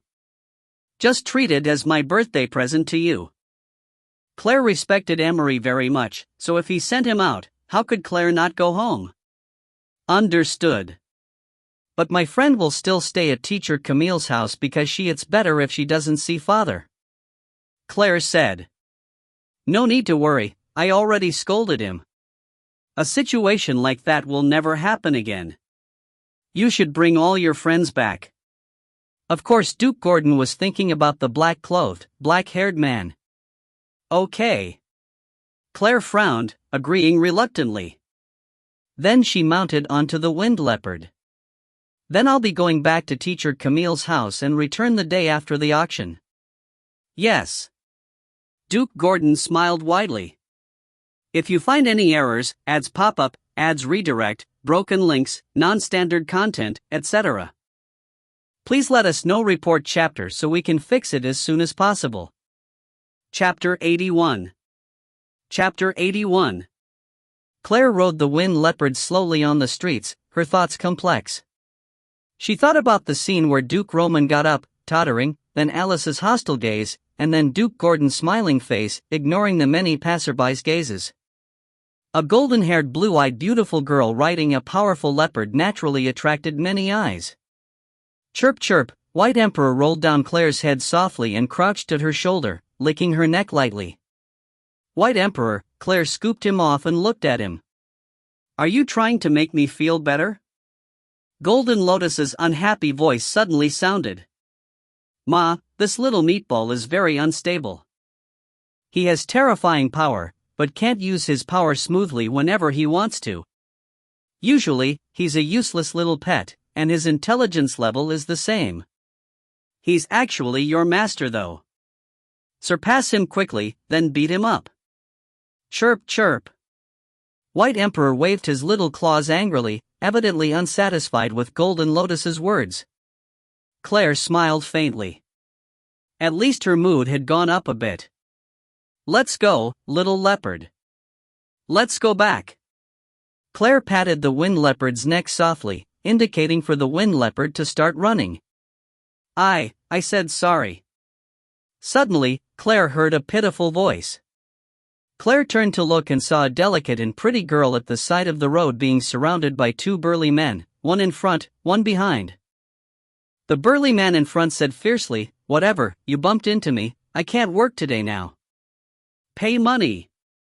It turns out, they were local thugs blackmailing a girl. Seeing this situation, Claire didn't feel like doing anything. But once Claire saw the pretty girl clearly, she made little leopard stop. "Pay money? Then how much?" the delicate girl asked fearfully. 10 gold coins. The burly man said. 10 gold coins was how much the average commoner family used up in a month. Ah. That much? The pretty girl had a sullen expression. I don't have that much money. How much do you have? The burly man asked fiercely. I only have this much. The pretty girl cautiously fished out a plain and simple wallet. The burly man grabbed it, then poured out all the money inside. There were only 3 gold coins and some copper coins. I guess you're lucky. This much is enough. The burly man sneered and was about to put the money away. The pretty girl watched fearfully. But that's all my money. If I give it to you, I can't eat anymore. Who cares? The burly threw the empty bag, about to leave. The other burly man also laughed loudly and followed from behind. But when they turned, they faced a huge, fierce leopard. The burly man stepped back fearfully. Pick up the wallet and give her her money back. The girl sitting on the leopard said coldly, her tone devoid of warmth. The 2 burly men gulped, fearfully. Naturally, they knew that the icy cold girl in front of them wasn't ordinary. How could an ordinary person ride such a fearsome magic beast? Are you deaf? Do you want me to cut off your ears? Claire's eyes became slits, a dangerous glint in her eyes. Ah, sorry. One of the burly men abruptly came back to his senses and quickly crouched down to pick up the wallet, then cautiously put back all the blackmailed money and handed it to Claire. Claire grabbed it and said coldly, now get lost. The 2 ran like rabbits and were gone without a trace. Your wallet. Claire got off the wind leopard and gave the money back to the pretty girl, who was in a trance. Thank you very much. This is one of the only things my mother left behind. The pretty girl put away the wallet carefully. You're very poor? Claire sized up her simple clothes and honest gaze. Yes, my family's very poor. It had been just me and mother living deep in the mountains. When mother passed away, I went out, wanting to see the outside world. I finally came here with great difficulty. When the pretty girl said she was poor, she didn't show any embarrassment. An imperceptible smile appeared on Claire's lips. She said straightforwardly, work for me and I'll give you 100 golden coins a year, including food, shelter, and clothes. You'll live well, eat well, and wear new clothes. Really? The pretty girl exclaimed. Is that possible? Really?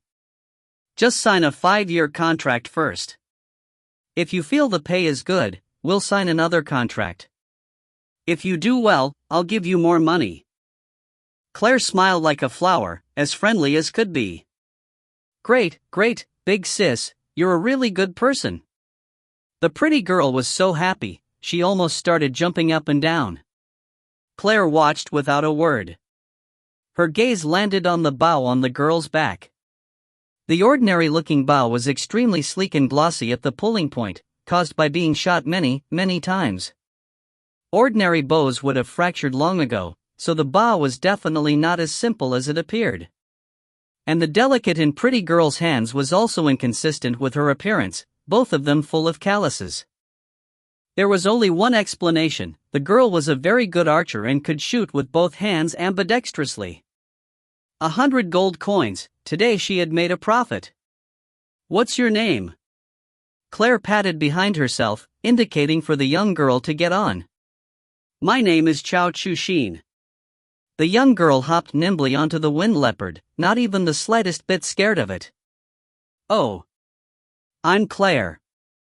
From now on, I will be your boss, your leader. Listen to me from now on, understand? Now Claire started to brainwash shamelessly. But she froze for a moment internally. Another ancient last name. What relationship did this continent have with the Orient? Okay, then what should I call you? Chao Chu-Shin agreed straightforwardly. In her eyes, this pretty big sister was the best person in the world besides her mom. Call me Claire. But you must listen to my orders seriously. Of course I won't let you do anything that crosses your bottom line. Claire added. Okay, no problem. Xiao Chuxin agreed happily. Claire patted the wind leopard, directing it to run quickly towards Camille's house. Truthfully, she was a bit tired. One night without sleep and she had worked for so long. It was time to go back and rest. After they arrived back at Claire's home, Claire dragged Xiao Chuxin to Camille's study, making her sign a 5-year contract of hard labor. Only after she put the contract away, satisfied, did she yawn and think about sleeping. Hold on to these golden banknotes for now, I'll first pay for 1 year. If there's not enough, just ask. When I get home tomorrow, I'll prepare a nice place for you to live. Claire said between yawns, completely ignoring the group of confused people at the entrance. Then, Summer, come over here. Claire beckoned towards Summer, who peeping through the door. What? Summer walked over, confused. This is Xiao Chuanxin. From now on, she's one of us. First bring her to the streets and buy some clothes, then buy her things that she likes but is reluctant to buy. Introduce her to them. I'm going to rest, I'm too tired. Many things happened today. Tomorrow, we're going to the auction house. Claire ordered quickly while yawning. Summer's mouth twitched. What? She just pushed it all onto her? It was clearly Claire who brought her back, not her. Chuxin, accompany Summer. I'm going to rest, I'm so tired. Claire yawned, about to leave. Give me money to buy things then. Summer hurriedly called. You have so much money, can't you just give your new comrade money? Claire reprimanded, annoyed, then walked past everybody to her room. Stingy miser, humph. Summer cursed, but in her heart, she felt strangely warm.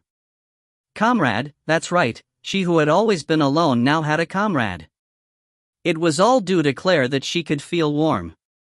Claire's not stingy, she even said she'll give me 100 golden coins a year along with food, shelter, and clothing. Chuxin, who hadn't suffered Claire's cruelty yet, quickly defended Claire. What? When everybody heard, they all became interested, all asking what going on. Once Xiao Chuxin told everything in detail about how she met Claire and their contract, everybody looked at each other in dismay, cursing Claire's shamelessness internally. She definitely wasn't kind enough to help someone for no reason. Instead, Claire actually gave a salary that didn't count as much. Although this salary was considered very high for commoners, it was nothing to Claire. Just what was this treacherous person planning? Although everybody was thinking this, they didn't dare to show it. Each and every person couldn't know Claire's methods any clearer, grab somebody's weakness and hold on stubbornly, not letting go unless they gave up. Come, I'll introduce for you. From now on, you are one of us. Summer smiled and started to introduce everyone. But really, internally she added another sentence, from now on, you are just like us, one of Claire's slaves. As she reached the entrance, Claire sneezed loudly, then wiped her nose. She couldn't have caught a cold with this weather, could she? If you find any errors, ads pop up, ads redirect, broken links, non-standard content, etc., please let us know. Report chapter so we can fix it as soon as possible. Chapter 82. Hapta 82. The Capital's Temple of Light, the Pope's Study. The Pope watched Liu Shuechang, who was standing before him seriously, listening to her report. After finding the Pope, she set up a magic barrier in the study, making him confused. Only after the Pope finished hearing Li Shuechang did he understand why she was so serious. Are you sure you saw correctly? The Pope asked seriously. She was Cliff's disciple and also someone from the Hill clan, and recently rose in the capital. But even so, there was no way she could summon a grand, three-headed dragon. Your Holiness, I promise I saw correctly. The furry meatball that I saw Claire with today was the little animal that was crouching on the back of the black dragon that day. I know it seems outlandish, with Claire's strength, there's no way for her to summon a dragon, not to mention order one to do something so shameless. But, I promise, the little animal I saw today in her embrace was the once crouching on the black dragon's back that day.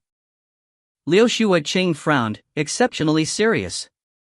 The Pope fell silent, not sure.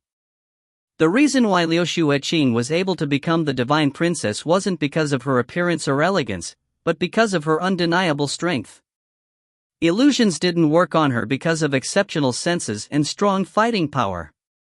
If Liu Shuaqing didn't see wrong, then was that girl from the hill able to summon a dragon and order him? He had personally seen the dragon that day, it was definitely real. And he definitely felt the despicable dragon's spit. If it was really related to Claire, then he would have to take time to think about it. But that didn't mean he was going to let her go easily. Actually daring to steal the goddess's gift. Humph. No matter who it was, they would all receive due punishment. I understand. Don't publicize this information for now. I'll leave it to you to investigate. You know her, so investigating should be relatively easy. If she really stole the goddess's gift, she will definitely receive due punishment. Even the emperor won't be able to shield her. The Pope said coldly, immediately improving Liu Shuaqing's mood. Liu Shuaqing suppressed her urge to laugh and said to the Pope solemnly, "Your Holiness, don't worry. I will definitely investigate and report everything." Yes. You may leave now. The Pope nodded. Not long after Liu Shuaqing left, there was a quiet knock at the door. Come in. Naturally, the Pope could tell from the footsteps who it was. It was the Temple of Light's highest clairvoyant, L'Oreal. L'Oreal had always had strange eyes and piercing green hair. She opened the softly and said concisely, "The person the goddess is looking for is in the capital.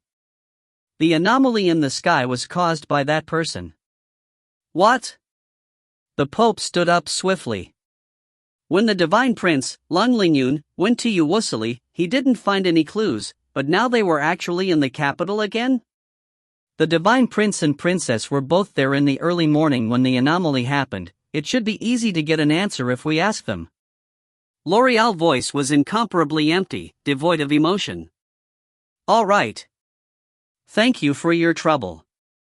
The Pope was always very polite to L'Oreal because she was the equivalent of the goddess's eyes and mouth and had always passed on the goddess's orders.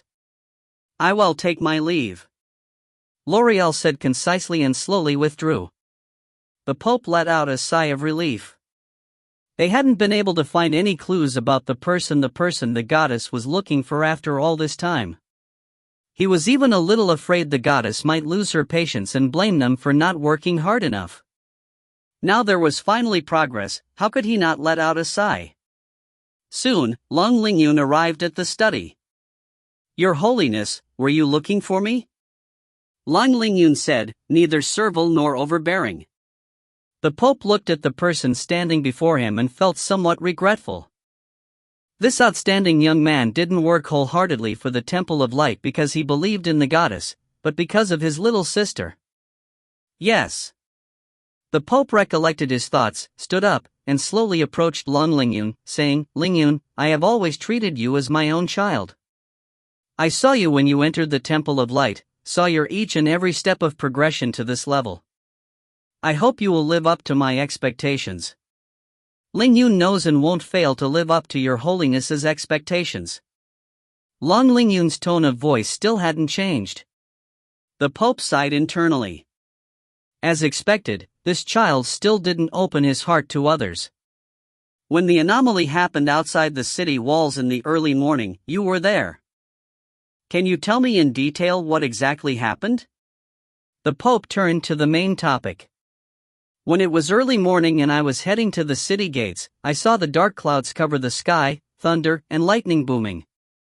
Lung Lingyun started saying in detail, including that Claire had almost been murdered, but held back the matter of the earth spikes suddenly changing in direction. You're saying Claire Hill was also there? The Pope frowned slightly, wanting to say something, but couldn't. How was that girl also involved? Coincidence? Yes. Lung Lingyun saw the Pope's expression change and wanted to ask something, but resisted in the end. There's nothing else, you can take your leave. Investigate what exactly caused the anomaly. The Pope ordered, still frowning. Yes. Lang Lingyun left the room, leaving the Pope to ponder in the study alone. Camille's house. When Claire woke up, it was already night time. Summer came to get Claire to wake up and eat dinner. Xiao Chuxin, that shy and pretty girl, was smiling widely and seemed to getting along with everybody else pretty well. When she saw Claire and Summer enter, she immediately got up to greet them. Claire, today, big sister Summer bought me so many things. Xiao Chuxin said happily. Sure enough, Claire saw that Xiao Chuxin looked like a new person. Clothes make the man, as the saying goes.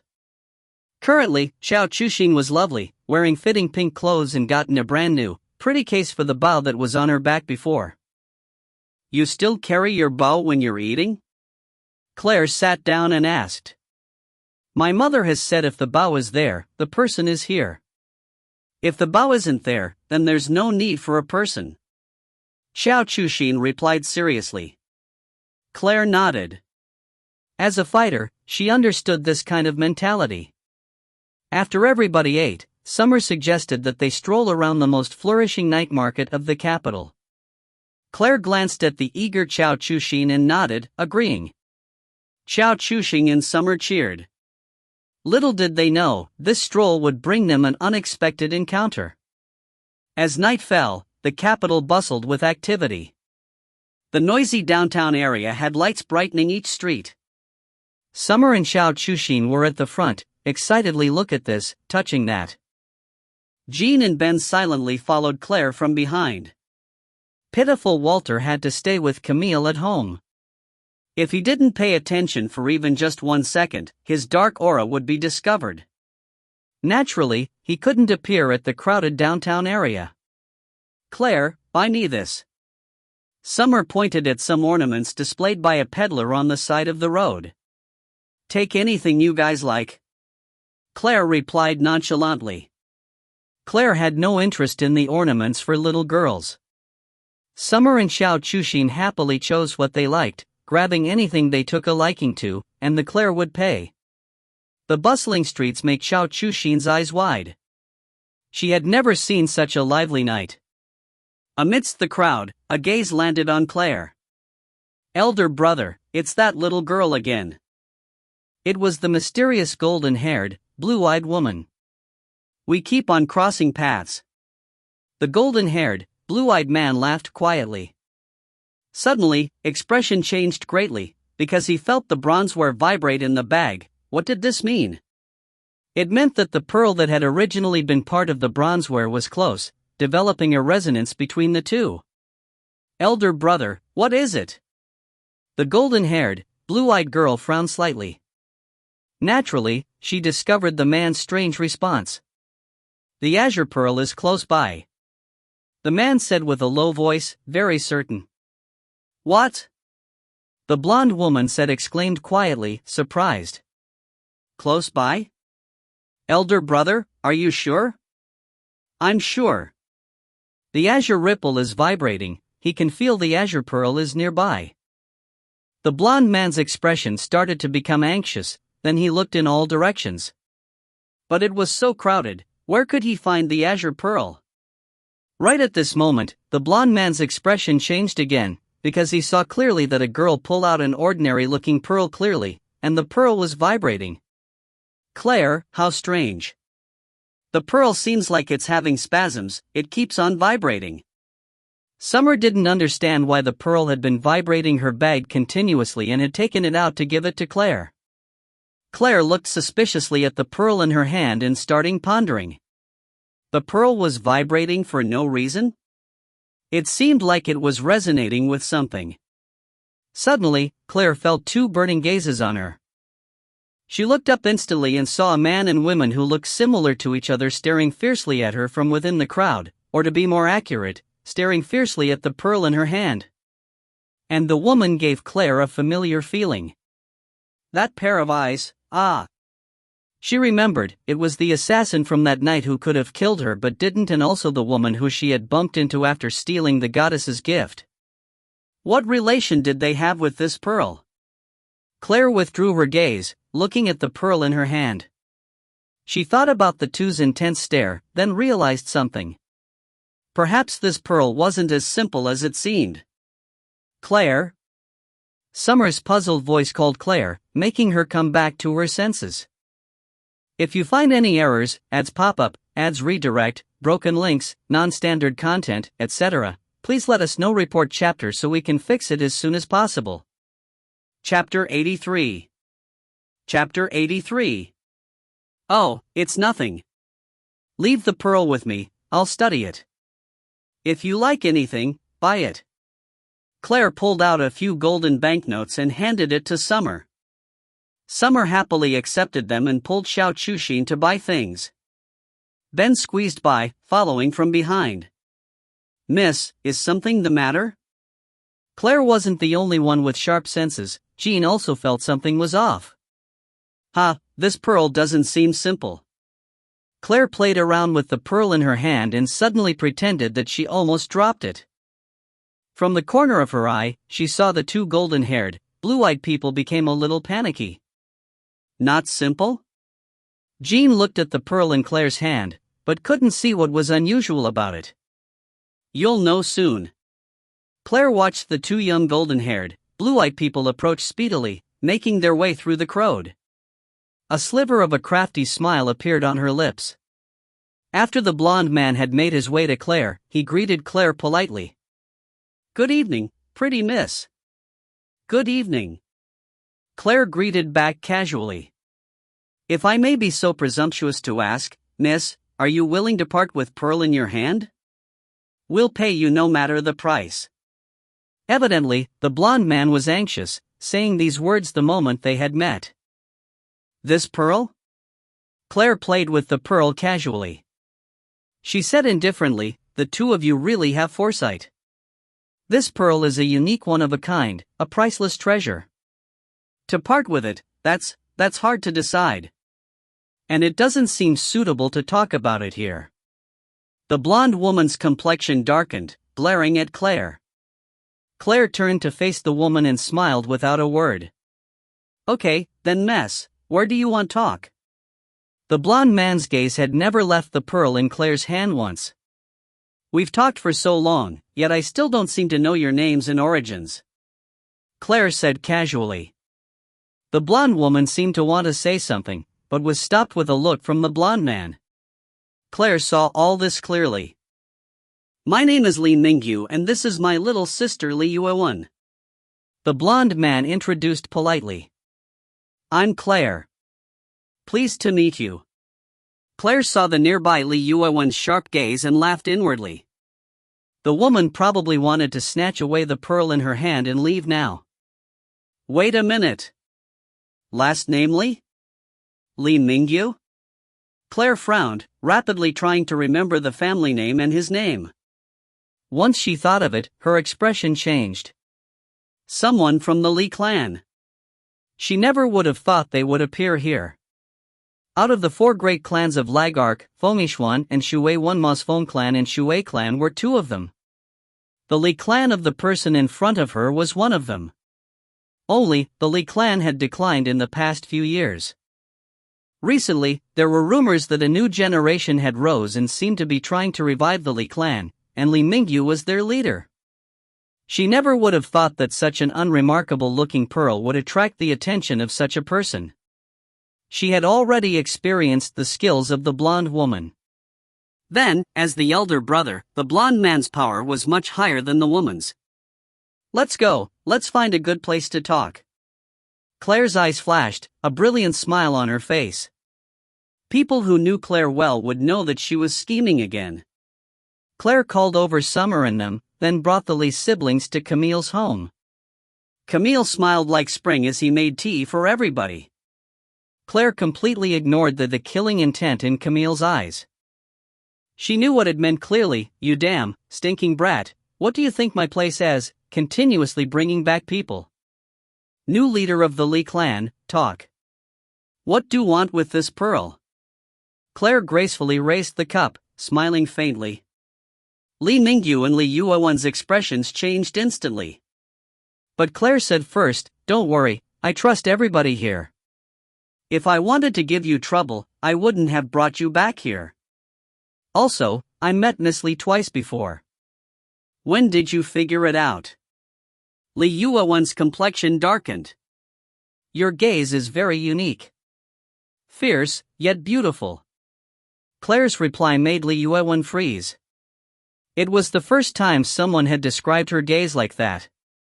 But at least it sounded pretty good. Li Mingyu glanced at the people in the room and twitched a bit. These people seemed to not care about them. The two girls were chatting quietly while looking at all the ornaments displayed on the table, sounding very cheerful.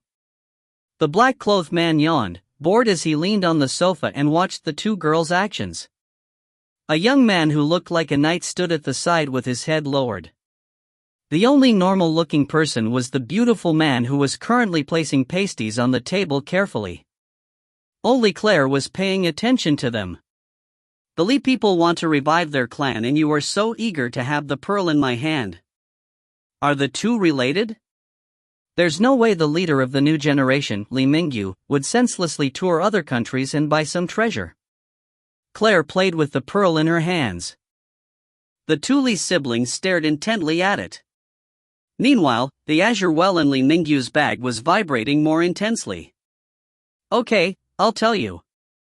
Li Mingyu replied solemnly after thinking about it for a bit. Elder brother. Li Yuewen called anxiously, trying to stop him. It's fine. She's that person's. Li Mingyu didn't finish what he was about to say. Li Yuewen saw the look in his eyes and sighed, then nodded and didn't speak anymore. But I hope we three can talk in private. Li Mingyu requested. No problem. Teacher, I'll be borrowing your study. Claire got up and said to Camille, who was arranging pastries. Then she led the two towards the study. Camille's crushed the pastry in his hand, then looked up while smiling like a flower. All right, no problem. Jean followed from behind and guarded outside the study. Claire set up a magic barrier, then sat down. The Li siblings also sat down, the two's gazes never leaving the pearl in Claire's hand. The pearl in your hand is related to the revival of the Li clan. The next words Li Mingyu made Claire shocked. To tell you the truth, the pearl in your hand is called the Azure Pearl and was originally part of the Azure Ripple. Li Yuewen pulled out the bronzeware from his bag and presented it to Claire. Claire saw that sure enough, there was a cavity about the same size as the pearl in her hand. So? Claire looked at the Azure Ripple in Li Mingyu's hand. The Azure Ripple is only a guiding key. Once the Azure Pearl and the Azure Ripple are together, it will indicate where the treasure is. The day we find the treasure is the day the Li clan is revived. Li Mingyu slowly revealed his plan. What's the treasure? It can revive a whole clan? Claire was confused. It's an artifact, sword, the Azure Ripple sword. After using much time and effort, our Li ancestors created the sword. When the Li clan was at its peak, the sword was hidden so that later generations wouldn't continuously rely on such power and not progress. But now the Li clan declining, day after day. We need this artifact. Li Mingyu said truthfully, but it made Claire feel doubt. After telling me so much, aren't you afraid that I might try to steal your Azure Ripple then try to find the treasure myself? Claire said casually. Nearby, Lu Yuewen said disdainfully, you don't have the power. I could take your life right now. But then you wouldn't be able to even think of leaving this place, not to mention find your artifact and revive your clan. Claire returned fire indifferently. Li Yuewen glared at the indifferent Claire, gritting her teeth. This girl wasn't cute at all. Even if you find it, there's no use. The Azure Ripple sword can only be pulled out with enough strength and the blood of the Li clan. Only when the Azure Ripple sword has accepted you can you pull it out. It requires willpower, unwavering determination, and someone from the Li clan to pull out the Azure Ripple sword and use it. Li Mingyu said without hurry. Hearing this, Claire became interested. Do all artifacts have intelligence? Can they choose their owner? Naturally, artifacts are unordinary. Li Mingyu explained. I can give the azure pearl to you, but I have one condition. Claire said slowly, stroking the pearl in her hand. What condition? Li Yuewan asked immediately. I want to go with you and see how the artifact is like. I'll train along the way. Claire said quietly, looking at the pearl in her hand. Train? In truth, right now you're as weak as a little chick. The nearby Li Yuewan started laughing. I will become strong. Claire said, exceptionally serious. She looked up and stared straight at Li Yuewan. The smile on Li Yuewan's face froze. Instantly, she was completely lost in Claire's determined gaze. Claire put away the pearl and said indifferently. Also, you need to wait 10 days. Why? Li Yuewan frowned, displeased. It's my birthday in 10 days, the first time I'm celebrating it. I don't like such occasions, but grandfather has already invited many people. I can't just leave it behind. Claire said quietly, sounding somewhat helpless. Li Mingyu and Li Yuewan glanced at each other and both saw a complex look in the other's eyes. All right. 10 days isn't much. I hope that when the time comes, you'll respect your promise. Li Mingyu got up and said bluntly, 10 days later, we'll be waiting for you at the East Gate's biggest hotel. That's fine. Claire nodded and also got up. I'll send you off. After sending off the Li siblings, Claire returned to the main hall and saw Summer and Xiao Chuxin were still looking at the small ornaments and couldn't help but smile. If you find any errors, ads pop up, ads redirect, broken links, non-standard content, etc., please let us know. Report chapter so we can fix it as soon as possible. Chapter 84. Chapter 84. TL, Magician's Council, Magician's Guild. Li Mingyu and Li Yuewan strolled on the streets, the two both silent, like they were each pondering about something. Elder brother, that girl is not cute at all. Li Yuewan said after a long time. But you like her and trust her, right? Li Yuewan smiled, saying her inner thoughts with one breath. Humph. Li Yuewan turned and refused to speak anymore. She's very similar to that person. Li Mingyu said quietly, his gaze starting to become listless. How? One is a fierce and uncute girl, the other is our gentle strong Aunt Rue. How are they alike at all? Li Yuewan retorted, annoyed. Their gazes are the same, both so determined.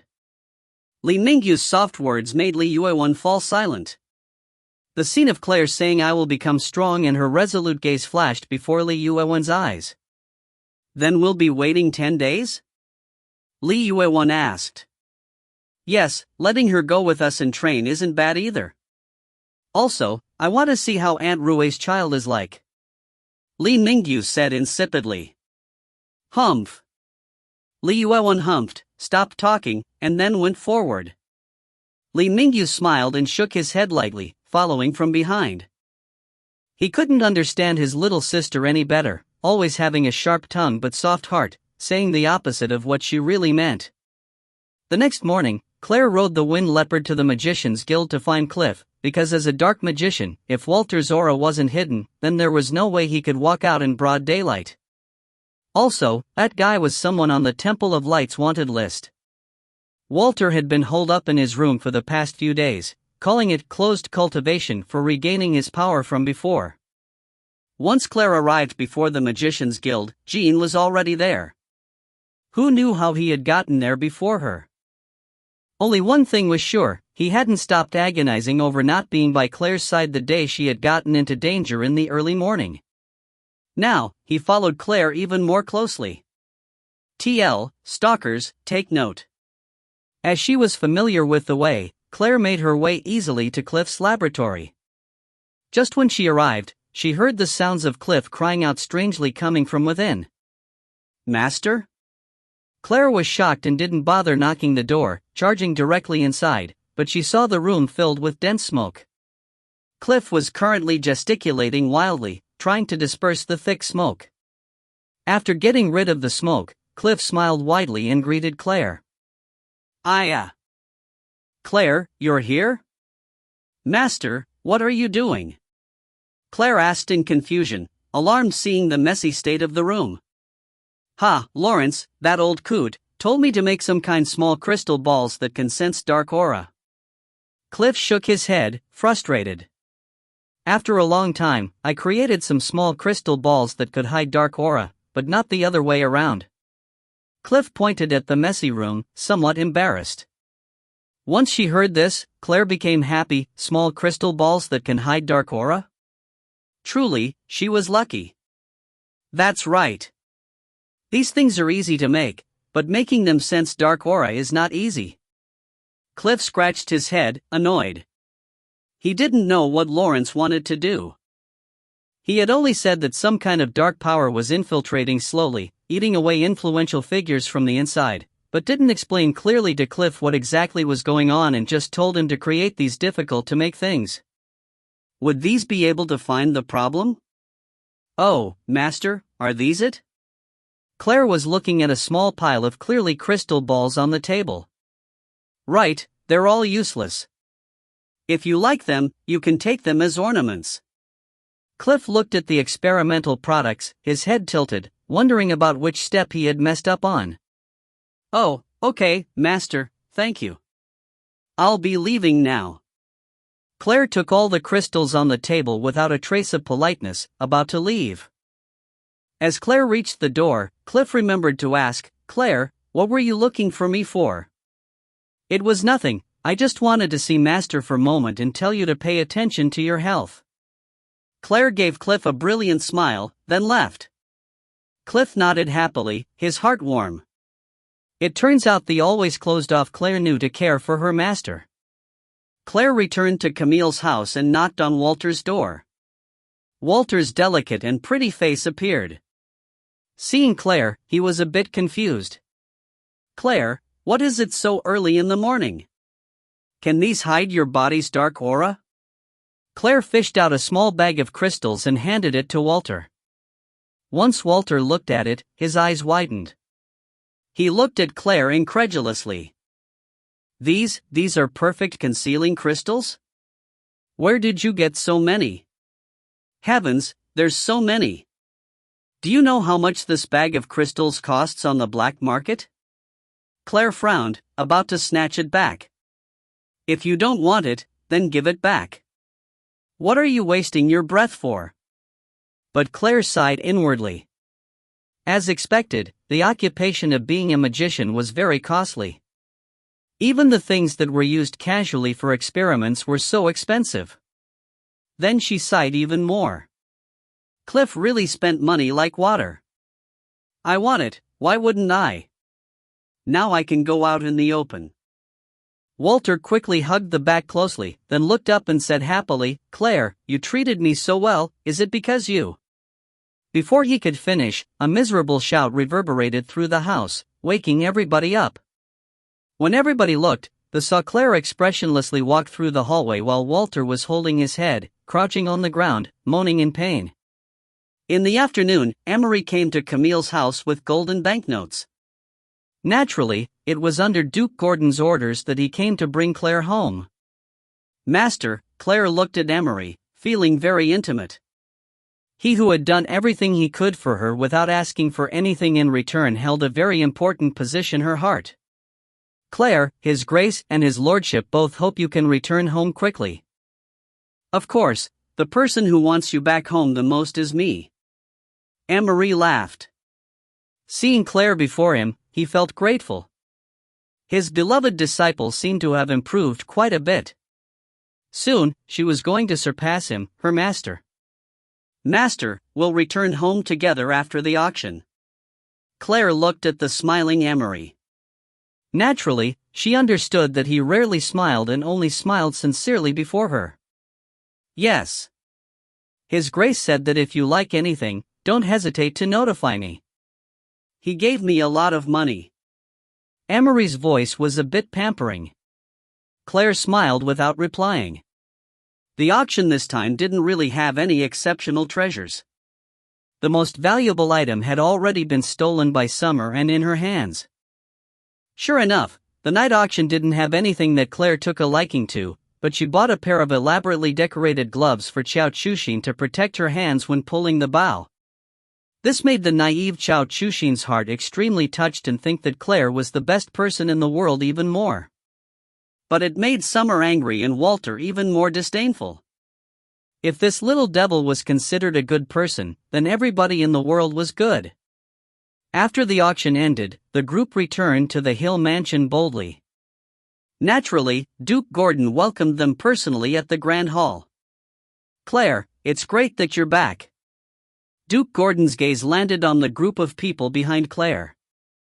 Instantly, his eyes glinted. They were all unordinary people.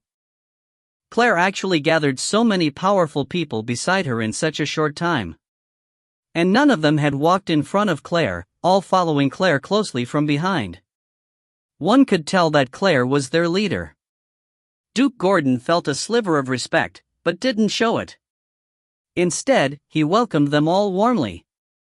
"Claire, you've returned." At this moment, Marquis Roger, who had been standing to the side the whole time, finally greeted Claire reluctantly. "Oh. Yes, Father, I've returned." Claire replied, also insipid. Cough, cough. Marquis Roger coughed quietly, then continued unnaturally, "Your birthday is in 10 days. At that time, your mother and second brother will also return. Your eldest brother is still standing guard at the borders and has not way of returning." "Oh," Claire said, then looked towards Duke Gordon and sighed, "Grandfather, my friends are all tired now.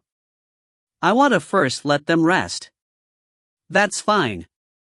Duke Gordon agreed, nodding and smiling. Marquis Roger's expression changed slightly, but he didn't flare up under Duke Gordon's warning gaze. Only after Claire brought them away to rest and the Grand Hall had quieted down did Marquis Roger say angrily, "Father, look at Claire's attitude, completely not treating me like a father.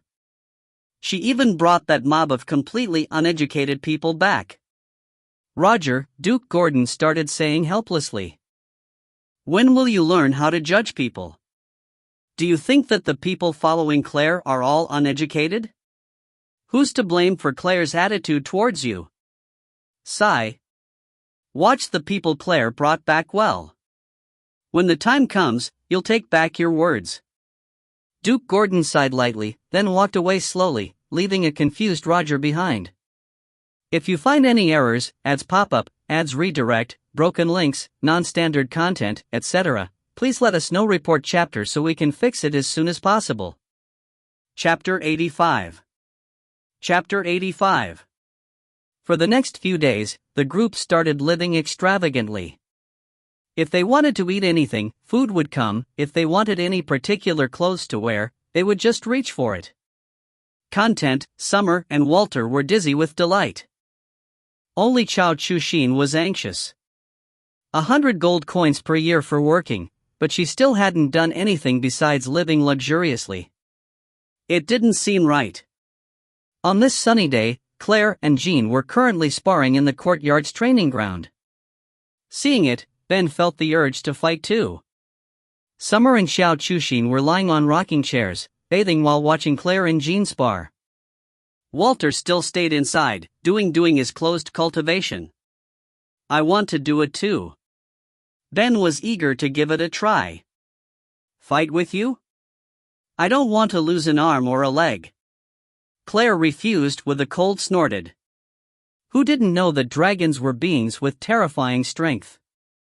With one swipe of their claw, they could flatten someone, completely unfair. "I'll control my strength, I'll be very careful. If you spar with me, you will definitely improve quickly.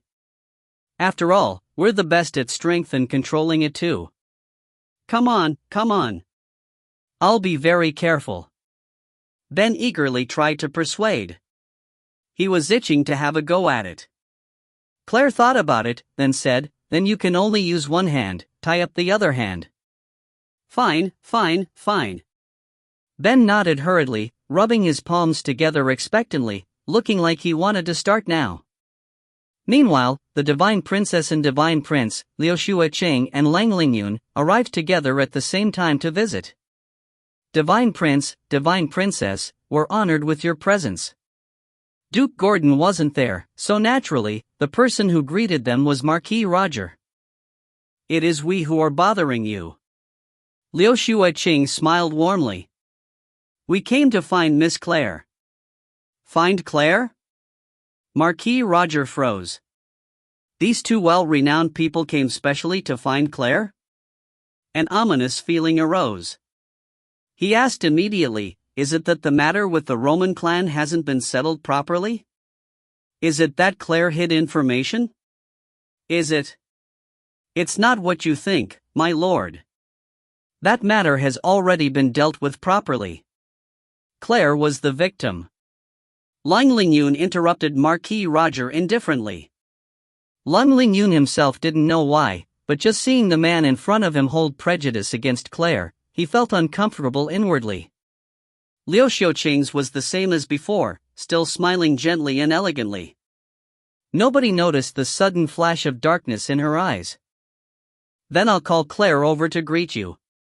Marquis Roger said promptly, calming down. Lang Lingyun declined. No need. Can someone bring us to meet her? Oh, I'll bring you there myself. Marquis Roger got up, wanting to say something, but still brought the two to the training grounds in the courtyard. Just as they entered the courtyard, without any warning, they saw Claire's body fly across the sky like a kite and collide into the training grounds barrier. Claire spit out blood, then slowly slid off the barrier and passed out. The loud bang echoed within everyone's mind. Claire! Claire! Claire! Multiple voices rang out at once. Liu Shuiqing only felt something flash by before her eyes. It was Lang Lingyun's figure, already rushing over. The barrier was instantly opened. Everybody rushed to Claire's side at the same time. Jean was the closest and first to arrive. Once everybody rushed forwards, Jean was already holding Claire tightly. Ben just froze, standing from afar. He extended his hand and stared at it intensely. It was this hand that had subconsciously hit Claire flying. Claire's attacks were too crafty and fierce, so much so that in response he hadn't been able to control his strength. Screwed, he was finished. Ben twitched his mouth, then also rushed over. Claire, are you all right? Summer and Xiao Chuxin worried, deep frowns appeared. Claire didn't respond no matter how they called, however. Jean raised Claire, about to go to head inside, but was stopped by Lang Lingyun. Let me heal her. Only then did everybody come back to their senses and see that the Divine Prince and Princess had arrived at the courtyard without them knowing. Roger stood behind them, his expression complex. Please do and hurry, Your Highness. Jean carefully set the unconscious Claire down. The Divine Prince was an outstanding healer, everybody at the capital knew. Calmness flashed across Jean's eyes. It was great that the Divine Prince was there. Without a word, Lang Lingyun waved his hand, desperately casting healing magic. White light instantly enveloped Claire's body. Nobody noticed Liu Shuiqing's lips pressing together tighter and tighter, her eyes staring intensely at Claire. Gradually, the white light on Claire dissipated. When everybody saw Claire's face, they all let out a sigh of relief. The originally pale face was currently becoming rosy red again. Her internal organs are damaged. She still needs rest after I've healed her. Lang Lingyun instructed after healing. She can't make any extreme movements and needs to rest well. Jean was still frowning after Claire's color returned. He stood up and bowed towards Lang Lingyun. Thank you very much, Your Highness. It was nothing, really. Lang Lingyun waved his hand softly, indicating that Jean didn't need to be courteous. Many thanks, Your Highness, for extending a helping hand. Roger said at this moment. It was nothing. Lang Lingyun said without emotion. Send Claire to her room to rest. At this time, Claire slowly opened her eyes and saw the group of worried faces. Summer and Xiao Chuxin happily shouted when they saw Claire awake. "Claire, you've awakened." "That's great." Claire frowned slightly. Her body was still a bit out of sorts. She only remembered Ben's berserk, powerful attack that had hit her flying. Crouching at her side, Long Lingyun asked Claire, "Do you feel anything wrong anywhere?" "Your Highness, it was you who healed me?" Claire softly stroked her spine. "Good, it didn't break." The collision just then was really intense. "Yes. You should go in and rest now." Lang Lingyun extended a hand, wanting to support Claire up. But Jean quickly reached out and carried Claire. He looked at Lang Lingyun and said, "Many thanks for extending a helping hand, Your Highness. Protecting Miss is my responsibility, but I've failed." Now Claire saw that standing behind Lang Lingyun was Liu Xueqing. "Your Highnesses, did you come here to find me?" she asked weakly. Just as Liu Xueqing was about to say something, Lang Lingyun spoke first. Lang Lingyun nodded. "Yes. But, seeing the situation now, it's best to wait for you to get better first." "Many thanks for healing me, Your Highness." Claire thanked again, a trace of a smile on her lips. "No need to be so courteous. You should go inside now." Lang Lingyun looked up at the brilliant sun rays, indicating that it wasn't sensible for the heavily injured Claire to stay there. The group escorted Jean and Claire back inside. Ben stood there, frozen, fearfully not daring to join. Roger had a complex expression the whole time and also stood there, rooted in place. Liu Xueqing watched Lingyun Lang from behind, all sorts of feelings welling up in her heart. Just as she was going to catch up to him, she saw the uncomfortable Ben from the corner of her eye. Black clothes, black hair, black eyes, looking otherworldly, so striking. Liu Xueqing frowned slightly, glancing at Ben again. Suddenly, Liu Xueqing felt something off. She was completely unable to see through this black-clothed man's strength. Also, the black-clothed man seemed to have an inhuman aura.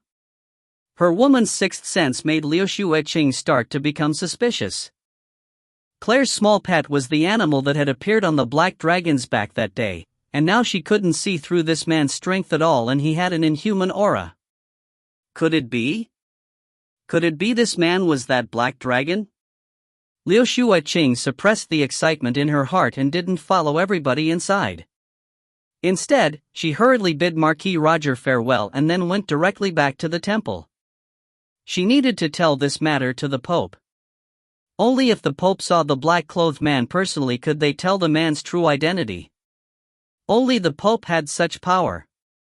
As Liu Xueqing hurriedly left Hill Mansion, nobody noticed anything unusual. Claire was surrounded by a group of people, all worriedly looking at the weak Claire on the bed. Ben stood outside the door, his head held low, not daring to enter.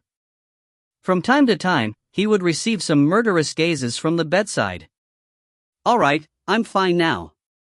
There's no need to blame him. Claire leaned on the bedpost. Naturally, she had seen everybody glare at Ben every so often. Just as Summer was about to say something angrily, she suddenly saw Lang Lingyun there and immediately said angrily, "I already told you he's so violent. Now look, there's been an accident. He just can't control his strength." "Humph. You're now wounded like this." Xiao Chuxin angrily turned to look towards the doorway at Ben. Ben drooped his head, not saying a word, allowing their attacks. Now Lang Lingyun noticed the ashen-faced person at the door. The moment he saw him, he was shocked. This man emitted a dangerous aura from his entire body, terrifyingly strong. He seemed to not be human? That's how Claire had been so wounded? "I'm already much better." Luckily, His Highness appeared at the right time. Claire said gently, smiling. "What if the Divine Prince didn't appear in time?" Summer retorted angrily. "Then I would have just been unconscious for a little longer." Claire knew it was only because she forced Ben out of control that Ben didn't control his strength at that moment. "Humph." Summer snorted, in a bad mood. That's right, Your Highness. What did you come to find me for? Claire turned and looked at Lung Lingyun. We should talk another day. You're so weak today, we'll talk once you've recovered. Lung Lingyun said quietly. It's fine, you should know how powerful your healing magic is. I don't have any big problems now. Claire smiled. Lung Lingyun hesitated, but still told his purpose for coming. I came to ask you about that morning. Claire suddenly understood. She turned to everybody else and said, You all should leave now, I'm going to speak with His Highness privately for a moment. Everybody had worried and unwilling expressions, but left under Claire's resolute gaze. Once they walked out the door, they saw Marquis Roger was about to go in. My lord, Miss has some matters to speak with the Divine Prince privately. Jean stopped Marquis Roger from entering, neither servile nor overbearing. Marquis Roger looked at Claire, who was leaning on the bedpost, and Lang Lingyun sitting at the side. His lips moved, wanting to say something, but in the end, didn't say a word, turned, and left. If you find any errors, ads pop up, ads redirect, broken links, non-standard content, etc., please let us know. Report chapter so we can fix it as soon as possible. Chapter 86. Chapter 86. Go! Summer said unhappily, looking at Ben, who was blaming himself. Normally, she was afraid of him, but today, she had the chance of being a little mean to him. Naturally, she wouldn't let the opportunity go. Oh. Ben followed from behind, embarrassed. As he left, he cautiously glanced at Claire a few times. Jean was at the very back. He closed the door quietly, then stood there at the door. After Lang Lingyun saw that everybody had left, he set up a magic barrier. Only after making sure there was no change of eavesdropping, he turned and looked at Claire. Did you want to ask how all the earth spikes changed directions and turned to that person instead? Claire got right to the point. But Lung Lingyun asked, I'm curious about that too, but I only wanted to ask, who created the anomaly that day? I don't know either. When I arrived I only saw the lightning and thunder. Naturally, Claire wouldn't explain. Claire. Lung Lingyun stared at Claire. He said quietly, when you were at Uwusali, did you see something like that happen too? Although it was in the outskirts of a relatively remote city, some people still witnessed it. Claire's eyes flashed, but she said expressionlessly, What do you want to say, Your Highness? Do you know about that anomaly, or is that anomaly related to you? Lung Lingyun said slowly and carefully. Although it was a question, his certain tone showed that Lung Lingyun was sure that it was related to Claire. Claire fell silent, but internally, she was cursing. As expected, this divine prince isn't that easy to fool. Someone rumored to be an idiotic man-chaser that was actually a genius in the end. With this kind of a miracle, the anomaly in the sky counts as nothing. Lung Lingyun stared at Claire intensely, like he was trying to find an answer in Claire's gaze. Why is Your Highness so concerned? Claire pointed out. First, I'm curious myself. Second, the Pope has entrusted me with investigating. Lang Lingyun's response was honest, but then he said exceptionally seriously, But, please trust me. I wouldn't do anything that could harm you. After Lung Lingyun said this, Claire froze. What did that mean? Why did it sound a little suspicious? Claire stared at the man in front of her, but couldn't find any traces of lying in his violet eyes that were full of sincerity. Lung Lingyun was also watching Claire. In his mind, Xuanxuan's words sounded, Elder brother, promise me, you need to protect that big sis well. That big sister is a good person, only she can do what I have always wanted to do but couldn't. This is my only request, elder brother. Lang Lingyun didn't understand why the always sensible Xianxian would suddenly say those words. Her gaze wasn't requesting, but pleading. Although he didn't understand, Lang Lingyun immediately promised. To him, Xianxian was the most important thing in the world. Whenever Xianxian had a request for anything, he would always agree. Claire just stared at the person in front of her without moving. Could she trust the person before her? Claire was a bit hesitant.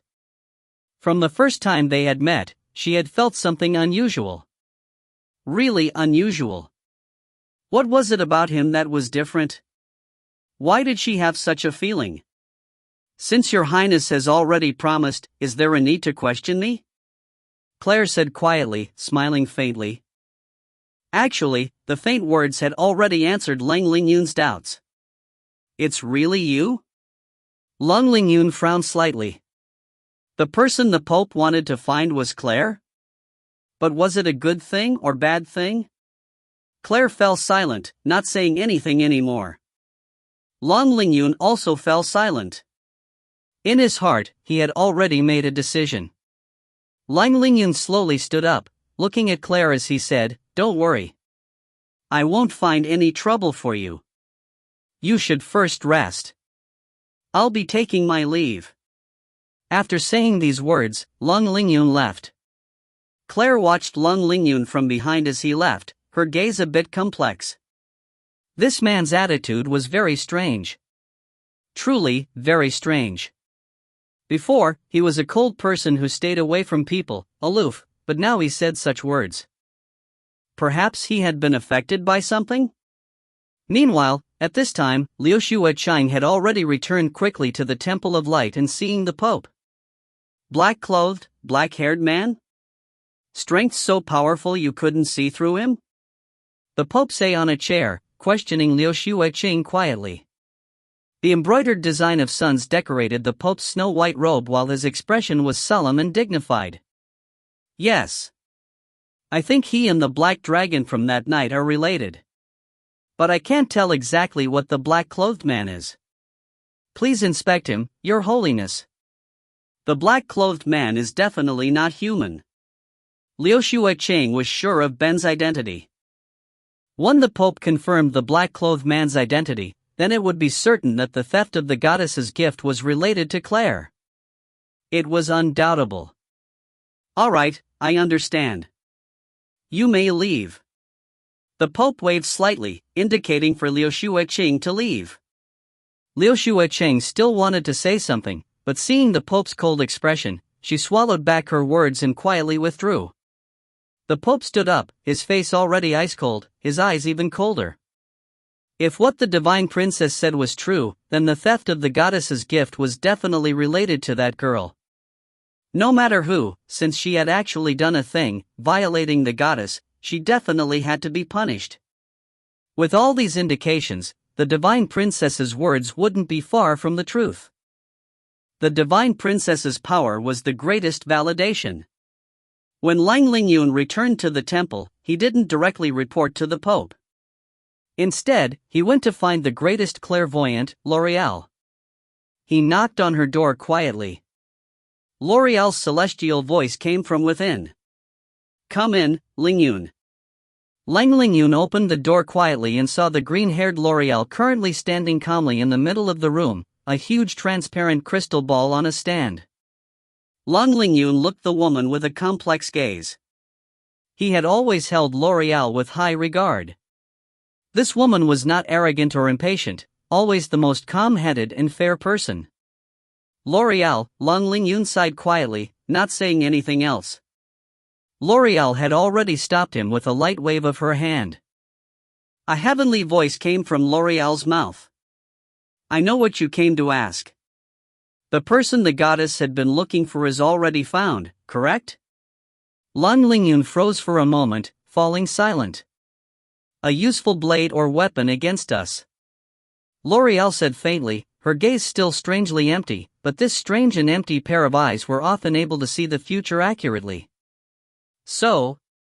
Lang Lingyun frowned slightly. So you must make her become our temple's blade instead of weapon against us. L'Oreal's voice gradually became quietly, her tone meaningful.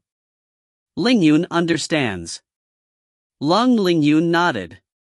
With just a few words, Lang Lingyun already completely understood L'Oreal's meaning. Claire was the exceptional person the goddess was looking for to be used for the temple, her prospects brilliant and bottomless. If she wasn't used by the temple, then she would become a great threat. Then the temple would definitely find to think up every possible way of getting rid of her. Xuanchuan's eager, pleading face appeared once more in Lang Lingyun's mind. Go, Long Lingyun. L'Oreal smiled profoundly. Long Lingyun bowed slightly, then quietly withdrew. After knocking on the Pope's door, the Pope's benevolent yet dignified voice came. Lingyun, come in. After entering, Long Lingyun saw the Pope standing next to the window with an icy cold expression. He seemed to be pondering about something. Your Holiness. Long Lingyun said quietly. There's been progress made for the matter of the theft of the goddess's gift. The Pope said coldly. Long Lingyun froze, then said while frowning, a lead has been found so soon? Who exactly was it that was able to steal the goddess's gift? But the Pope didn't respond to Lang Lingyun's question immediately. Instead, he turned and said meaningfully, today when you went to find Claire, was there a black-clothed black-haired man whose strength you couldn't see through and seemed inhuman? Lang Lingyun frowned slightly, not understanding the purpose of the Pope's question, but he remembered the scene of Claire being struck flying violently.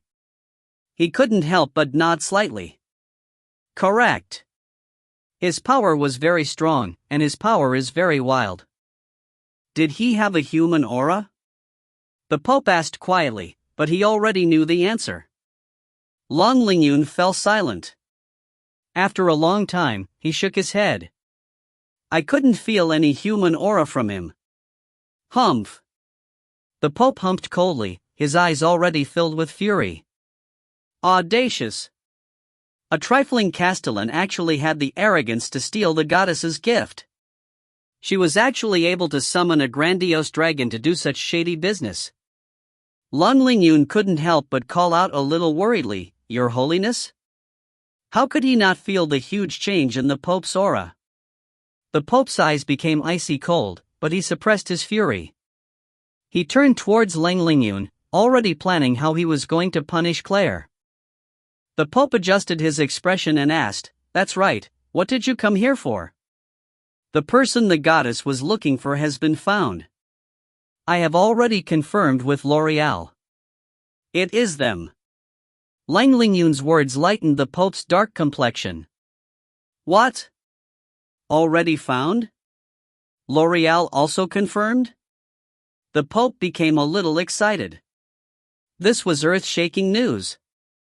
The goddess had ordered to find the person long ago, yet they had only found out now. Yes, already found. Long Lingyun looked at the excited Pope and revealed a smile. The person who caused the anomaly in the sky? Are you sure? The Pope asked a little eagerly. Yes. It was she who caused the anomaly in the sky. Long Lingyun replied certainly. The person who caused the anomaly in the sky that morning is none other than Claire Hill. If you find any errors, ads pop-up, ads redirect, broken links, non-standard content, etc., please let us know. Report chapter so we can fix it as soon as possible. Chapter 87. Chapter 87.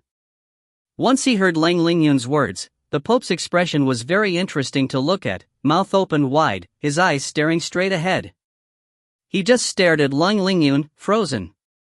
The Pope suddenly felt like the earth-shattering news was unbearable. The person he had sentenced to death in his heart a moment ago was suddenly now the person the goddess had always been looking for. The average person wouldn't be able to bear such a feeling. A moment ago, his heart had hit rock bottom. Now, it shot up to the sky. Your Holiness? Lang Lingyun frowned slightly, somewhat puzzled as he saw the expression stuck on the Pope's face. It was the first time he had seen the always expressionless Pope display such strong emotions. Oh.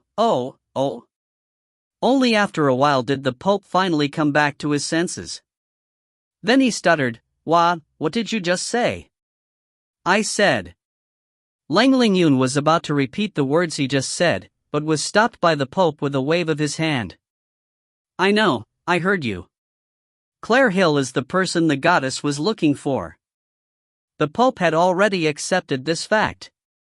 Lang Lingyun fell silent, seeing the Pope act abnormally, not understanding what exactly was wrong with the Pope. The Pope tottered over to a chair, then sat down. He started to try to remember everything he knew about Claire. Usually, the Pope didn't have any impressions of nobles, but Claire Hill was an exception. In his eyes, the battle Claire had with the Lagark student didn't count as much, because she was just a double-classed magician warrior and her skill level wasn't very high either. Then he heard that she was originally some kind of useless idiotic man-chaser, but she had become Cliff's disciple. What else was there? He rubbed his temples. Lingyun, find everything you can about Claire Hill for me, as detailed as possible. The Pope said, somewhat at a loss. Yes, Your Holiness. Lang Lingyun agreed and withdrew, leaving a very conflicted feeling Pope alone in the room. In the empty room, the Pope stood in a daze by the window.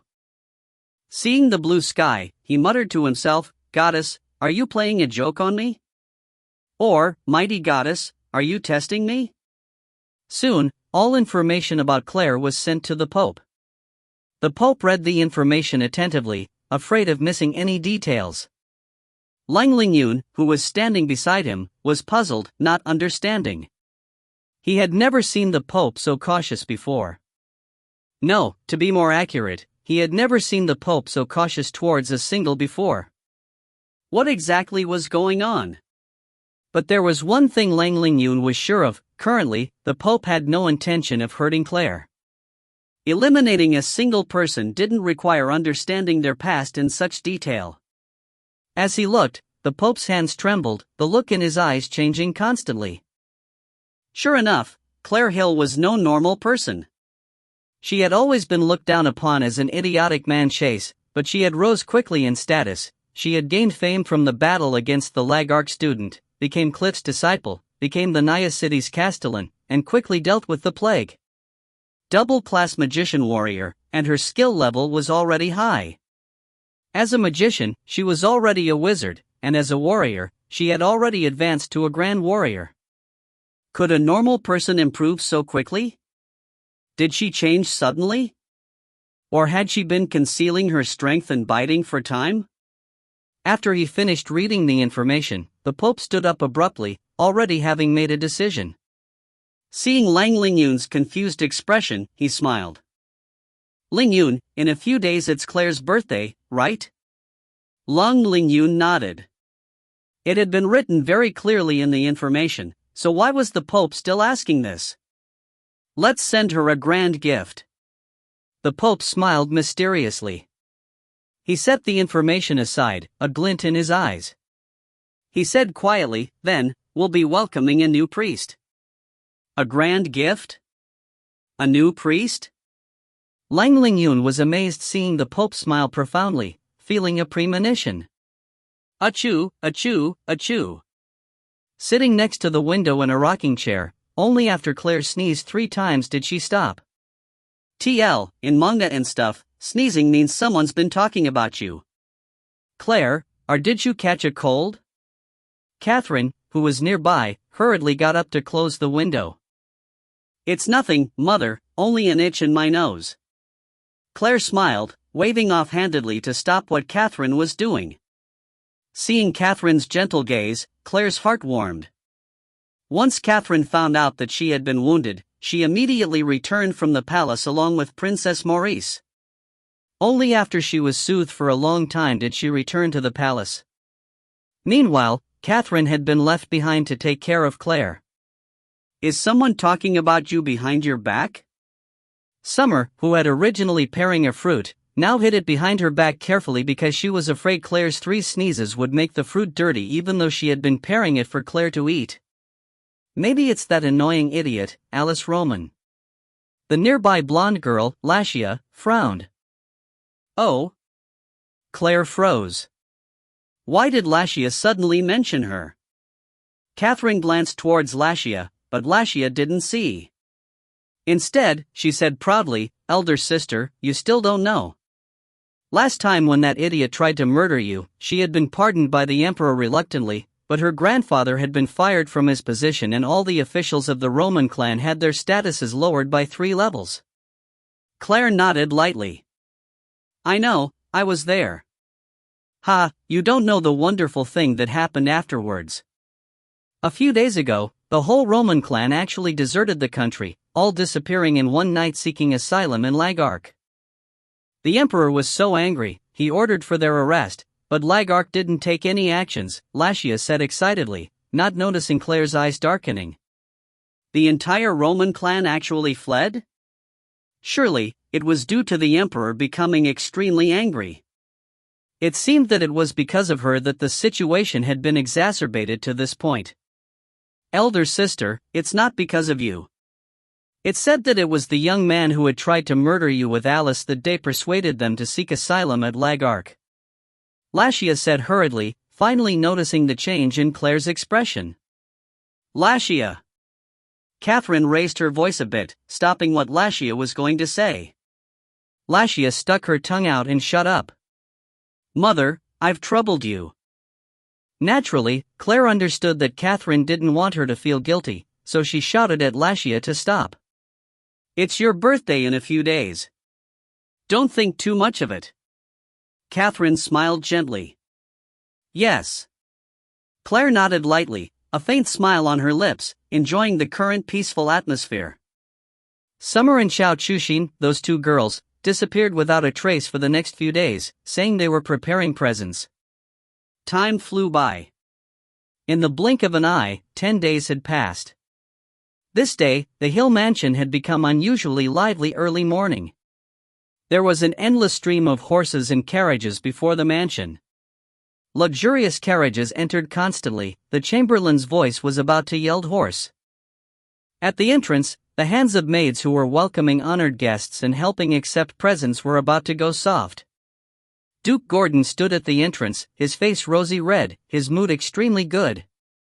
In comparison, Marquis Roger was very calm. He only stood behind Duke Gordon and assisted welcoming guests. His Highness, the second prince has arrived, Her Highness, the princess, has arrived. The chamberlain announced loudly, drawing his words out. The second prince and princess were both peers from Claire's school and also friends secretly, so attending the banquet was normal. Everybody smiled towards the second prince and princess, greeting them. Sir Cliff has arrived. The chamberlain said loudly with all his energy, successfully attracting everybody's gazes over. Cliff was wearing a set of new clothes, energetically getting off his carriage, attracting everybody's gazes. As a master, naturally he had to attend his darling disciple's birthday. Nobles arrived constantly, the carriages already crowded together so much there was no room in the mansion. Even Gordon himself didn't expect that there would actually be so many people attending. Many aristocrats and influential figures had even brought their children. Of course, Gordon knew what it meant. Claire would definitely have an arranged marriage, but because he still hadn't found the most suitable candidate, he didn't worry about it for now. The Divine Prince and Divine Princess have arrived. The chamberlain's voice was excited, almost hysterical. Influential figures of the Temple of Light had actually also appeared. After Duke Gordon finished greeting Cliff, he immediately welcomed and greeted Long Lingyun and Liu Shuacheng. Your Highnesses, we are honored with your presence. Duke Gordon laughed, obviously in a very good mood. Your Grace, you invited us so sincerely, we were bound to attend. Long Lingyun smiled faintly. Please sit. Duke Gordon proposed happily. Your Grace should be busy. We'll just take care of ourselves. Long Lingyun nodded. So many people have arrived. Just a moment ago, we had even seen carriages of the royal family. Liu Shua smiled as gently and elegantly as before. Yes, Claire is classmates with the second prince and princess, Duke Gordon smiled as he replied. Naturally, he didn't understand the deep meaning behind Liu Shuacheng's words. Liu Shuacheng inspected the surroundings, unable to suppress the joy in her heart. The more people, the better. Once His Holiness exposed the black-clothed man's true colors and convicted Claire, would Duke Gordon still be able to smile? Stealing the goddess's gift was a capital offense. No matter who it was, they would all be punished. Even the emperor wouldn't be able to shield her. Liu Shuiqing was secretly pleased. His Holiness sure knew how to pick his timing, choosing this day in particular to punish Claire. Today, basically all the nobles of the capital had come, even the Pope was going to come. What tricks could she play when being exposed before so many people? Soon, she would experience dropping from heaven to hell. The formerly extremely spacious Grand Hall was now bustling with activity. Luxurious clothes moved everywhere. The upper-class women separated into groups and conversed with elaborate fans. The gentlemen were holding wine glasses and elegantly discussing together. Many high-grade fruits and delicious foods were laid out on a long table. Fragrant wine, lovely music. This time, Duke Gordon had spent quite a bit. If you find any errors, ads pop up, ads redirect, broken links, non-standard content, etc., please let us know. Report chapter so we can fix it as soon as possible. Chapter 88. Chapter 88. A group of young noblemen were waiting anxiously to carry out their father's orders, waiting for today's leading character, Claire, to appear. After all the guests had gradually arrived, the banquet finally started. While refined music played, Claire slowly descended the stairs with Lashia, Summer, and Xiao Chuxin accompanying her. Tonight, Claire was wearing a snow-white dress with layers of lilac lace at the edges. At her waist, an extremely lifelike pink rose was embroidered. Small, delicate flowers on the collar, her soft, long hair curled to shoulder length, a lilac ornament adorned on her hair. She looked entirely like a fairy descending under moonlight, giving off a calming and carefree aura. Claire slowly descended the stairs, successfully attracting every single person's gaze. The young noblemen that were previously indecisive over carrying out their father's orders were now resolute. Duke Gordon's eyes slitted into thin lines. He knew that his goal for today had been accomplished. Duke Gordon quickly walked forward and extended his hand for Claire. Today is my granddaughter Claire's birthday. I hereby express my sincere gratitude for everybody honoring us with their presence. Duke Gordon started the standard speech for formalities. Claire smiled faintly, but her eyes were completely emotionless. She felt extremely uncomfortable. It was like she was a product being examined. But in any case, many people had come today, all noteworthy people from the capital. Many were nobles who she had seen before but whose names she couldn't remember were here. Their gazes were truly uncomfortable. With a typical ending of the address, the banquet reaching its climax. Duke Gordon was like a butterfly as he made his through the crowd and intermingled. From time to time, he laughed loudly. Hearing it, one would know how good his mood was. That was normal, it was only his granddaughter's daughter, yet so many noteworthy people had come. Not only did the prince and princess come, even the Temple of Light's divine prince and princess came. How could he not be excited? Claire smiled rigidly, refusing another young noble who she had asked to dance with before, wailing internally, when was it over? Claire, a charming voice suddenly sounded from behind Claire. Once Claire turned to look, she saw Princess Maurice's smiling face. Princess, Claire smiled and greeted. Seeing Nancy standing behind Princess Maurice, she said, Your Highnesses.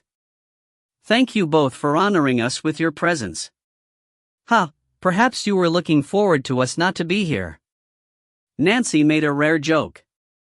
I can see the impatience in your eyes very clearly. Claire froze. Just as she was about to say something, Princess Maurice started smiling. She lowered her voice and said quietly, No need for niceties, we're the same as you. I and elder brother also dislike such formalities, but we have no choice but to deal with it. Claire remembered the scene of Princess Maurice's birthday last time and couldn't help but smile. Summer and Xiao Chuxin were both enjoying a plate of tasty food, sitting at a back table. Ben leaned on the wall, bored and yawning. He watched the two girls eat happily. White Emperor was crouching on Ben's shoulder, hugging a piece of foie gras, nibbling it energetically. Walter hadn't appeared. He had been afraid that among so many people, it would be hard to avoid experts that could recognize him even with his aura hidden. What happened afterwards proved his apprehensions correct. From far away, Liu Shuiqing watched Claire being surrounded by people and smiled brightly. A sliver of profoundness flashed her eyes. Smile while you can. Liu Shuiqing's gaze landed on White Emperor, who was crouching on Ben's shoulder, and she stared intently. Now she was 100% sure that the two were accomplices from the night the goddess's gift had been stolen. Was there any need to guess who the main culprit was? Amidst the lively hall, every person had on a smile. As for why they were smiling, only they themselves knew from the bottom of their heart. The Pope has arrived. Suddenly, an incomparably loud and clear voice sounded abruptly at the door, trembling slightly. It pierced through the lively hall. The Pope arrived? It was not only Duke Gordon who was stunned, everybody in the hall froze. Why would the Pope come? Even for the princess's birthday, there was no way the Pope would come. A sliver of darkness flashed through Liu Shuiqing's eyes. A good show was about to start. The Pope has arrived. The Chamberlain's voice sounded once more, resonating and still with a slight tremble. Evidently, the Chamberlain himself was also shocked senseless by the status of the person who had arrived. Only then did Duke Gordon come back to his senses, hastily going forward to greet. Everybody in the hall also came back to their senses and immediately started clamoring. In a moment, everybody in the hall was gossiping. Each person had a different expression, all guessing why the Pope had appeared. Lang Lingyun leaned against a wall calmly, expressionless. He had known beforehand the Pope would come. Liu Shuiqing suppressed her inner excitement, looking calm although her heart was surging incessantly. Every time she saw Lang Xuanxuan's exceptionally friendly attitude towards Claire, a sense of danger would appear in Liu Shuiqing's heart. The only reason why Lang Lingyun treated Liu Shuiqing unlike other people was because she had always taken care of his little sister, Lang Xianxian. This was also Liu Shuiqing's only trump card for getting close to Lang Lingyun. But if this card was gone, then she was afraid Lang Lingyun would treat her as coldly as everybody else. Every time she thought of this, Liu Shuiqing would feel frantic and worried. Now the potential threat, Claire, was going to be eliminated. How could she not be excited? Even if it was a tiny, tiny danger, she would still not let it continue to exist, because in Liu Shuiqing's heart, Lang Lingyun was her sky, her everything. Claire also stood up, looking towards the main hall's entrance. The Pope had actually come personally. Was it good or bad? Perhaps it wasn't as simple as coming to celebrate. Claire knew clearly the Pope didn't hold her in regard yet. Was it about the goddess's gift? Ben squinted to see the solemn and dignified Pope who was walking in slowly and yawned, not caring. Didn't he even spit on the old man who was currently putting on airs that night? What was he pretending to be serious for? Following the Pope from behind was a red-robed cardinal, someone Claire knew. It was none other than the adorable old man, Lawrence. Lawrence was currently in formal attire holding up a beautiful embroidered box. He followed the Pope from behind closely, his expression exceptionally serious. Claire felt truly sorry for him maintaining such a poker face. Duke Gordon smiled apologetically as he approached the Pope and greeted, "I was unaware that your holiness would grace us with your presence. Please excuse me for not going out to meet you." Internally, he was still somewhat apprehensive because didn't know at all why the Pope had come. But the Pope smiled, saying amiably, "Surely, you jest, your grace. It is I who came suddenly without telling beforehand. I'm truly embarrassed." The more he smiled, the more Duke Gordon worried. After hearing this, everybody in the hall started gossiping more. What exactly was going on? Even if Claire had been more noteworthy recently, she was still just a girl who had just turned 14. How could celebrating a birthday attract His Holiness? Many people have come. It is truly lively today. The Pope's gaze swept through the crowd, seeing nobles he was familiar with along with the divine prince and princess. As his gaze landed on Claire, he shifted it towards Ben, who was standing not far from behind Claire. His eyes shined imperceptibly. Sure enough, the black-clothed man was the shameless dragon from the other night. Looks like the divine princess's conjecture was completely true. Claire was the person who had stolen the goddess's gift that night. Thinking of that night when that dragon had spit saliva all over him, the Pope started to feel a bit uncomfortable. He had already believed in the goddess's guidance firmly without a doubt. Claire's power wasn't really that strong, but she could summon a grandiose dragon, so of course she had something that surpassed others. The goddess was sure to have her reasons. I never expected that your holiness would come personally. Your presence truly brings honor to my humble abode. Duke Gordon said politely, feeling happy, yet worried.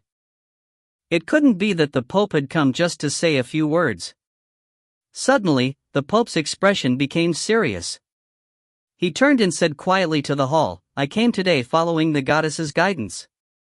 His voice was very quiet, but with the use of magic, every single person in the hall could hear his voice clearly. In an instant, the hall quieted down. Everybody was stunned. The goddess's guidance. In their hearts, the goddess was their faith, their pillar of support. Now that the Pope said such words, how could they not be astonished? Duke Gordon was also frozen, completely not understanding what the Pope wanted to do. Liu Shuaching clenched her fist tightly, holding her breath as she watched the Pope expectantly. Her heart was about to jump out of her chest. The Pope had already glanced at the black-clothed man and had surely already confirmed his identity. Now he was going to punish Claire, that audacious thief. Lun Lingyun sipped some sweet wine, bored. He leaned on the wall expressionlessly and watched the Pope who was standing in the middle of the hall. Claire looked at the Pope's smiling face, an ominous feeling welling up in her heart. She felt like she was facing an old fox. The goddess's guidance? Finally, someone had come back to their senses, starting the fire for the extremely intense atmosphere. Since the goddess had unexpectedly guided the Pope here, then they were all going to have the chance of seeing the Pope carry out her guidance, so much of honor. Everybody stared at the Pope intensely, waiting for the Pope's next words. Ben blinked, a little suspicious. Did that old guy discover the black dragon that had spit on him was him? It didn't seem like it. Because his gaze just stopped on him for a moment the left. Also, he didn't show much interest in his gaze. If you find any errors, ads pop up, ads redirect, broken links, non-standard content, etc., please let us know. Report chapter so we can fix it as soon as possible. Chapter 89. Chapter 89. Please be quiet. I am honored for so many people to be bearing witness to the goddess's guidance. The Pope's dignified voice sounded once more, successfully quieting everyone down and making them look his direction. Everybody's gaze concentrated intensely. Then, the Pope turned around swiftly, staring straight at Claire and without a word. And like so, his gaze landed on Claire and didn't move away. The hall instantly silenced, all not understanding the scene before them. What was that supposed to mean? Was the goddess's guidance related to Claire? The Pope was silent, his expression completely solemn. Duke Gordon started feeling nervous. Was the temple going to make a move against Claire? Strangling Claire before she even matured? It couldn't be. The hall was deathly silent, nobody dared to speak. They all watched everything silently, waiting for the Pope's next action. Many people's hearts had jumped to their throats. Was the Pope's action favorable to Claire or not? Today, with everybody present as witnesses, I sincerely invite Claire to be a member of the Temple of Light as a priest for the benefit of the people, for the country. This is the goddess's guidance. Also, this is the gift the goddess has bestowed upon Claire Hill. This is all the goddess's will, the goddess's favor. The Pope's unhurried voice echoed in the hall, echoing in everyone's hearts, staying for a long time. The news was like a bolt out of the blue, shocking every single person senselessly. Instantly, the hall was so silent, you could hear their hearts beating. The goddess's will, the goddess's favor? Claire had actually received such favor? Why? Why? Duke Gordon's expression finally changed. The Temple of Light actually had made such a decision at this occasion. Publicly recruiting Claire under the Temple of Light. And they had used such a dignified excuse. The goddess's gift? And the position of priest? He had never heard of such an abrupt awarding of position. The next moment, the main hall became extraordinarily noisy, the atmosphere so enthusiastic, the roof was going to blown off. Such a shocking scene happened and they couldn't believe it. Also, the Pope had actually given the goddess's gift to Claire, the unique, one-of-a-kind treasure that could give rebirth to another physical body? They had heard about it, but never seen it. Now, the Pope had suddenly given it to Claire? Given it to a girl who had just turned 14? And it was the goddess's will? Why would the goddess favor Claire so much?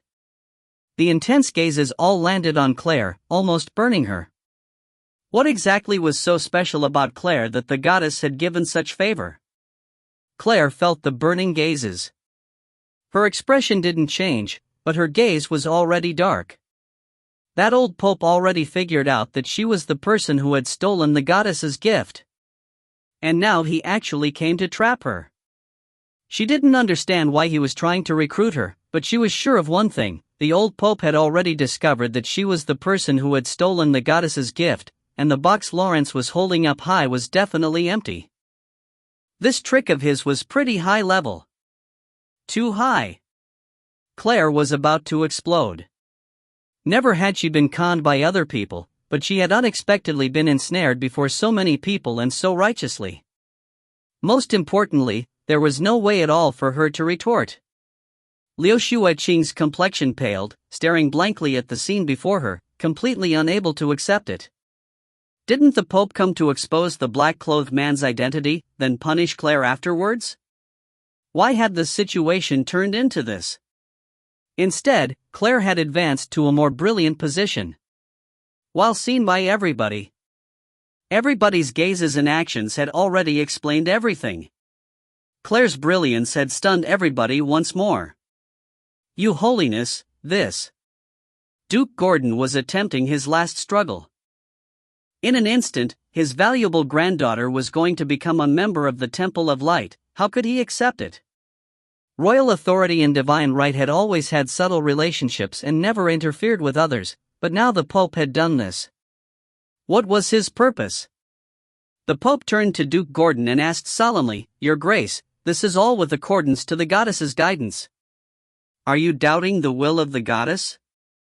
After saying this, everybody turned their attention towards Duke Gordon. "No, of course not. How could I doubt the goddess's will?" Duke Gordon hurriedly waved, but internally, he was deeply worried. The situation had already developed far beyond his control and expectations. Was he just going to watch as Claire became part of the Temple of Light? The Pope cleared his throat, then said, "Then, please may everybody present bear witness." His voice had an infallible dignity. Panic flashed through Duke Gordon's eyes.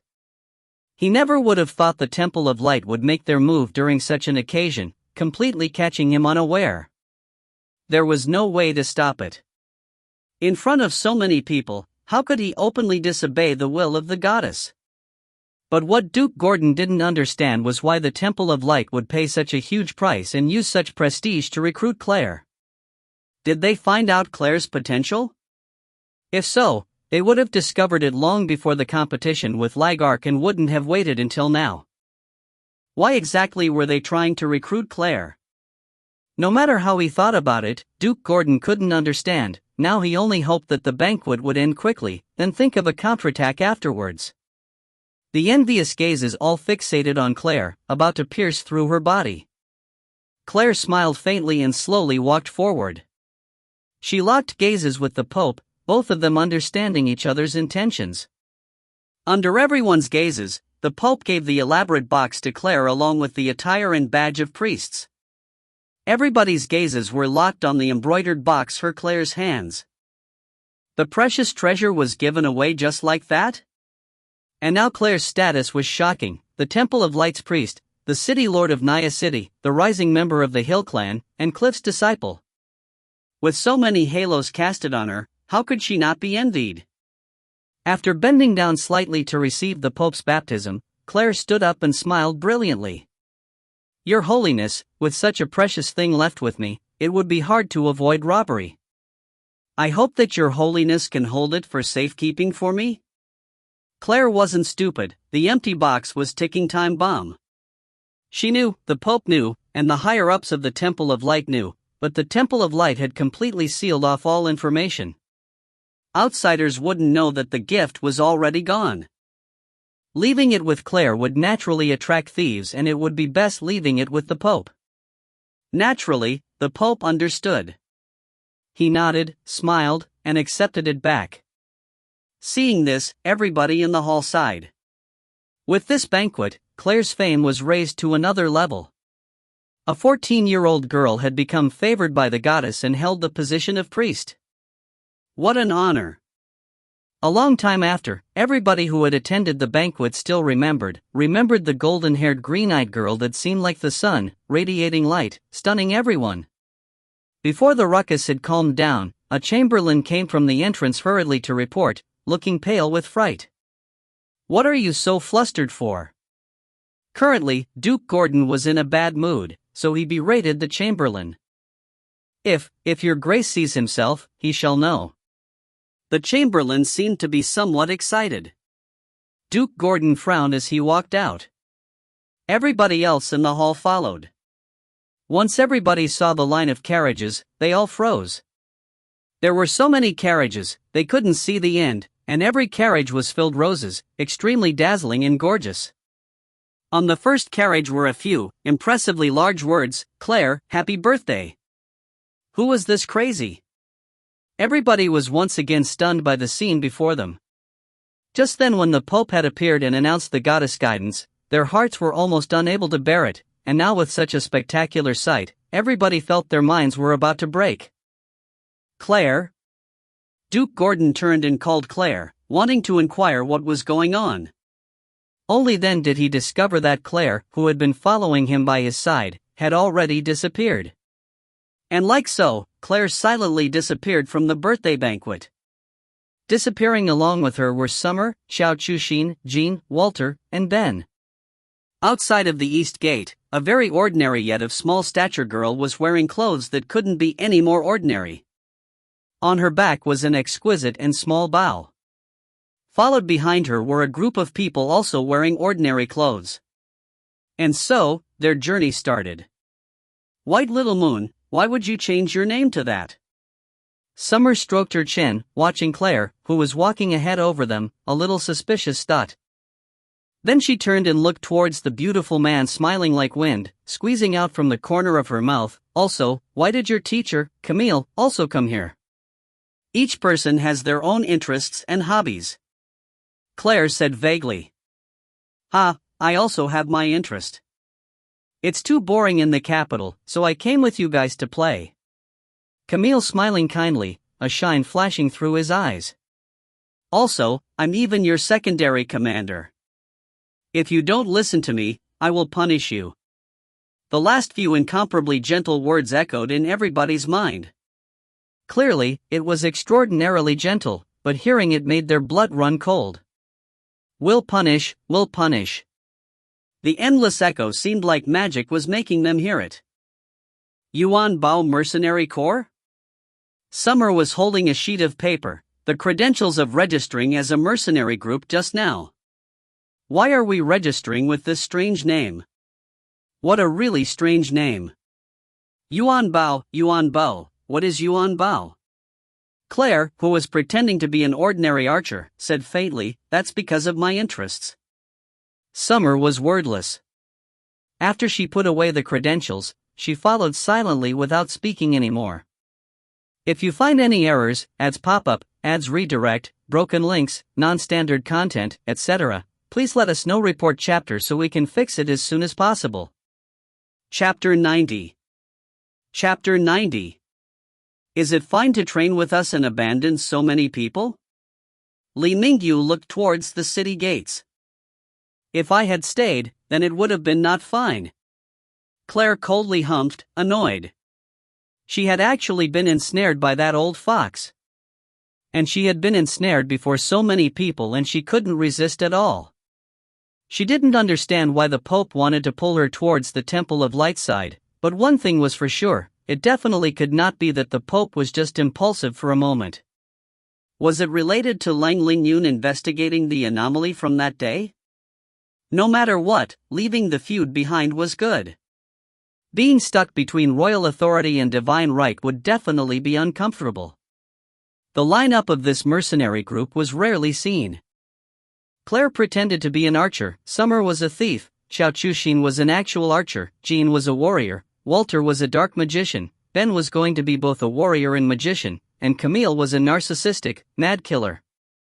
In any case, it was a lineup with variety, having all types of classes. On the surface, Li Mingyu and Li Yuewan were their mercenary group's employer.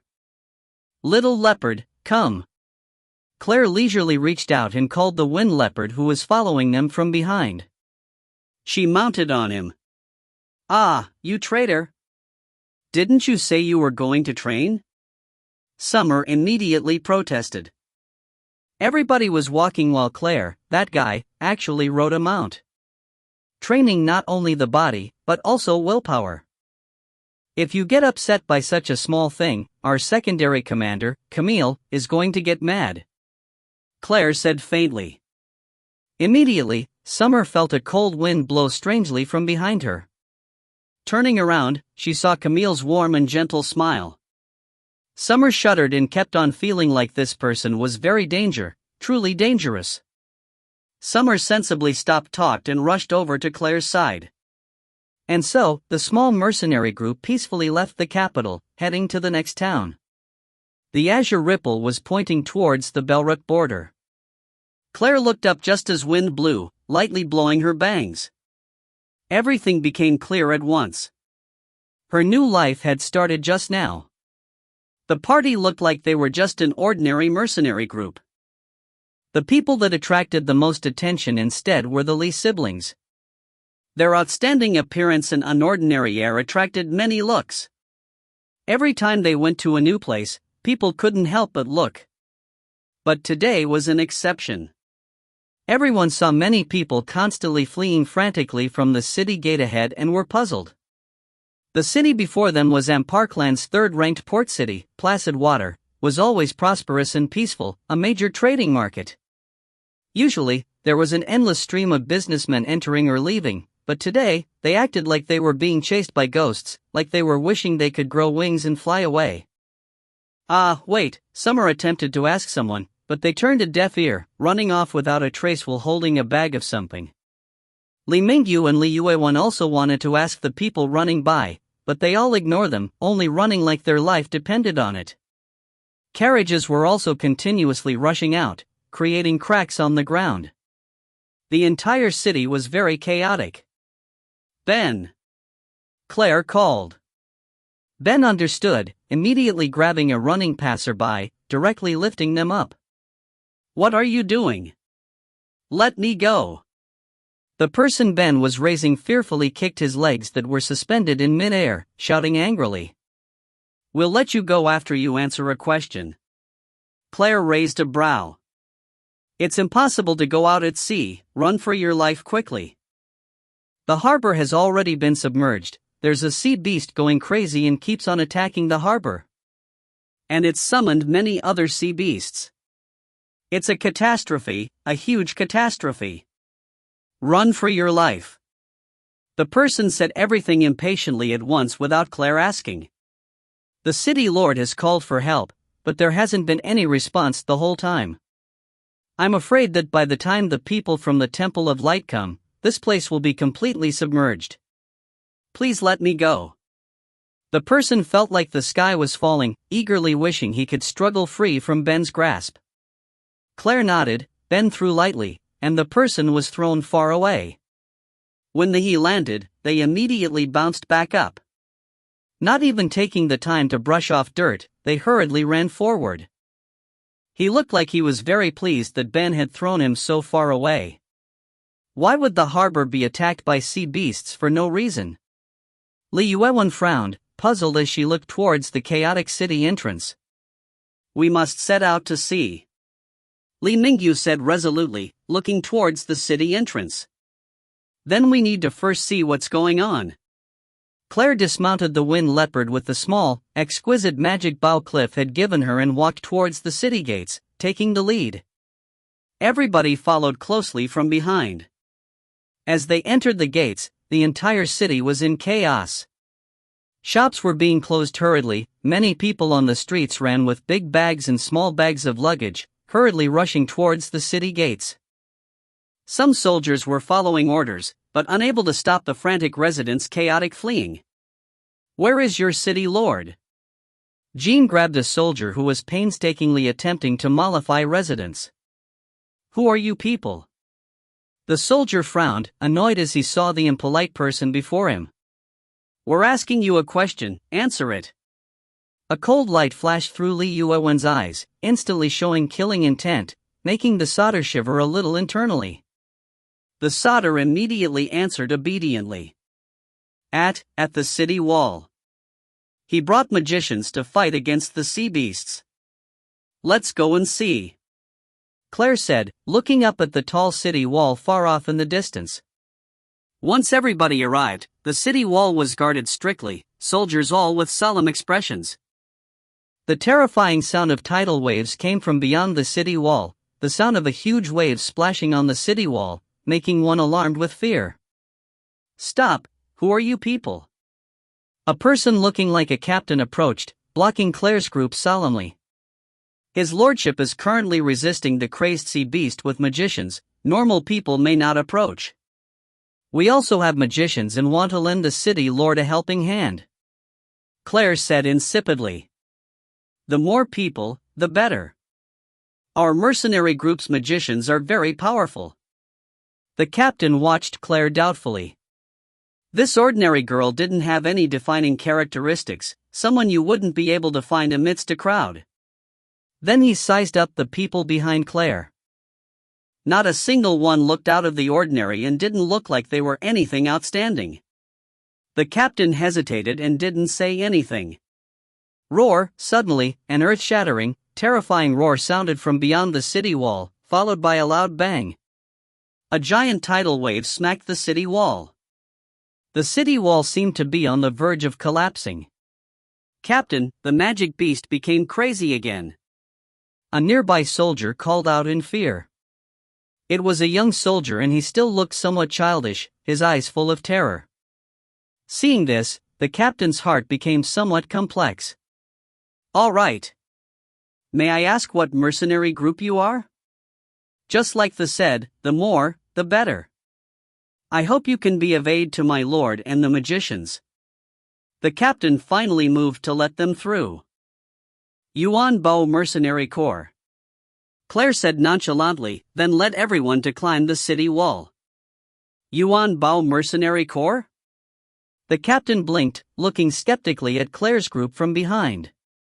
What kind of a strange name was this? Never had he heard of this mercenary group before. He hoped they wouldn't throw away their life in vain. The captain looked up at the overcast sky, praying his in heart, hoping for the military aid to come soon.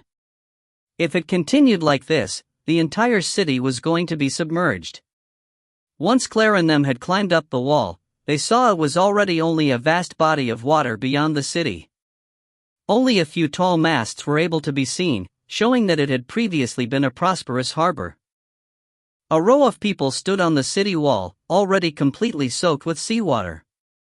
There was a middle-aged man who looked completely serious and frantic with tightly clenched fists as he saw the situation below. At his side stood two warriors grasping their swords tightly, protecting his safety. It was probably the city lord then and the people standing beside him, the magicians who were currently battling fiercely. Their white magic robes had been soaked, making them cut a sorry figure as it stuck to their body. They were all chanting spells quickly to attack, all exhausted and almost unable to bear it. Claire moved her gaze forward and saw a creamy white, huge sea beast writhing amidst the waves, roaring. The giant sea beast was no less than 3 meters high, 10 limbs waving crazily in the air. Around it seemed to be many less noteworthy sea beasts also crazily roaring and squirming. Why did the sea beast seem like an octopus? Claire frowned, seeing the situation before her, pondering. Sea beasts, relatively strong beings, basically never attacked the land without reason. Why had such an unusual situation appeared here? Who are you people? It's not safe here, leave immediately. The next moment, a dignified yet concerned voice broke Claire's train of thought. Claire turned to see the middle-aged man's sullen yet worried gaze. Are you the city lord? Claire didn't withdraw and approached closer instead. Who are you? You're not allowed to be disrespectful to the city lord. A warrior beside the middle-aged man frowned and shouted. He became alert when he saw Claire get closer. Shut your mouth. The city lord shouted, frowning and displeased at the bodyguard. Then he turned to Claire and said, Little girl, this place isn't for you to come. Leave quickly. If we can't hold back the sea beasts, then the aftermath will be unthinkable. You should quickly leave with your companions. The city lord could see with one glance Claire was the group's leader. We are the Yuan Bao Mercenary Corps. What if you can't hold back the magic beast's attacks? Claire asked without hurry, squinting to see the not-so-far-away crazily writhing sea beast in waves. If you find any errors, ads pop up, ads redirect, broken links, non-standard content, etc., please let us know. Report chapter so we can fix it as soon as possible. Chapter 91. Chapter 91. I swear to live or die with the city. The city lord said resolutely, also turning to look at the vast sea. My lord. His two personal bodyguards cried out in alarm, becoming more nervous. My lord, you've already evacuated everybody, how could you stay here by yourself? If resistance is truly futile, then we should withdraw for now. No need to say any more. I won't change my decision. The city lord stared ahead with unswerving determination at the terrifying sky and high waves, remaining unmoved. Roar! Suddenly, everybody heard a loud sound that reverberated into the horizon, attracting everybody's attention. Oh no, my lord, the sea beast is about to attack again. Please withdraw, my lord. A pitiful, weak magician ran over hastily and advised. But the city lord remained unmoved. Instead, he stood on the edge of the city wall, staring straight at the sea beast that was getting closer and closer along with giant, sky-reaching waves. I've already made my decision. I will stay with you, there's no need to try to convince me. Roar. Howl. Woo. Countless sea beasts were floundering about, gradually approaching as they rode the tide. Waves of sea water slapped onto the wall, arousing fear. The city lord frowned. Just as he turned, about to urge Claire's group to leave, he was shocked to see Claire had already drawn the bowstring of her arrow. The bow didn't have any arrows, but the girl had drawn back the bowstring fully. Hum.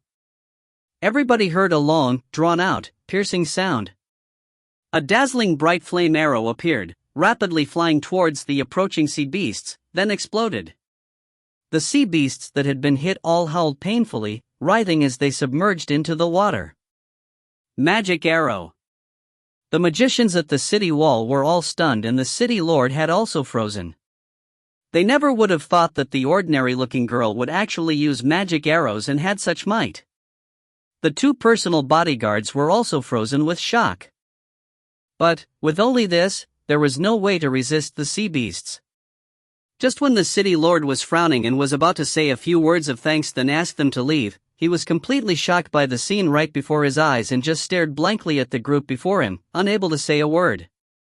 Usually, Xiao Chuxin was delicate and gentle, but currently, she had no trace of her usual bashfulness, her face completely ice-cold, calmly retrieving the bow from her back. A chilling light flashed through her eyes. Without a word, she aimed at the sea beasts. One after another, the sea beasts that had been accurately hit were howling in pain, then squirming as then disappeared into the water without a trace. Surprisingly, Xiao Chuxin's bow was also an enchanted bow. The arrow shot out actually of lightning attribute. Water could conduct electricity, so it could be inferred how painful the magic beasts that were near the shot once felt. Summer stared at Xiao Chushin, who had suddenly become like a different person, her mouth wide, unable to say a word. Then squinted, then casually cast huge amounts of gorgeous, yet killing magic, often casting it beneath the waves. Every time he cast magic into the water would boil. The sea beasts helplessly submerged into the water to evade, but the more Ben cast, the more interested he became, becoming amused. The worn-out magicians watched the manner in which Ben cast magic and the frequency, all staring blankly. Instacast. Large range. Without any change in expression or tiredness. What kind of level in power was this? Camille smiled, seeing the situation before him, gracefully blocking seawater with a parasol from out of nowhere. Everybody had been more or less been splashed by water. Only Camille was as neat as ever. Sullenly, Walter didn't dare to use dark magic, only daring to cast commonly seen magic for face. With only this, the people at the city wall were already astonished incessantly. A small mercenary group actually had 2 magicians. And one of them had already surpassed everybody else at the wall. And there were 2 girls that could use magic bows. Then what class was the other person? Crash, a huge splash sounded, a tidal wave clashing against the city wall. Just when the giant wave filled with terrifying energy appeared to be about to submerge the girl using fire magic arrows, the nearby young man who looked like a warrior stepped forward. He coldly unsheathed his sword, and with a low grunt, bright violet doqi exploded forth. The giant wave was split apart by the awe-inspiring doqi, then evaporated instantly. Not a single drop of water had landed on the girl. The young man, still with a calm expression, withdrew behind the ordinary-looking girl. Violet doqi? The 2 personal bodyguards of the city lord stared at Jean, dumbstruck and frozen for a while. The small, ordinary-looking mercenary group actually had such a warrior, a grand swordsman? What was going on? The sounds of magic explosions and sea beasts' long cries intermingled, traveling far and wide, making one who heard alarmed with fear. After a long time, Camille started to yawn as he was hoisting the parasol. Finally, there was a long, drawn-out hiss from below the wall. The sea beasts were retreating. The city lord stared at the scene before him, not believing his eyes. The sea beasts retreated just like that? He had already prepared to die with the city, but now the sea beasts were simply retreating? The 2 personal bodyguards were also in disbelief. Now their viewpoint of Claire's group was completely different. Their original disdain turned into admiration and amazement. The magicians were completely exhausted and sat down without care for face. They all looked towards Claire's group gratefully. If Claire's group hadn't arrived in time today, then perhaps the sea would have been their final resting place, especially if not for that terrifyingly powerful black-cloaked man. He had cast so many powerful spells, yet was completely carefree. We are most grateful for your valuable assistance. It was only thanks to your aid that we were able to repel the crazed magic beasts. As the city lord, I thank you on behalf of Placid Water City's people. Tired, yet grateful, the city lord asked exceptionally gratefully, may we request for your distinguished names? I am the Yuan Bao Mercenary Corps commander, White Little Moon. This is the secondary commander, Camille. Claire turned and introduced the members. Naturally, she first introduced the secondary commander. As everybody's gaze landed on Camille, they froze. Camille was still holding the small parasol. Camille gracefully put the small parasol away, smiling like the spring wind towards the city lord as he said, Your lordship, for the Yuan Bao Mercenary Corps to aid Placid Waters is a must. As citizens of this empire, it is our duty to lend a hand whenever we run across dangers in the empire. Secondary commander is truly honorable, the city lord smiled with a little difficulty. The secondary commander hadn't even lifted a finger the whole time. Didn't he only raise a parasol to avoid seawater? Hearing those words, it was really. The eyes of the 2 personal bodyguards held a sliver of disdain. While Claire introduced all the members of the mercenary group one by one along with the Lee siblings, the city lord had been hastily thanking the whole time. Claire stood at the edge of the city wall, calmly surveying the seemingly peaceful sea surface. "The sea beasts have only retreated temporarily," she said quietly. "I hope that when the next wave of attacks come, aid will have arrived," the city lord said, looking serious and worried. But Claire just watched the vast sea without a word, like she was contemplating. Li Mingyu and Li Yuewan hadn't made a move the whole time nor said anything. They only exchanged a glance at the end, seeing an indescribable feeling in each other's eyes.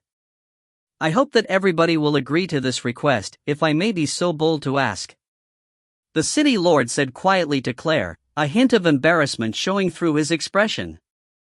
"We will help you hold fast until aid arrives," Claire said immediately. Of course she knew what the city lord wanted to say. Also, they still had to wait until it calmed down here to go out to sea. Naturally, they couldn't leave. "Then that's great. May I invite you all to accompany me and rest at my manor?" the city lord said, overjoyed at the turn of events. Claire nodded lightly and led everybody to follow the city lord down the wall. Before they descended, Claire looked pensively at the boundless sea. The sounds of sea beasts roaring still came sporadically from the distance. Claire frowned slightly. She didn't know if she was hearing wrong, but she kept on feeling like the roars carried grief, anger, and also worry. Later, Claire and them were provided with warm hospitality by the city lord. Of course, this was limited because the city lord had already dismissed the majority of the people at the city mansion. Preparing the food was the butler who the city lord had not been able to dismiss no matter how hard he had tried. Late at night, the sea breeze blew and placid waters calmed down. A few residents who had originally unwillingly left their homes returned once they heard the sea beasts had withdrawn. Claire stood at end of the corridor, feeling the sea breeze that carried a hint of saltiness, surveying the distance. "It's so late, why haven't you slept yet?" "Careful not to catch a cold, Claire," Camille whispered into Claire's ear, his voice so gentle one would spew blood listening to how strange it was. "You haven't slept either," Claire said nonchalantly. "You discovered it?" Camille squinted, smiling as he got closer. "Yes." Claire nodded, somewhat amazed at Camille's sensitivity. He had actually discovered it too?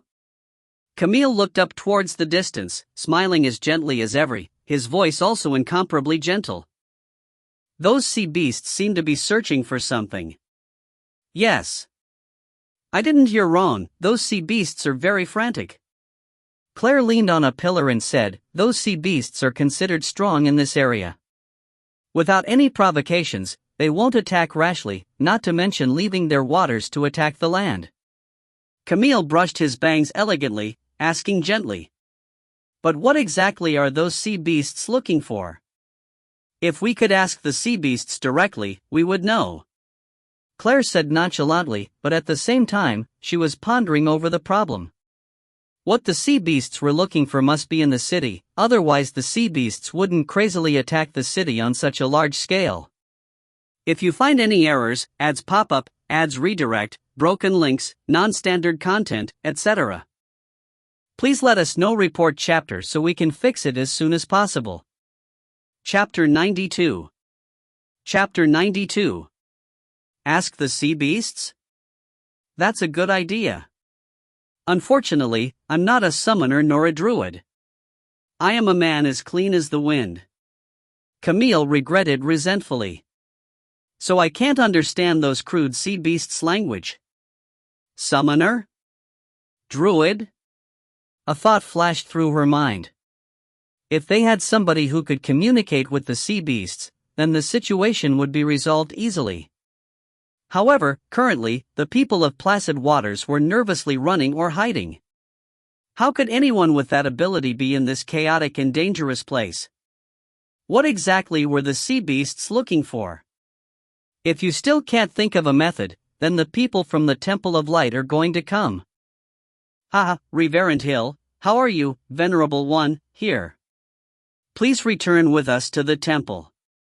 Camille's gentle voice carried a trace of weird feeling that couldn't be described. This guy had actually started talking in the manner of the people from the Temple of Light. With those words coming out of his mouth, it was completely sarcastic. Claire rolled her eyes. It wasn't like it was her who wanted the title of bishop, but that old fox, the Pope, who had forced it onto her before so many people's eyes. I also want to quickly fix the problem so we can continue our journey, Claire said unhappily, then got out all the magic puppets that Emery had given her from her bag. There was a bird, a mouse, and a fish. One could fly in the sky, the other ran on land, and the last one swam underwater. Everything had been covered. Use these to scout? Camille was a little interested seeing the puppets Claire had gotten out. Yes. Claire nodded. Next, she infused magic into the magic puppets in her hands, then fished out a small crystal ball to view. The crystal ball split into 3 levels with 3 different viewpoints showing everything that the puppets had just seen. A little interesting. Camille stroked his chin, a brow raised. But Claire didn't hold any high hopes. It was probably going to be difficult to find what the sea beasts were looking for. Perhaps it was because some kind of treasure the sea beasts cared about was snatched away by humans that they were so crazy. Camille squinted at the crystal ball without a word. Suddenly, the bottom area of the crystal ball changed. In a dark and damp place, a pair of eyes filled with hope flashed by, followed by the bottom area turning back into how it originally looked. What is this? Camille's keen senses caught the abnormality. The magic power ran out, so the magic puppet is returning the way it came. Claire's expression changed slightly. Just then she had read those eyes clearly. The owner of the eyes discovered the magic puppet and wanted to send some information. Which magic puppet was it? Camille was smiling as elegantly as before. The land mouse. That person was underground. Claire frowned, pondering. Was it related? Was it related to the person who had just appeared within the crystal ball? Normally, all city lord castles have dungeons underneath. Camille said faintly. After seeing Claire's gaze shift to look towards him, he immediately shook his head. Don't expect me to help you scout for information, that place is filthy and moist. Also, you don't have the time to deal with this. What if it's related to the sea beast's attack? Claire said quietly, looking at Camille. Could that coincidence actually happen? Camille turned and said half-heartedly. Let's go. Come and see with me, Assassin King. Only someone with your skills can take up such a responsibility. Claire said quietly. Camille immediately followed, smiling beautifully. Oh, Commander, please continue to praise me. Let's go scout out what exactly is going on. Your beauty is unmatched, your keen senses make me gasp in admiration, your graceful bearing, Claire quietly said, expressionless as she continued to walk forward. Camille smiled, pleased, following closely from behind. The two disappeared silently into the night. Claire sighed. Camille, who smiled brightly the entire day, was actually the person most suitable to live within the darkness. The darkness was actually Camille's world, his dominion. Bizarrely, it was clearly the first time Camille had come here, but he silently brought Claire with ease and almost routinely down to the dungeon, as if he had been there before. The dark and moist dungeon smelled moldy, without any signs of human life. Then was the person in the crystal ball a prisoner that they hadn't had enough time to evacuate? Without knowing exactly when the sea beasts were going to break through and submerge the city, normally, they would still evacuate all major criminals. Then was the person abandoned such a sinful criminal that it didn't matter if they lived or died? Whether the dungeon door was open wide or half closed, it was clear to see that there wasn't anybody within the mess inside. The end of the corridor led to the very last prison cell. Camille stopped, turned to Claire, and nodded, indicating there was someone inside. Naturally, Claire had also sensed a weak aura from within. Camille pulled out a dagger and used it to push open the filthy prison door. The scene before the two's eyes made them freeze. An almost completely naked young man was tied up there with only a piece of cloth hiding his more important spot. His mouth was stuffed by a piece of cloth, his beautiful, jet-black, long hair reached his feet, and haggard yet jade-like complexion revealed a stunning, enchanting person. Such a stunningly beautiful, enchanting young man. Seeing Claire and Camille, the young man's eyes flashed eagerly, starting to whimper and struggle, but he was helpless as his limbs were tied up tightly. Camille clicked his tongue and shook his head without any indication that he was going to help untie him. Claire approached and pulled out the cloth in the enchanting young man's mouth, quietly saying, "Who are you? Why were you imprisoned here?" But the young man's first sentence, or to be more accurate, first few phrases, made Claire freeze. Summoner, hungry, scheme, the city lord's younger sister, boy toy, didn't, imprisoned, the young man said phrases one after another weakly. Claire suddenly looked at the enchanting young man. It couldn't be, he was actually a summoner?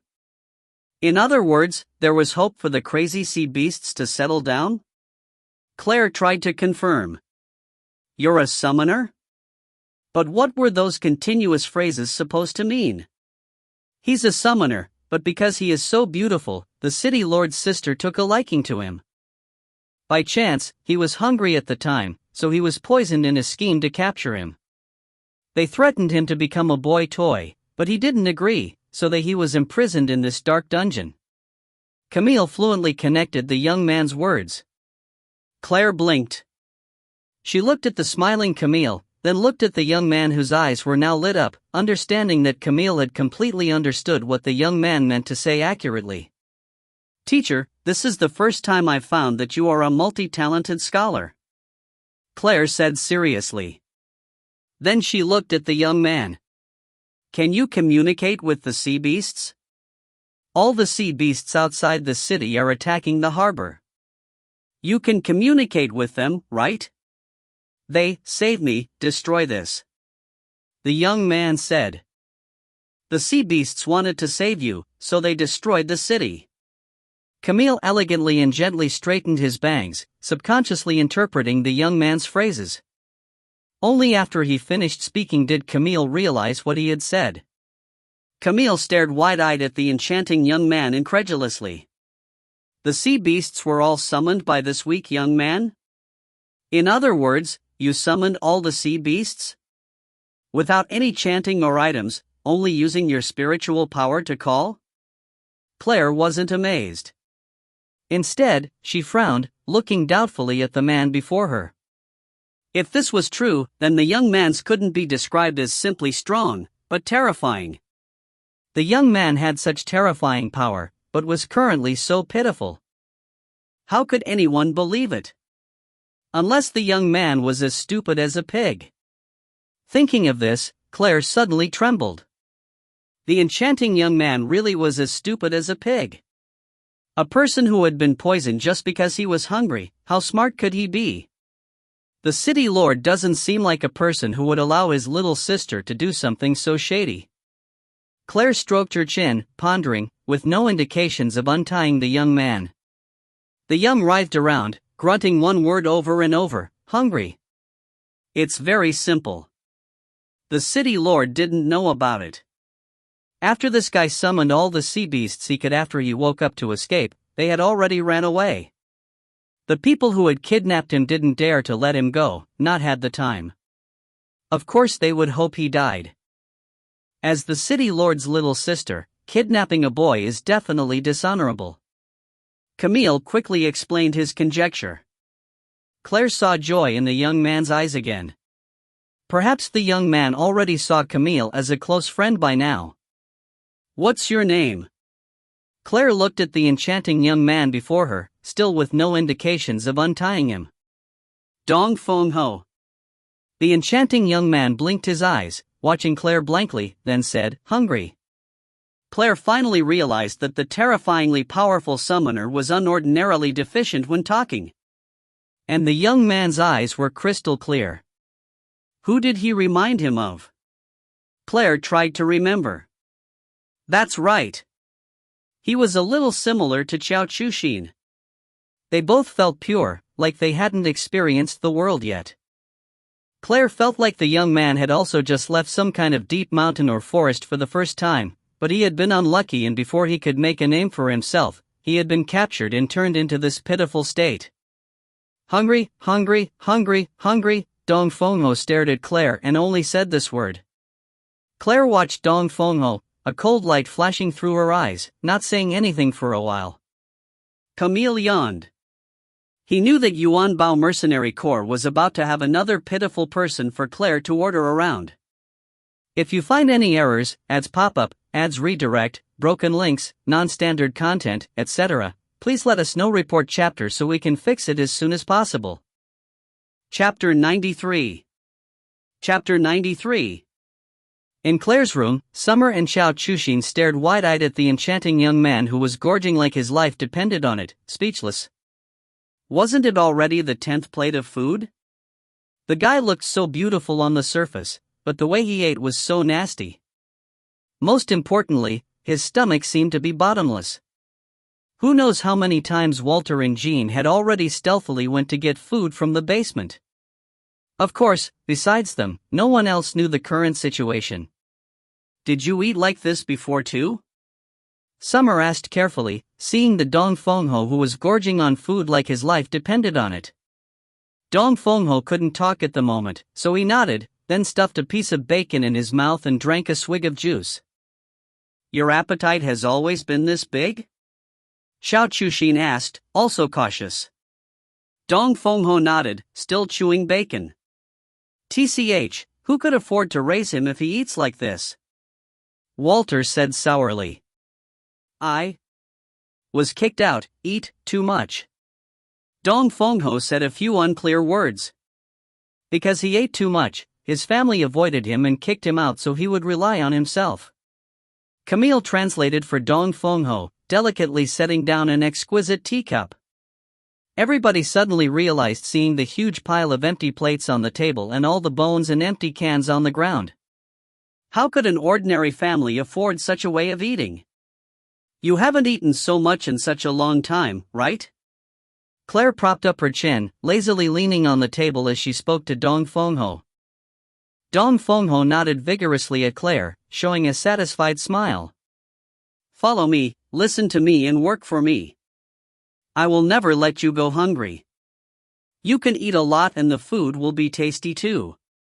Claire said indifferently, making everybody in the room feel scorn. Walter's mouth twitched. Of course the little devil would never be able to hide her true colors. Dong Fengho's eyes lit up, so excited that he stood up, still holding a drumstick in one leg, waving it as he said inarticulately, no, not every time, eat so much, hungry for a long time, ate this. Just as Camille was going to translate, Claire nodded. I understand what you mean. You're trying to say, you don't eat so much every time, it was just that you were too hungry for so long this time so you ate this much. Your requests aren't that much and you will definitely serve me well. Dong Fengho nodded vigorously, like a chicken pecking for feed. Seeing the clear, uncoverable joy in his eyes, everybody shivered. Not only was this guy pure, he was hired cheaply, but acted like he got lucky and had finally found a patron after much difficulty. Of course, next, he signed a contract, selling himself. Once Claire put away Dong Fengho's contract, she was faced with strange, unfeeling gazes. What? Got a problem? Claire raised her head slightly and said coldly. Immediately, everybody lowered their heads, pretending like nothing was wrong and started chatting. Camille gracefully set down a teacup, fishing out a clean handkerchief, wiped his mouth softly, and asked, But Commander, what do you plan on doing next? Everybody's gazes landed on Claire. That's right, now that they had found a summoner, what were they going to do next? Next, a strange smile appeared faintly on Claire's mouth. She didn't continue speaking, but the strange feeling made everybody's heart quiver. What Claire was going to do next was definitely no good. They dared to bet their life on it. All right, everybody. Go and rest well. Tomorrow early morning, there's going to be a good show. Claire clapped her hands together softly, indicating for everybody to return to their rooms and rest. It was already late in the night, so they wouldn't be able to rest for much longer anyways. Tomorrow, the Yuan Bao Mercenary Corps will take its first step towards fame. Camille smiled gently, strolling away. Everybody blinked and glanced at each other, a strange feeling arising in their hearts. Early morning the next day, the sound of the alarm bell cut through the air. The sea beasts were gathering to attack together. And this time was more intense than any other. Fierce waves smacked the city wall and the wall shook with the sounds of crumbling. The city lord's expression was extremely grave as he hurriedly dressed and brought the still tired magicians up the wall, rushing. In the far distance, just as the sky brightened at the edge where the sky and sea met, whitecaps frothed, the ocean crashing with waves. Giant sea beasts bared their fangs as they approached. There was the loud sound of rumbling. The river within the city had risen and the boats that had taken shelter on the river within the city rose with it, then fell, splashing and creating large waves. The deafening sound resonated into the horizon, loud enough to be heard from within placid waters. The inhabitants of the city that hadn't run away were all praying, placing all their hopes on their lord and the mercenary group that had helped repel the sea beasts yesterday, hoping that today, they could still successfully withstand against the half-crazed sea beasts and persevere until aid arrived. But the sky dimmed, becoming more and more dark, casting a shadow on their hearts. The city lord and the magicians all paled seeing the situation before them, their hearts sinking. Maybe they weren't going to be able to resist the situation. There were several more sea beasts today. And they were approaching quickly, their angry howls piercing one's ears painfully. The city lord frowned as he looked ahead, biting his lip deeply. He had made a decision. As the city lord, once the crisis passed, even dying with the city would not be enough. But the magicians before him were all valuable assets of the empire, they definitely could not die here. He had to command them to withdraw, now. Just as the city lord was about to order them, a string of footsteps sounded from behind him. Turning around, the city lord saw Claire's indifferent face as she led her group forward. Commander White, just as the city lord was going to speak, a giant wave came crashing down violently, splashing everywhere. Camille calmly and gracefully opened a small parasol, blocking the splashing seawater. White Emperor hid behind Camille's head on his shoulder, looking pleased. White Emperor had preferred to stay with Camille ever since they left the capital because Camille was always neat and tidy. Jean unsheathed his sword, bursting forth with Do Chi, split the waves open, evaporating all the water instantly, and then sheathed his sword and stood behind Claire, his actions smooth and fluid. The city lord wasn't so lucky. Since there wasn't anybody opening a parasol, not someone with such strength who could evaporate the water for him, he was immediately splashed with seawater. The clothes on his body immediately stuck to his skin, his hair falling limp and continuously dripping, cutting a sorry figure. And his two personal bodyguards weren't better off, both soaked. City lord, no need to say anything. We will help you repel back the sea beasts. I only hope that after we repel the beasts, we can go out to sea as quickly as possible. Claire said faintly, looking like she had planned it all out. The city lord froze. He never thought at such a dangerous moment, the girl would actually say such calm words. Perhaps they didn't display any of their true power yesterday? If it was like this. Happiness flashed through the city lord's eyes. If it was really like so, then placid waters would have hope. Then the girl's calm and collected attitude made sense. Commander White has a way to repel the sea beasts? The city lord asked eagerly. Yes. Also, the sea beasts will never attack again. I promise. Claire said seriously, nodding. Really? The city lord was so moved, he was trembling. Although the girl before him looked ordinary and no older than 15, she gave a feeling of trustworthiness that couldn't be explained. As for why, the city lord wasn't able to say. Perhaps it was her eyes bursting with boundless confidence, or perhaps it was the indescribable brilliance that she radiated. Yes, that's why I hope that after we repel the sea beasts, your lordship will find a boat for us so we can go out to sea as fast as possible.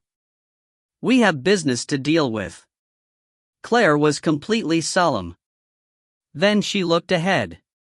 There's no time to lose, the sea beasts are about to attack. We must prepare. Good, good, good. The city lord hurriedly moved aside, out of the way, then hastily added, if the sea beasts withdraw, I will prepare the greatest, biggest vessel and best captain to accompany you out at sea. I hope your lordship respects his promise. Claire turned and smiled. Then she stood there loftily atop the city wall, slowly retrieving the bow from her back. The city lord and his personal bodyguards all froze seeing Claire's actions, not understanding what she was going to do. The row of magicians all watched Claire's movements suspicious, and the soldiers guarding at the wall were also frowning. Did that girl now want her life? She just stood there at the highest point of the wall without any concern, but a giant wave could knock her over and drown her.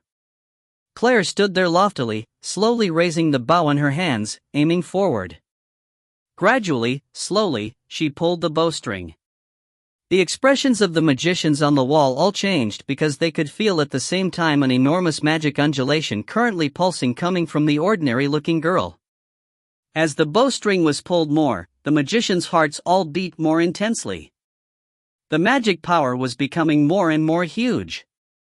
A golden fireball was forming at the tip of the bow, continuously enlarging before all their incredulous gazes, becoming bigger and bigger.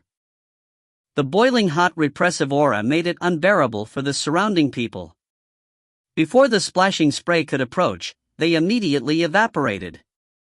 Claire's expression was ice cold. She released the bow with rapt attention. Claire's beautiful sculpture-like posture was imprinted deeply into the eyes of everyone present, deeply into their hearts. Ice-cold complexion, stanchly resolute gaze, beautiful hair flying. A long, melodious hum cut through the dusky air, a golden afterimage forming as the golden flame shot forward. Bang!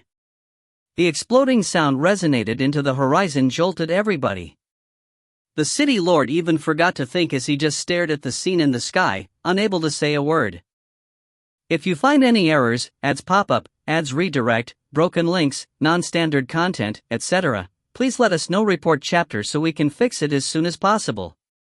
Chapter 94. Chapter 94.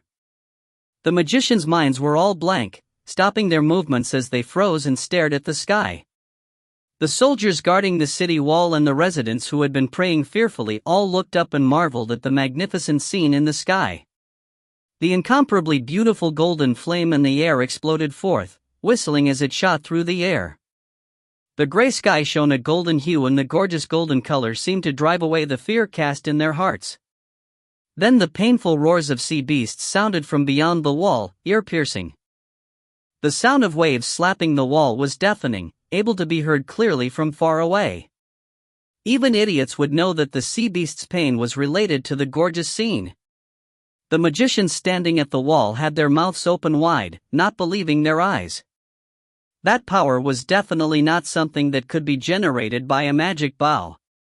The girl, the very ordinary-looking girl, was a magician. A magician whose power surpassed all of them by far.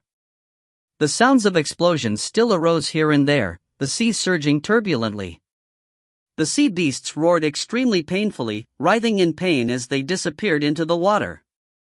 Nobody noticed that Dong Fengho, who was wearing a large robe, was concentrating on something. Making the sea beasts pretend for a moment wasn't anything hard. As the sea beasts' roars became more and more distant, the waves died in strength. The dusky gray sky gradually became bright. Dark clouds dissipated, slowly revealing the sun. Outside the city wall, the seawater that had submerged the harbor was slowly withdrawing, gradually showing how the harbor originally looked. Everybody just stared vacantly at the miraculous change in the sky, unable to return to their senses for a long time. Incomparably brilliant sunlight warmly shined on placid waters, every nook and cranny, shining on every single person. The soldiers guarding the city wall from below stared blankly at the girl standing atop the wall. Under the sunlight, the girl's expression was indifferent, wind gently raising the girl's beautiful moment. For an instant, every seemed to see the girl shining thousands of rays brilliantly.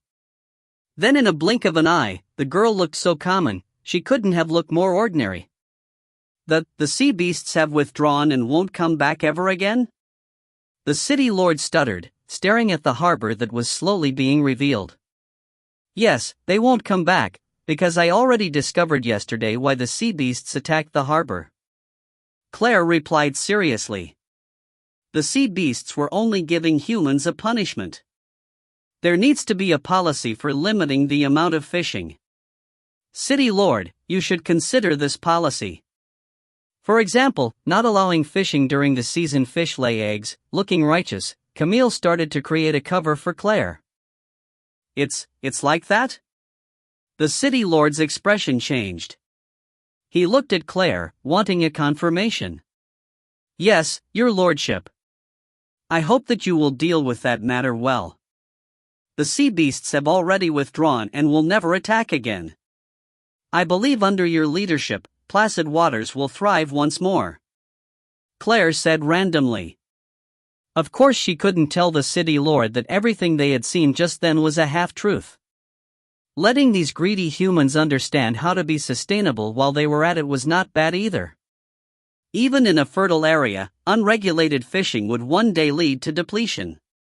When Claire said the reason for why the sea beasts attacked and submerged the harbor, everybody sighed, but they weren't able to find a better reason, so they believed it. The amount of food in the sea was indeed closely relevant to the sea beasts' existence, and placid waters was the empire's biggest source of sea products. The amount of sea goods produced every day was very huge. The reason did seem to hold truth. Claire never thought that the random excuse she found today would make placid waters develop and someday become one of the top 3 most flourishing harbors on the continent. Becoming a prized treasure of Amparkland. Of course, this would be in the future. What was important now was facing the enthusiastic thanks of placid water residents and the city lord's award. Please stay for 2 days, just 2 days. I have already reported to the capital. The Emperor's reward will come soon. You must accept our residents' most sincere thanks. Please, you must attend the award ceremony. The city lord urged earnestly. All right. We'll be troubling your lordship to replenish our supplies to go out to sea and, of course, the biggest and greatest vessel and captain you promised us. Claire smiled faintly, agreeing immediately. Everybody had different expressions. They were going to stay and attend the senseless awards ceremony? And then wait for the people from the Temple of Light to catch up? Camille leaned leisurely on the windowsill, watching the white seagulls fly everywhere. He knew very clearly that Claire, that crafty little girl, would definitely not wait for the people from the Temple of Light to catch up. After the city lord obtained her promise, he smiled as he withdrew, satisfied, preparing to leave. How annoying, we can't even leave.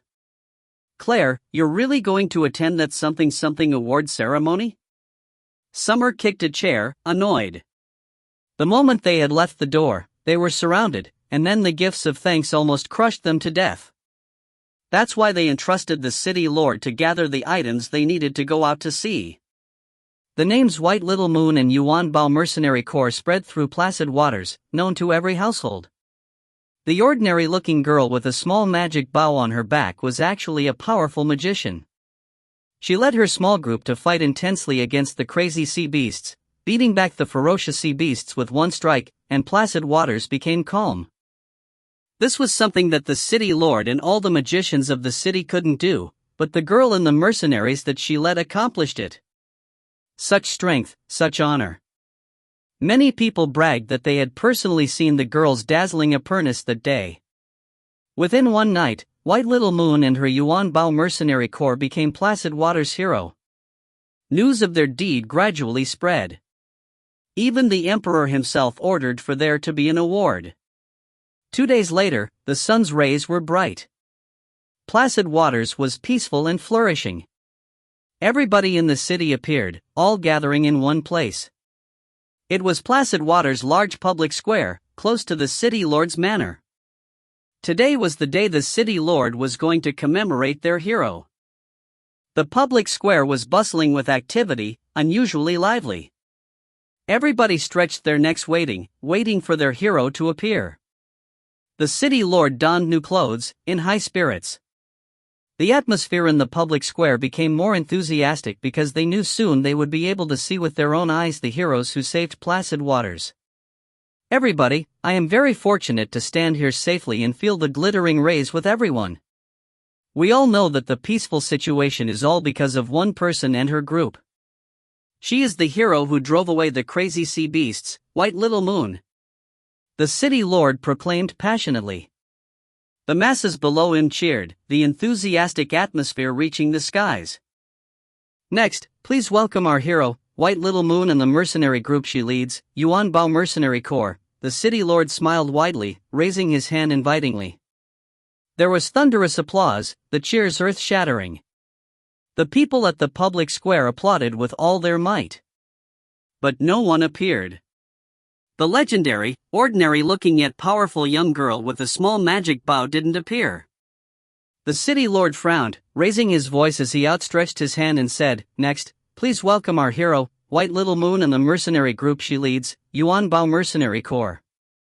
There was thunderous applause once more, the cheers earth-shattering once more. The people at the public square applauded, clapping vigorously. But nobody appeared. The legendary hero didn't appear. The corner of the city lord's mouth twitched, his expression finally starting to change. The people at the public square held their breaths in expectation. They eagerly yet suspicious looked at their city lord, who was always calm and collected yet now seemed a little worried. Next, the city lord stretched out the word, attempting once more, but a person came hurriedly from behind and whispered something in his ear. The people saw their city lord, who was not afraid of dying when facing the berserk sea beasts, whose expression didn't change when the city was on the verge of being submerged. Their city lord, who was always calm and collected, finally changed into an exceptionally interesting expression. Every person waited expectantly. A cold wind blew. Squawk, a seagull sounded, flying over the plaza, then bird droppings fell gorgeously, dropping on the frozen city lord's shoulder. Currently, Claire was squinting, lying on a bench on deck. Camille was smiling gently, currently elegantly pouring juice for Claire. White Emperor crouched on a table, enjoying delicious pastries. It was the first time Summer and Xiao Chuxin went out to sea. The two excitedly stood at the edge of the deck, seeing the boundless blue sea. Jean sat silently, not far behind Claire. The wind leopard was lying on the deck, sun-tanning. Ben was hidden away in a corner, vomiting.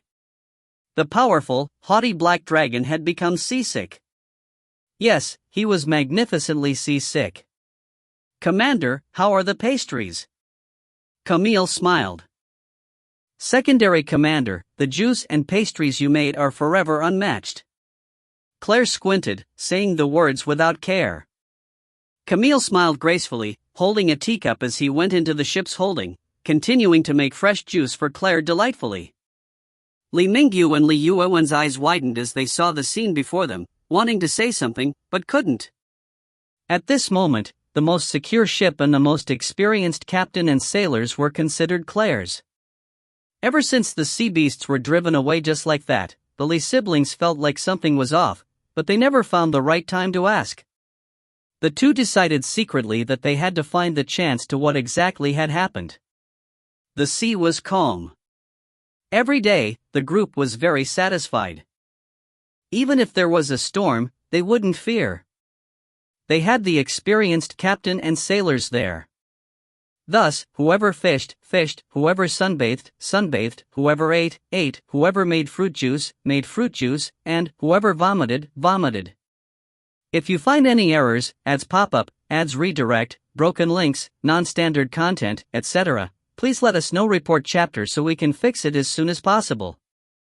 Chapter 95. Chapter 95. But today, an urgent alarm bell ended the boat's tranquility. It wasn't a storm coming, but pirates. Enemy attack. Prepare. Stand guard. The alarm bell sounded urgently, and there were a string of loud footsteps on deck. Nevertheless, they were orderly. These experienced sailors weren't just seamen, but soldiers of the Empire. Before Claire and the rest did anything, there were already orderly rows of armed people on deck. Claire stood up and walked to the edge of the ship next to the captain and asked the captain solemnly, "Captain, how is the situation?" The captain set down the binoculars he was holding, saying seriously, "Commander White, it might be a little troublesome this time. It's the Red Skull pirates." "Oh?" Claire looked up and concentrated, seeing a few large ships currently approaching rapidly from afar. Each ship's mast had a black insignia, a sinister red skull embroidered within the insignia. Red Skull pirates appear and disappear unpredictably. Whenever they chance upon a caravan, they will definitely steal everything. All men are killed and all the women are sold as slaves. The Empire has sent out many military campaigns, but they have all failed, because the pirates are the best at reading the weather at sea and hiding. Camille also appeared, gracefully brushing his bangs, showing off how smart he was. Last year, the Empire sent 20 warships, but 8 of them were sunk, 7 were inflicted with heavy losses, while only 1 of the Red Skull ships were lightly hit. The captain's expression was becoming unsightly. The golden-haired blue-eyed man's tone was gentle, but the words he said were menacing and to the point. The Empire was truly unable to handle the pirates because their captain was an exceptionally powerful magician. Every time they fought, the Empire lost. "Oh," Claire seemed to be thinking as she saw that the people ahead were truly unordinary. "Then, should they make their move earlier? Duck and cover, prepare to shoot," the captain ordered. All the sailors found a place for cover and aimed their bow and arrow ahead. "Commander White, please find a place for cover too. They are also formidable archers," the captain explained seriously. Claire nodded and indicated for everyone to hide. She wanted to see how capable they were fighting against the Empire's soldiers. Whoosh, a long, drawn-out sound flew through the sky, a sharp arrow piercing the deck. They had already started attacking. Claire was close behind the staircase as she slowly retrieved her bow, also shooting. The magic flame arrow Claire shot instantly exploded on the other boat. They lost their composure for a moment but then calmed down. Because they were completely unimpressed by Claire's accuracy.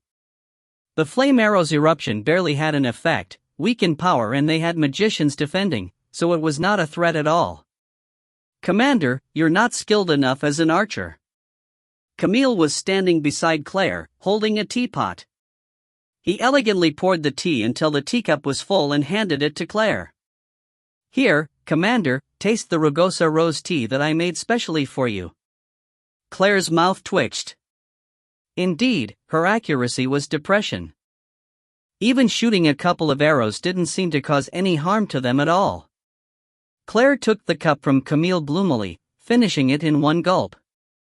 Just when she turned to return the cup to Camille, she saw Chao Chushin coldly drawing the bow. Currently, there was no warmth in her eyes as she took aim and released the arrow. Following the path of the arrow, Claire saw a person's head struck by Chao Chushin's arrow. The blood splattered everywhere, causing a commotion. Standing beside Chao Chushin, Summer gulped. Was this the shy and gentle girl she knew? Why did she seem like a homicidal murderer? And she killed them in such a terrifying manner, making their head explode. Did she not feel she was scary? What kind of a freak did Claire recruit? Chushin, Summer called out weakly. Ah. Chao Chushin came back to her senses, looking at Summer vacantly. Now she was the gentle and bashful girl again. You killed someone. And Summer wasn't able to finish saying, and you hit them straight in the head.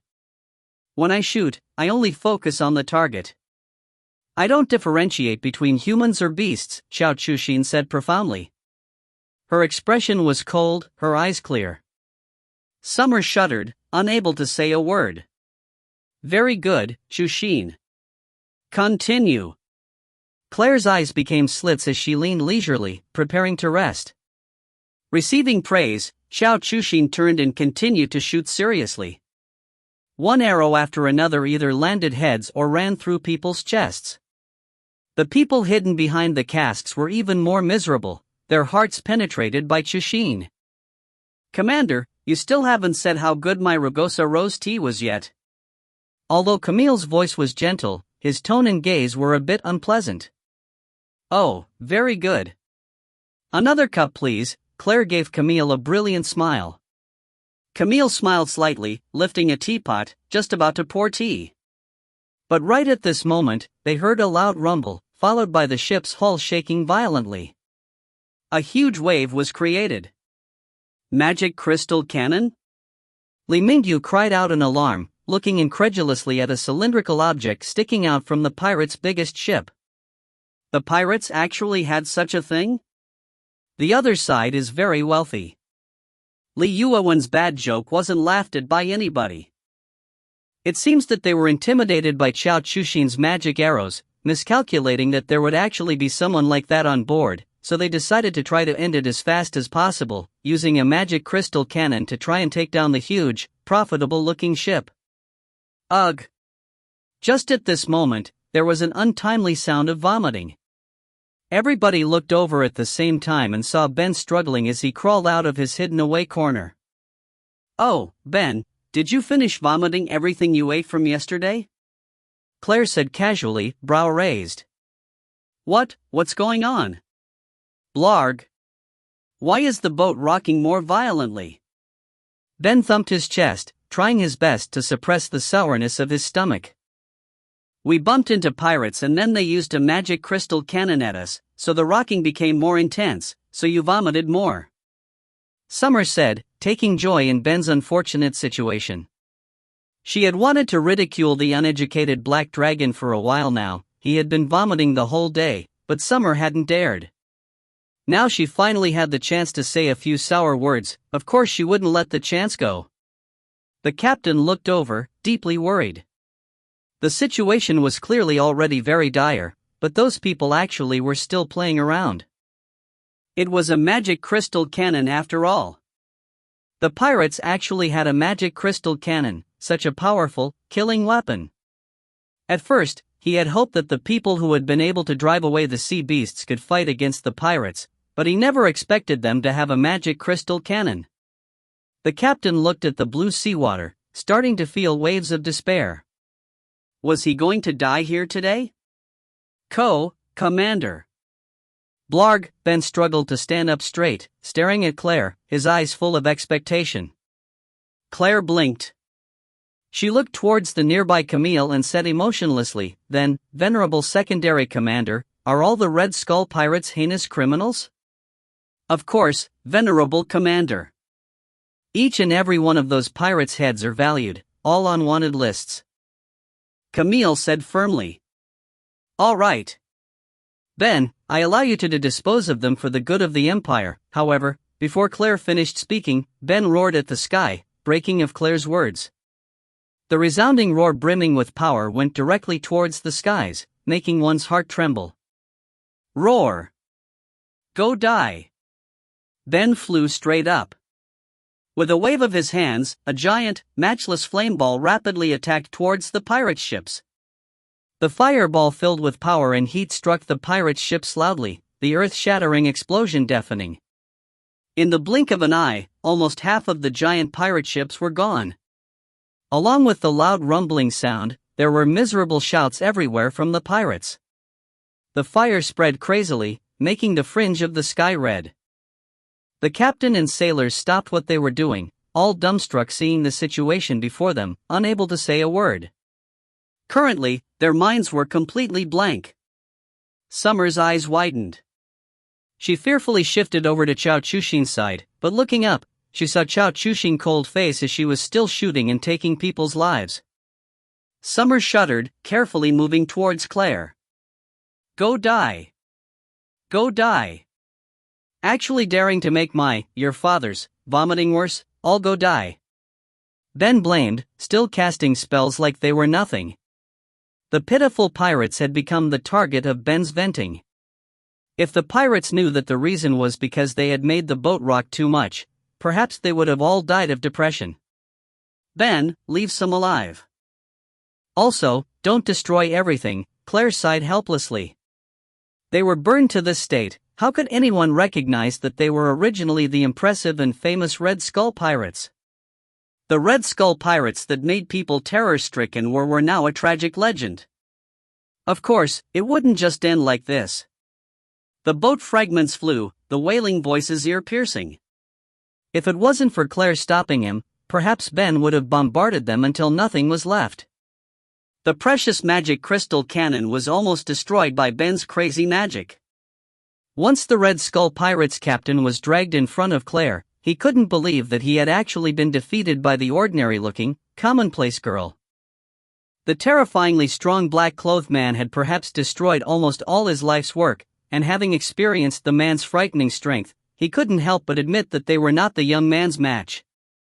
Being defeated by him wasn't something wrong because the black-clothed man was the strongest person they had ever met. But the ordinary-looking girl before him was actually the black-clothed man's boss? The ferocious, strong, terrifying black-clothed man actually obeyed orders from her? Obeyed the girl who was clearly weaker than him? If you find any errors, ads pop up, ads redirect, broken links, non-standard content, etc., please let us know. Report chapter so we can fix it as soon as possible. Chapter 96. Chapter 96. The girl before him looked so ordinary that you wouldn't be able to find her within a crowd and had faint, small freckles.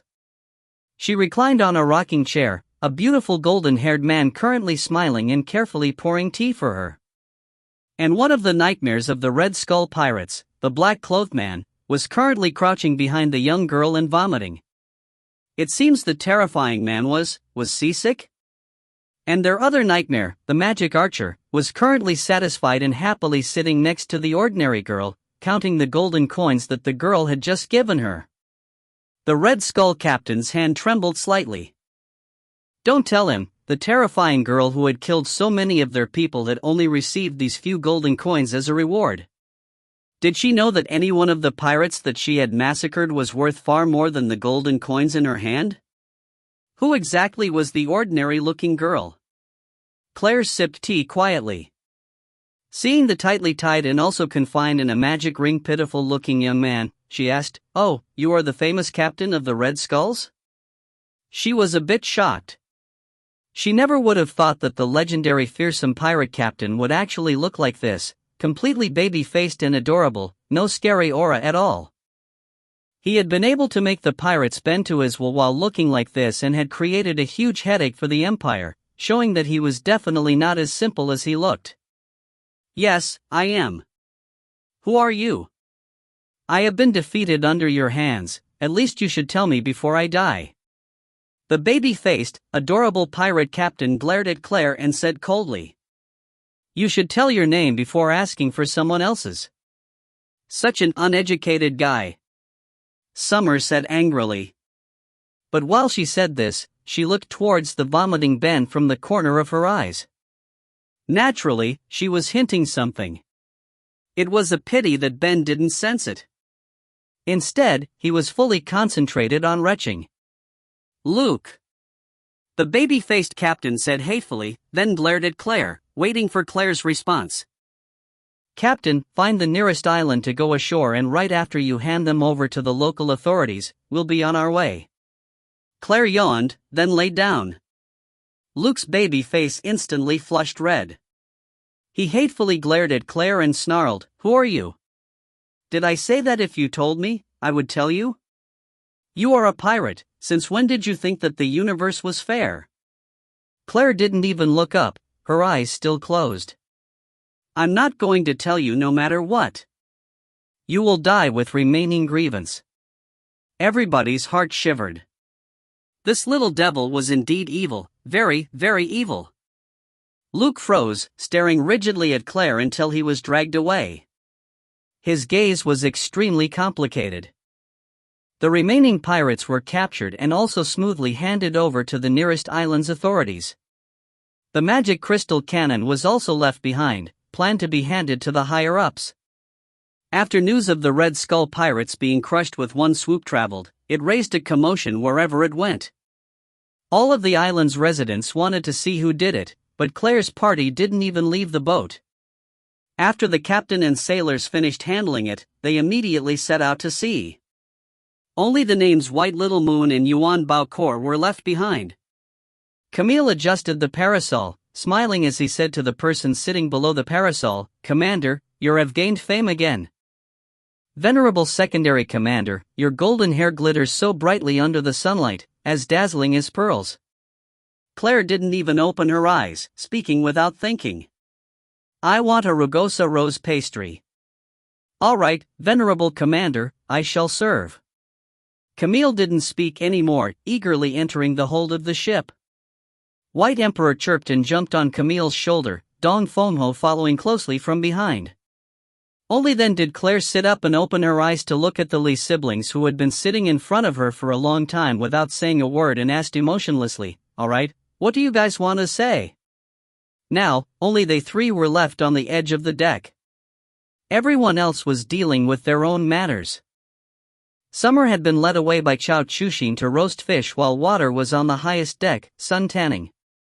Jean was resting in the hold of the ship. Ben was vomiting as usual. "You're not cute at all." Li Yuewan looked at the Claire, who was indifferent and coldly humphed. Claire shrugged, not denying anything. Li Yuewan started saying, then quietly said, "We know that the black-clothed man isn't human, but a dragon, that's why he has such powerful strength.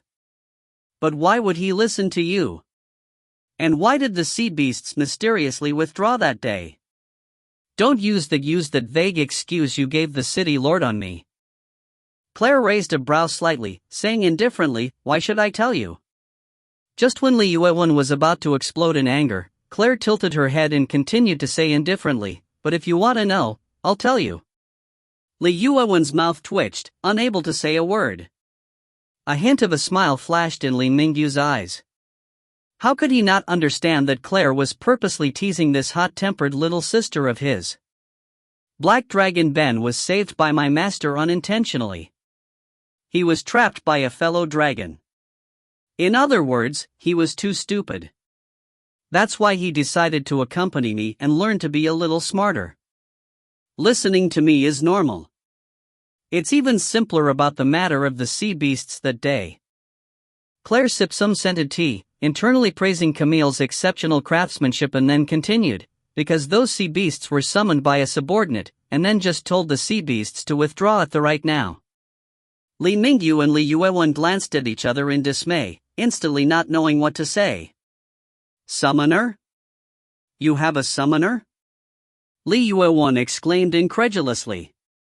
Summoner, a mysterious and rare class, wasn't something anybody could be. They needed to be able to communicate with nature, listen to living beings' thoughts, and influence them. You would need strong spiritual and communication power. It's the guy who only knows how to eat. Claire laid down again, saying carelessly, "You guys can sleep well now, you know the whole truth. Recuperate and prepare to fight for treasure." "How did you know that someone was going to compete for treasure with us?" Li Yuewan's heart beat fast. After saying these words, she covered her mouth. Claire closed her eyes and said leisurely, "4 main clans. The Feng clan is intermarried with the Shui clan, so their status has always been stable. The Hua clan and Yurli clan has always been incompatible as fire and water. How could the Hua clan that has always been a thorn on your side not try to stop you from finding the artifact to revive the Li clan?" Li Mingyu and Li Yuewan stared at each other for a long time, both seeing many moods in each other's eyes. Admiration, worry, gratitude. Claire had already figured out everything about them clearly.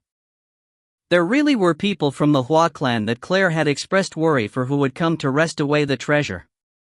The people from the Hua clan hadn't made a move the whole time because they were waiting for an opportunity. Claire just closed her eyes and rested. Camille was basically a walking encyclopedia. If she wanted any information, she could find it with some flattery and immediately find every information she wanted.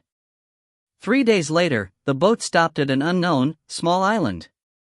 Will this place that doesn't even have birds really have treasure? On land, Ben revived immediately. He ran around excitedly. Finally, he wasn't going to vomit anymore. But Claire knew very clearly. If the azure ripple didn't direct them, there was no way to find this island. This island didn't exist on maps. Since the Li clan ancestors stored the treasure here, there was definitely something unordinary about the place. The captain and sailors stayed on the boat while Claire and her group went ashore after they finished packing their supplies. The moment they went ashore, Claire saw rows of palm trees with coconuts with strange multicolored tortoises suntanning on them. Once they got close, the multicolored tortoises plopped into the sea one by one. The island was verdant, the plants and trees making one feel relaxed, carefree. The animals were not afraid of humans at all, curiously evaluating them. Li Mingyu pulled out the azure ripple and looked at it, then looked up ahead and said, "Certainly, just ahead." "Then let's go," Claire said leisurely, riding the wind leopard like before, making Summer look down on her. Li Mingyu led the way, hacking a path open with his sword, everybody following close from behind. Claire squinted, looking at Li Mingyu's movements, estimating Li Mingyu's strength, but after watching for a while, she came to a conclusion helplessly: she couldn't see through Li Mingyu's cultivation level at all. After a long time, they're finally a discovery. "It's right in that cave?" Ben asked doubtfully. He stretched his neck forward, looking at the giant cave. "The azure ripple is indicating that it's right inside," Li Mingyu replied certainly and strode forward, taking the lead. "Elder brother, careful of anything strange." Li Yuewan ran up quickly. Li Mingyu nodded, then carefully walked forward. A faint magic undulation suddenly appeared at the entrance of the cave. "Barrier?" Li Mingyu immediately stopped, then extended his hand, about to read the barrier's undulations. But right at this moment, something strange happened. Before everybody's amazed gazes, Li Mingyu's hand passed through the barrier and then his entire body disappeared. It was like a strong power had pulled him in. "Elder brother!" Li Yuewan cried out in alarm, reaching forward without any hesitation. The next moment, Li Yuewan also disappeared. "Claire?" Summer looked towards Claire fearfully. The situation was too strange. You could clearly see past the clear barrier and see oblong rocks, but the two disappeared. They were pulled in by something. Claire frowned slightly. She felt a strange magic undulation from the barrier. Claire slowly extended her hand, reaching towards the barrier. From behind, Summer cried out in alarm, about to grab Claire. "If you find any errors, ads pop up, ads redirect, broken links, non-standard content, etc., please let us know. Report chapter so we can fix it as soon as possible." Chapter 97. Chapter 97. The next instant, Claire suddenly felt an irresistible strong power suck her in directly. Pulling Claire's hand, Summer was also sucked in right after. Instantly, 4 people had disappeared. Ben humped coldly, extended his hand, and also disappeared before their eyes. Jean didn't say a word, walking forward and disappearing voluntarily. Everybody else looked at each other in dismay. Camille shrugged and walked forward in a relaxed manner. Everybody also went right after, all disappearing at the cave's entrance. Just as they were sucked into the barrier, they felt an irresistible force down. The sound of Summer and Xiao Chuxin's shrieks came. Claire was rolling her eyes, completely speechless at whoever had designed the path. It felt like a roller coaster. Sliding down a giant curved slide, specks of ores inlaid in the walls shining like stars, lighting up the cavern. Everyone rapidly slid down one after the other. Summer and Xiao Chuxin's shrieks could be heard at different intervals. The feeling of weightlessness was very uncomfortable. Finally, everybody slid down in a disoriented manner. After standing steadily with difficulty, they started to size up the surroundings. Claire rubbed her sore bottom ungracefully, cursing the person who had set up the barrier. "That's the treasure?" Summer exclaimed in surprise. Everybody looked the direction Summer was looking and saw a tall platform made of white marble, stairs made out of a few layers of the same white marble leading upwards. A sword was sticking out of the white marble platform, an extraordinarily ordinary sword. A complete mismatch with the sparkly, beautiful white jade platform. How ordinary. I thought it would be a precious sword completely embedded with gems, Summer said a little disappointedly. That would just be flashy and useless, Yixuan said icily. Obviously, Summer's attitude made her a little angry. Didn't we find the treasure too easily? Walter peered at the surroundings skeptically. It doesn't matter if you find it or not because the artifact chooses his owner. Even if someone finds it, if they can't pull him out, then it will just be a decoration and can't be used, Li Mingyu explained. Claire remembered his past words and understood. The artifact was created by their Li ancestors and only descendants of the Li clan could pull it out. No wonder Li Mingyu was so unhurried, he believed that it was impossible for the artifact to choose anyone besides them Li's siblings. But it really looks ordinary. Ben walked up the white jade platform and crouched down, looking suspiciously at the sword. What do you know? Claire also went forward and examined it, coldly lecturing Ben, the more ordinary something looks, the more enigmatic. Ordinary-looking things often make people lose their guards. Biding your time and then making a fatal blow at the right moment can achieve what was previously impossible. Ben frowned as he watched Claire, listening intently to Claire's teachings, then nodded. In other words, making a pretense? Trick your enemies, make them think you're useless, then beat them up viciously. This method is very effective, Claire continued to teach coldly. Oh. Ben nodded over and over, remembering this exceptionally keenly. The two's teacher and student appearance made everybody look in disbelief. Li Mingyu slowly walked forward, watching the ordinary-looking sword profoundly. He knew that the sword was definitely not as simple as it looked. Just as Li Mingyu approached the treasured blade, a strange situation happened. The sword started to vibrate slightly, slowly glowing silver. Li Yixuan smiled joyously and was relieved. The sword definitely had a consciousness. There was hope for reviving the Li clan. Li Mingyu also started to become a bit excited. The treasured blade that he had been looking for was right before his and actually had a reaction towards him approaching. Claire stared wide-eyed at the scene before her, gasping internally. The artifact really did have a will and could choose its owner. Everybody else also stared unflinchingly and held their breath seeing the scene before them. As Li Mingyu came closer, the sword vibrated more intensely and the sword became brighter. Li Mingyu was completely solemn. He stood before the treasured blade and said in a dignified manner, "Please reply to my summon. Follow my will, guide the Li clan towards prosperity once more." Everybody hadn't moved their gaze, watching Li Mingyu's actions closely, fearing they would miss the mysterious moment when the artifact would accept its owner. Li Mingyu solemnly closed his eyes and slowly extended his hand, setting it on the sword hilt, then pulled with force. Instantly, there were infinite rays, striking the soul. Strange.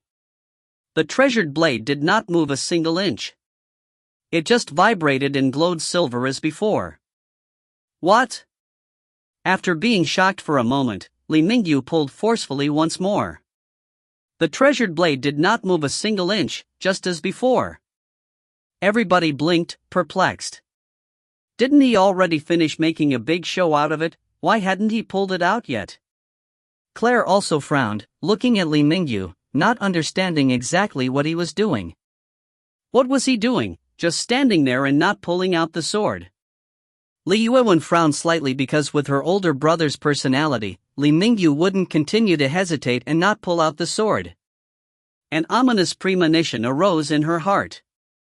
Li Mingyu pulled forcefully once more, but the treasured blade was still stuck in the white jade platform as before, not moving at all. Li Mingyu's expression finally changed. He slowly let go and said in a low voice, "I can't pull it out." "Yixuan, you try." "Ah." Everybody gasped in surprise. Li Mingyu actually couldn't pull the sword out? The treasured blade actually did not accept Li Mingyu as its owner? But wasn't the blade continuously vibrating and lighting up when Li Mingyu was going up? Was it playing around? Me? Li Yixuan pointed at her nose and asked doubtfully. Yes. In the Li clan, besides me, you also have the right. Li Mingyu's tone was a big complex. The Li clan had already fallen to such an extent and only they two siblings were persisting to support it.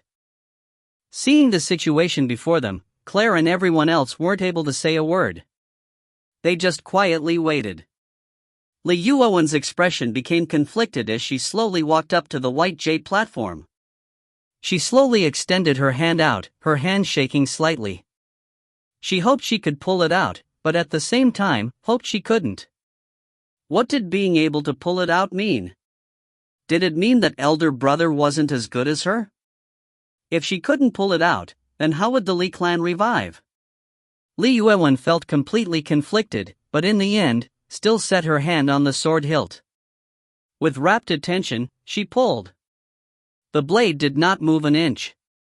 Li Yixuan let out a sigh of relief in her heart. The treasured blade's chosen owner wasn't her.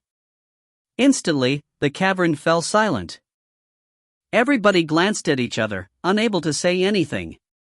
What kind of situation was this? The treasured blade didn't choose any owner. Both of the Li siblings failed to become the treasured blade's owner. It was deathly silent.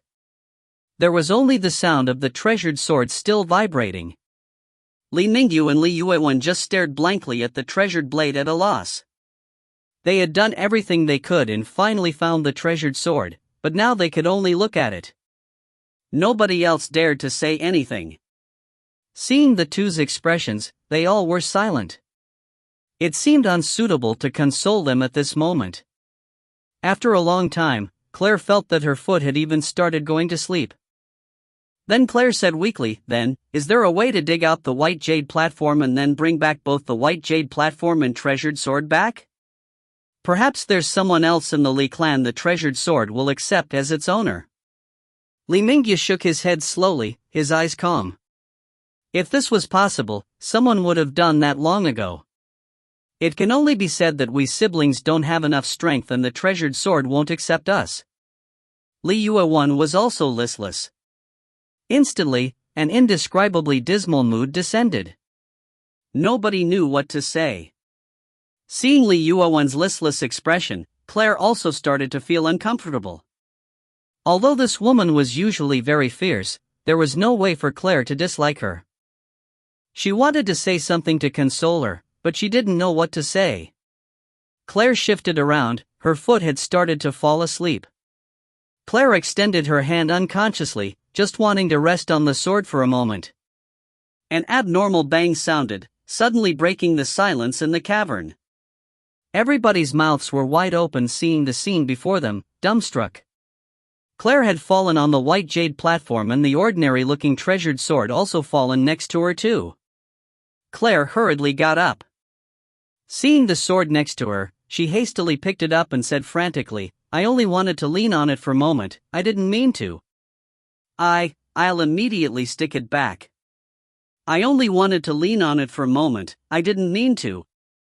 I'll immediately stick it back." Echo, echo. It continued to echo endlessly. Holding the treasured sword, Claire's first reaction was to immediately stick it back. Suddenly, Claire froze. Cold wind blew past behind her. Claire slowly looked down, stupefied seeing the treasured blade in her hand. Wasn't it that only Li clan descendants could pull it out? Was it that you needed that? What was it, resolute will and powerful strength to pull it out? Why was it that it fell over after she just pushed it lightly? Claire stood there stiffly, looked back robotically, and saw everybody's exceptional expressions. Especially Li Yixuan's, her wide eyes staring straight at the treasured blade in Claire's grip. But wasn't it that only people from the Li clan could pull it out? The sword has made a mistake. Shouldn't I stick it back? Claire asked meekly, seeing Li Yixuan's oppressive gaze. The treasured sword actually recognized you as its owner. Summer stuttered, pointing at the sword. Her eyes were full of disbelief and amazement. Everybody else's minds were blank. They just stared vacantly at Claire. I'll put it back right now, Claire said weakly, looking extremely not at fault. You stinkin' brat. Li Yuewan abruptly grabbed Claire's collar, forcefully shaking her. What do you think my Li clan's treasured sword is? You want to stick it back? It actually chose you as its owner. Is there some kind of mistake? What kind of destiny is this? If you find any errors, ads pop up, ads redirect, broken links, non-standard content, etc., please let us know. Report chapter so we can fix it as soon as possible. Chapter 98. Chapter 98. Li Yuewan's angry voice echoed hysterically in the cavern. Claire was shaken dizzy, but she didn't dare to refute. All right, Yuewan. That the treasured sword has chosen Claire as its master is a fact. We can't change anything.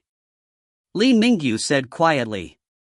Li Yuewan let go of Claire's collar furiously, but still glared at Claire. Claire glanced at the sword in her hand and her lips twitched. She really wanted to say, I also didn't want the sword to accept me as its master, but against Li Yuewan's killing gaze, Claire sensibly repressed her urge. What's going on? Was it that only people from the Li clan could be accepted by the sword? Why would I be able to pull it out? Claire looked suspiciously at the sword in her hand, perplexed. Of course you could, Li Yuewan said angrily, about to say something, but Li Mingyu warned her in a low voice, Yuewan. Li Mingyu's expression was extremely complex. He said quietly, it's already a fact that Claire has been chosen to become the master of the Azure Ripple sword. Since it has actually done so, there must be a reason. It's just that we are unable to know exactly why. Claire watched the two who had complex expressions. She kept on feeling like the two were hiding something, but wasn't able to tell exactly what it was. This is an artifact? I don't feel anything unusual about it. Claire said doubtfully. She raised the Azure Ripple sword and lightly swung it around. The Azure Ripple sword is a weapon that can grow. As you continuously develop, he will also develop with you and display his might. This is why he is called an artifact. Seeing the Azure Ripple now, it seems that it really is only a normal sword. Li Yuewan said moodily. Sure enough, the Azure Ripple sword that was originally glowing silver slowly darkened and turned into a very ordinary longsword. Claire brandished the Azure Ripple sword dejectedly, wanting to say, it's only a weapon, but it actually looks down on people so much. In any case, it was the first time she had heard of a weapon that could grow. But now what do we do? Originally, you two wanted to find this sword to revive the Li clan. Now you will return empty-handed, Claire worried asked the Li siblings. Although Claire wasn't satisfied, she immediately remembered this. We can only improve one step at a time then.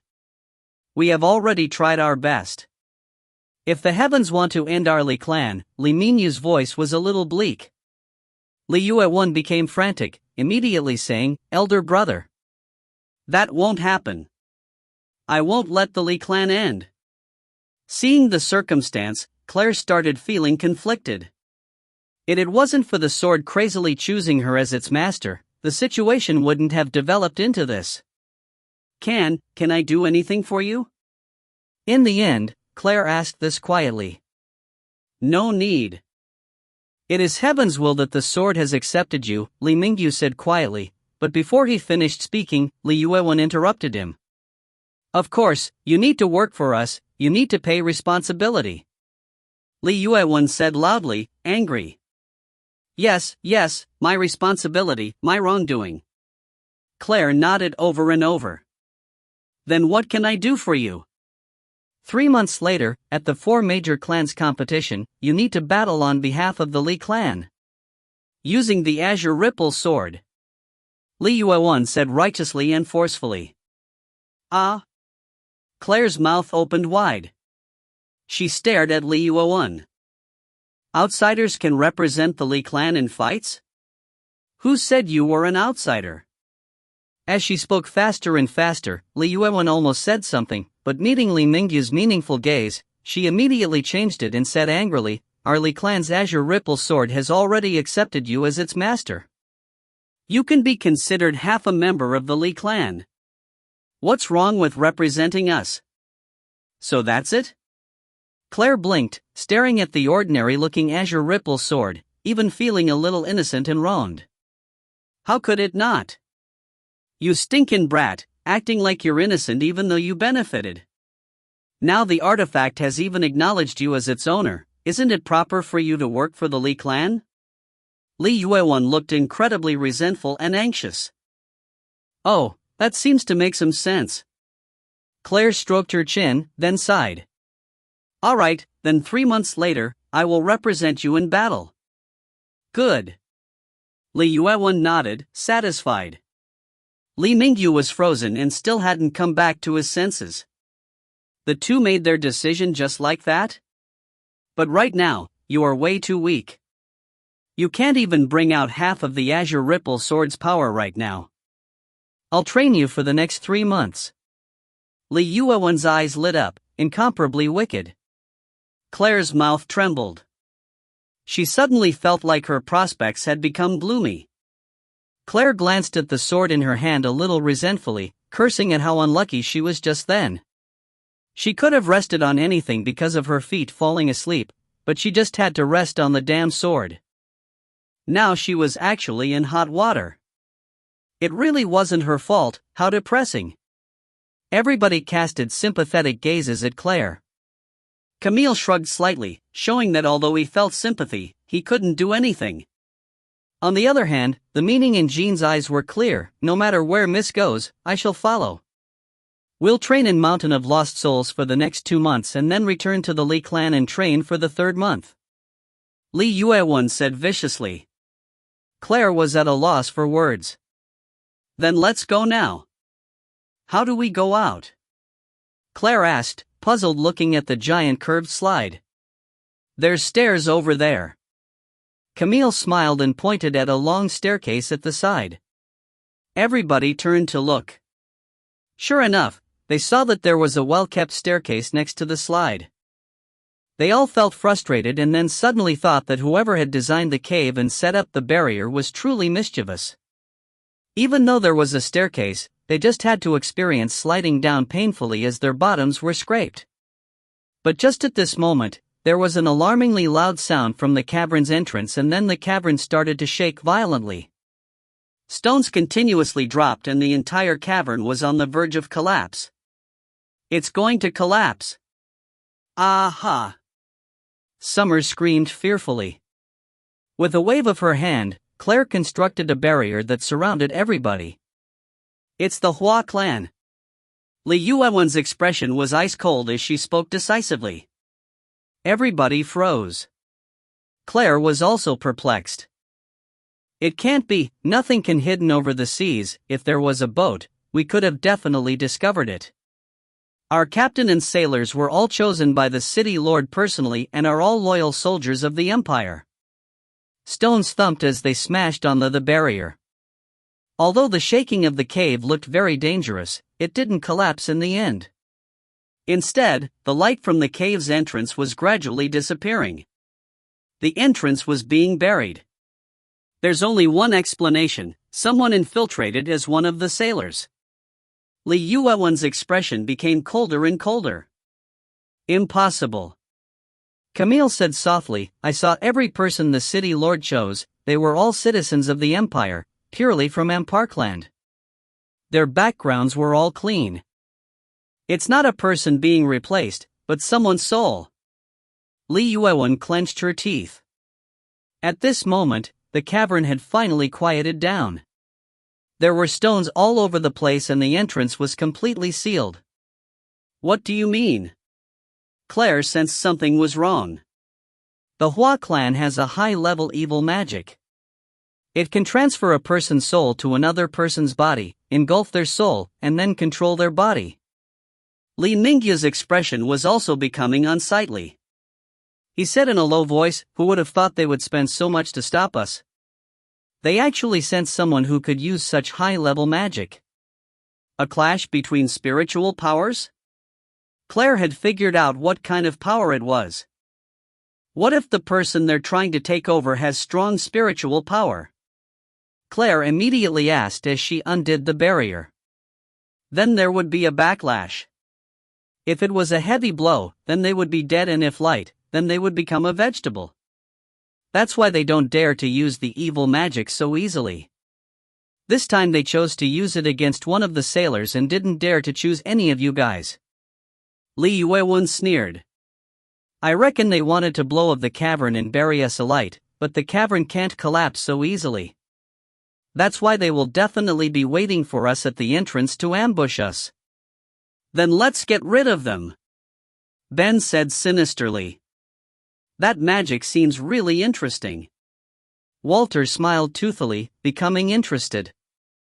As a dark magician, naturally he would want to experience the evil magic, or, better yet, learn it. I actually want to know where their true body is. A strange smile appeared on Claire's lips. She said softly, if their body is destroyed, then what will happen to their soul that's in another body? After hearing Claire's words, everybody's heart suddenly shuddered. Let's go out first, then talk. Claire carried the ordinary-looking azure ripple sword, leading the way. They group went up the staircase. Ben waved his hand casually, casting magic to clear the path. But at this moment, Li Yuewen suddenly stopped and called out, "Wait! What is it?" Claire frowned slightly. She concentrated and sensed the surroundings, but didn't find anything out of the ordinary. Claire, you rely on the brute force of this dragon too much. It won't benefit your growth at all. So from now on, he can't do anything, unless you're on your dying breath. Li Yuewen said seriously. Ah? Claire's mouth was wide open.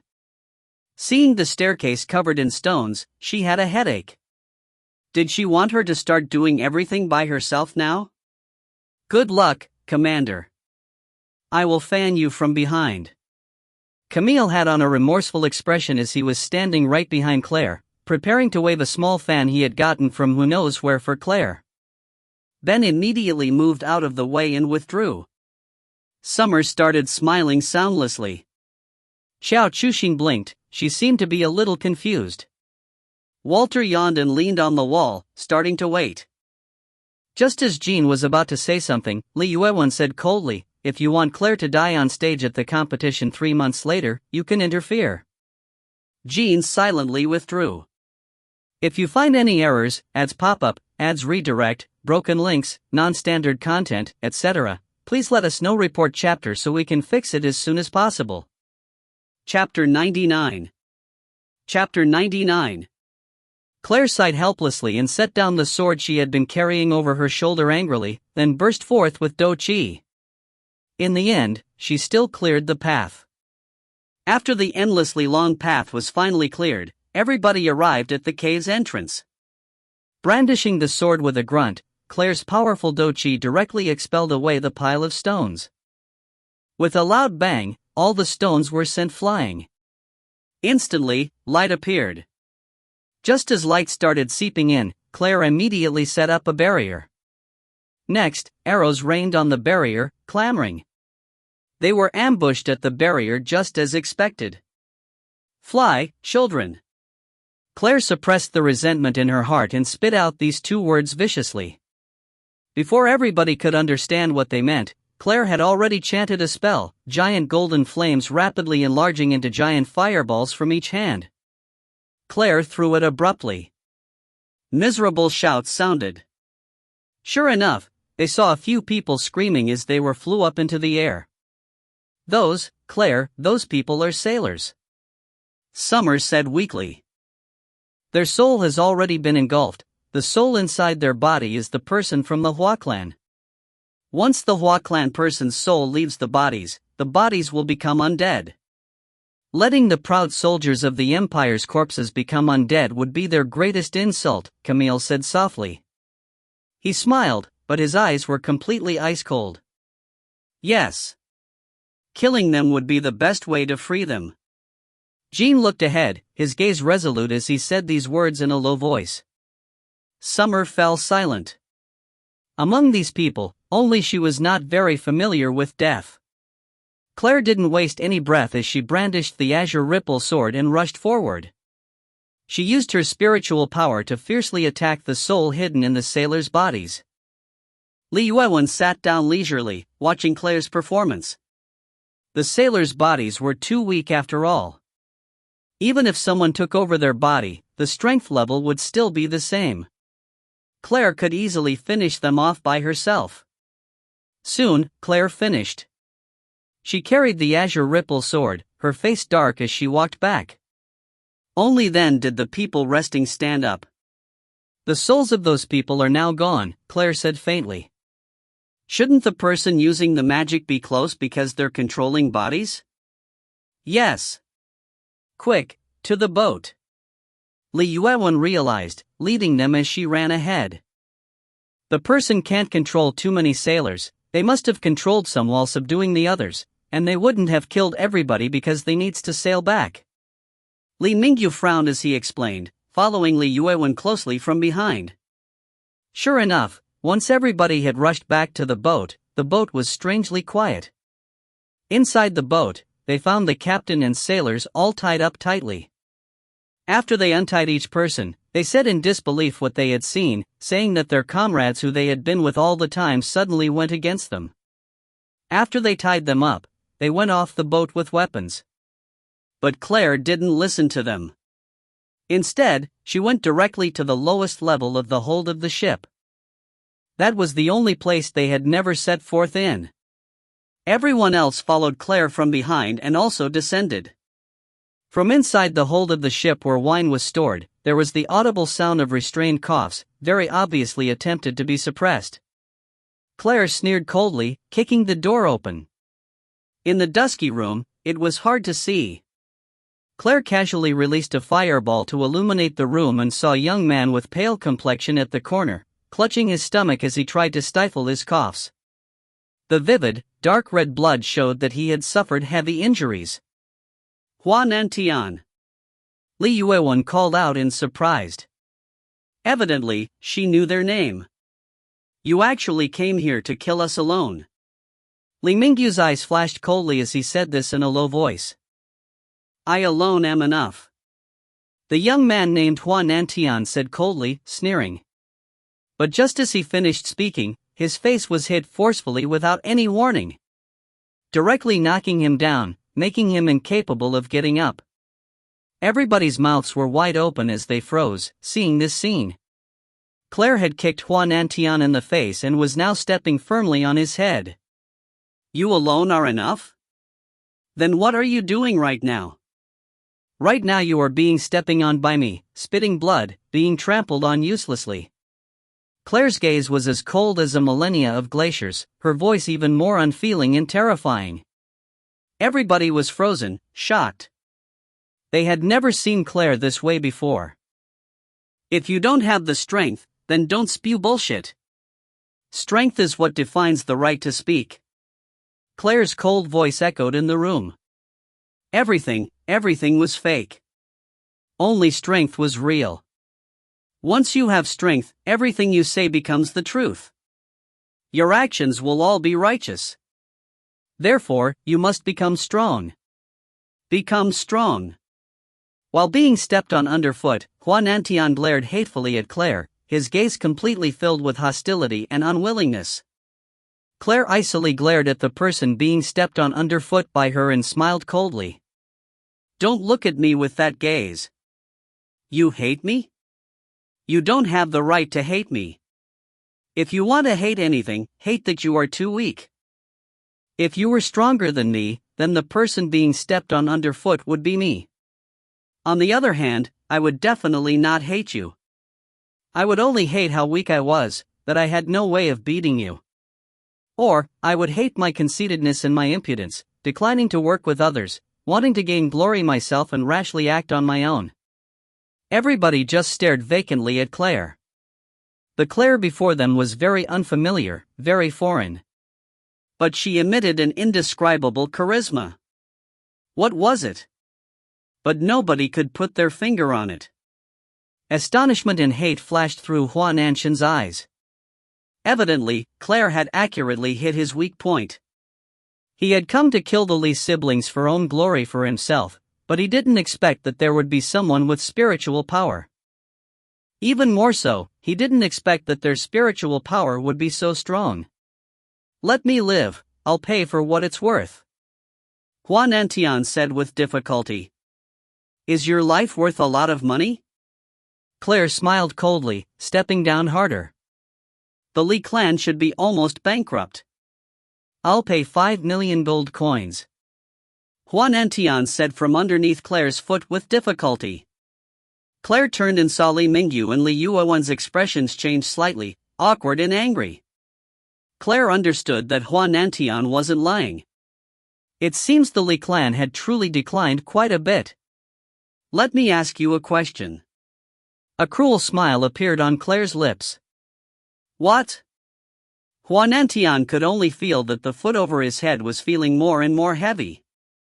"When you kill people and they beg for their life or suggest that they can pay for how much their life is worth, what do?" Claire said gently and softly. "If you lie, your death will come quicker. Don't forget, my spiritual power surpasses yours by far. I can feel every spiritual wave of yours, I can even feel the faintest trace." Claire's unfeeling voice made one's heart shudder. Huan Antian gulped, then said with difficulty, I would still kill them. That's just how it is." An ice-cold smile appeared on Claire's face. She slowly raised the azure ripple sword, slowly and gently piercing Huan Anshan's chest, smiling enchantingly, her movements graceful. It was imprinted deeply into the hearts of everybody present. Huan Anshan's pupils enlarged greatly, his bulging eyes bloodshot and disbelieving. The average-looking girl before him was actually so composed when taking people's lives, so graceful. "You can't do it yourself, what gives you the right to unreasonably request for someone else to do it? Is it that only your life is a life and other people's aren't?" A heart-shaking chilliness slowly filled the entire room. Instantly, everybody was puzzled. This was the radiant girl from before?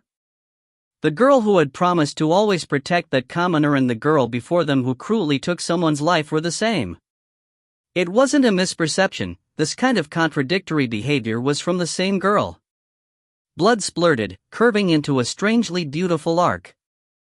It also splurted onto Claire's face, but it was as if Claire didn't feel it as she slowly sheathed her sword and turned around. Camille was smiling like the spring wind just as before. He walked forward, pulled out a clean handkerchief, and carefully wiped the blood on Claire's face, his movements natural. No one knew, but the dark mark on the back of Claire's hand turned deeper.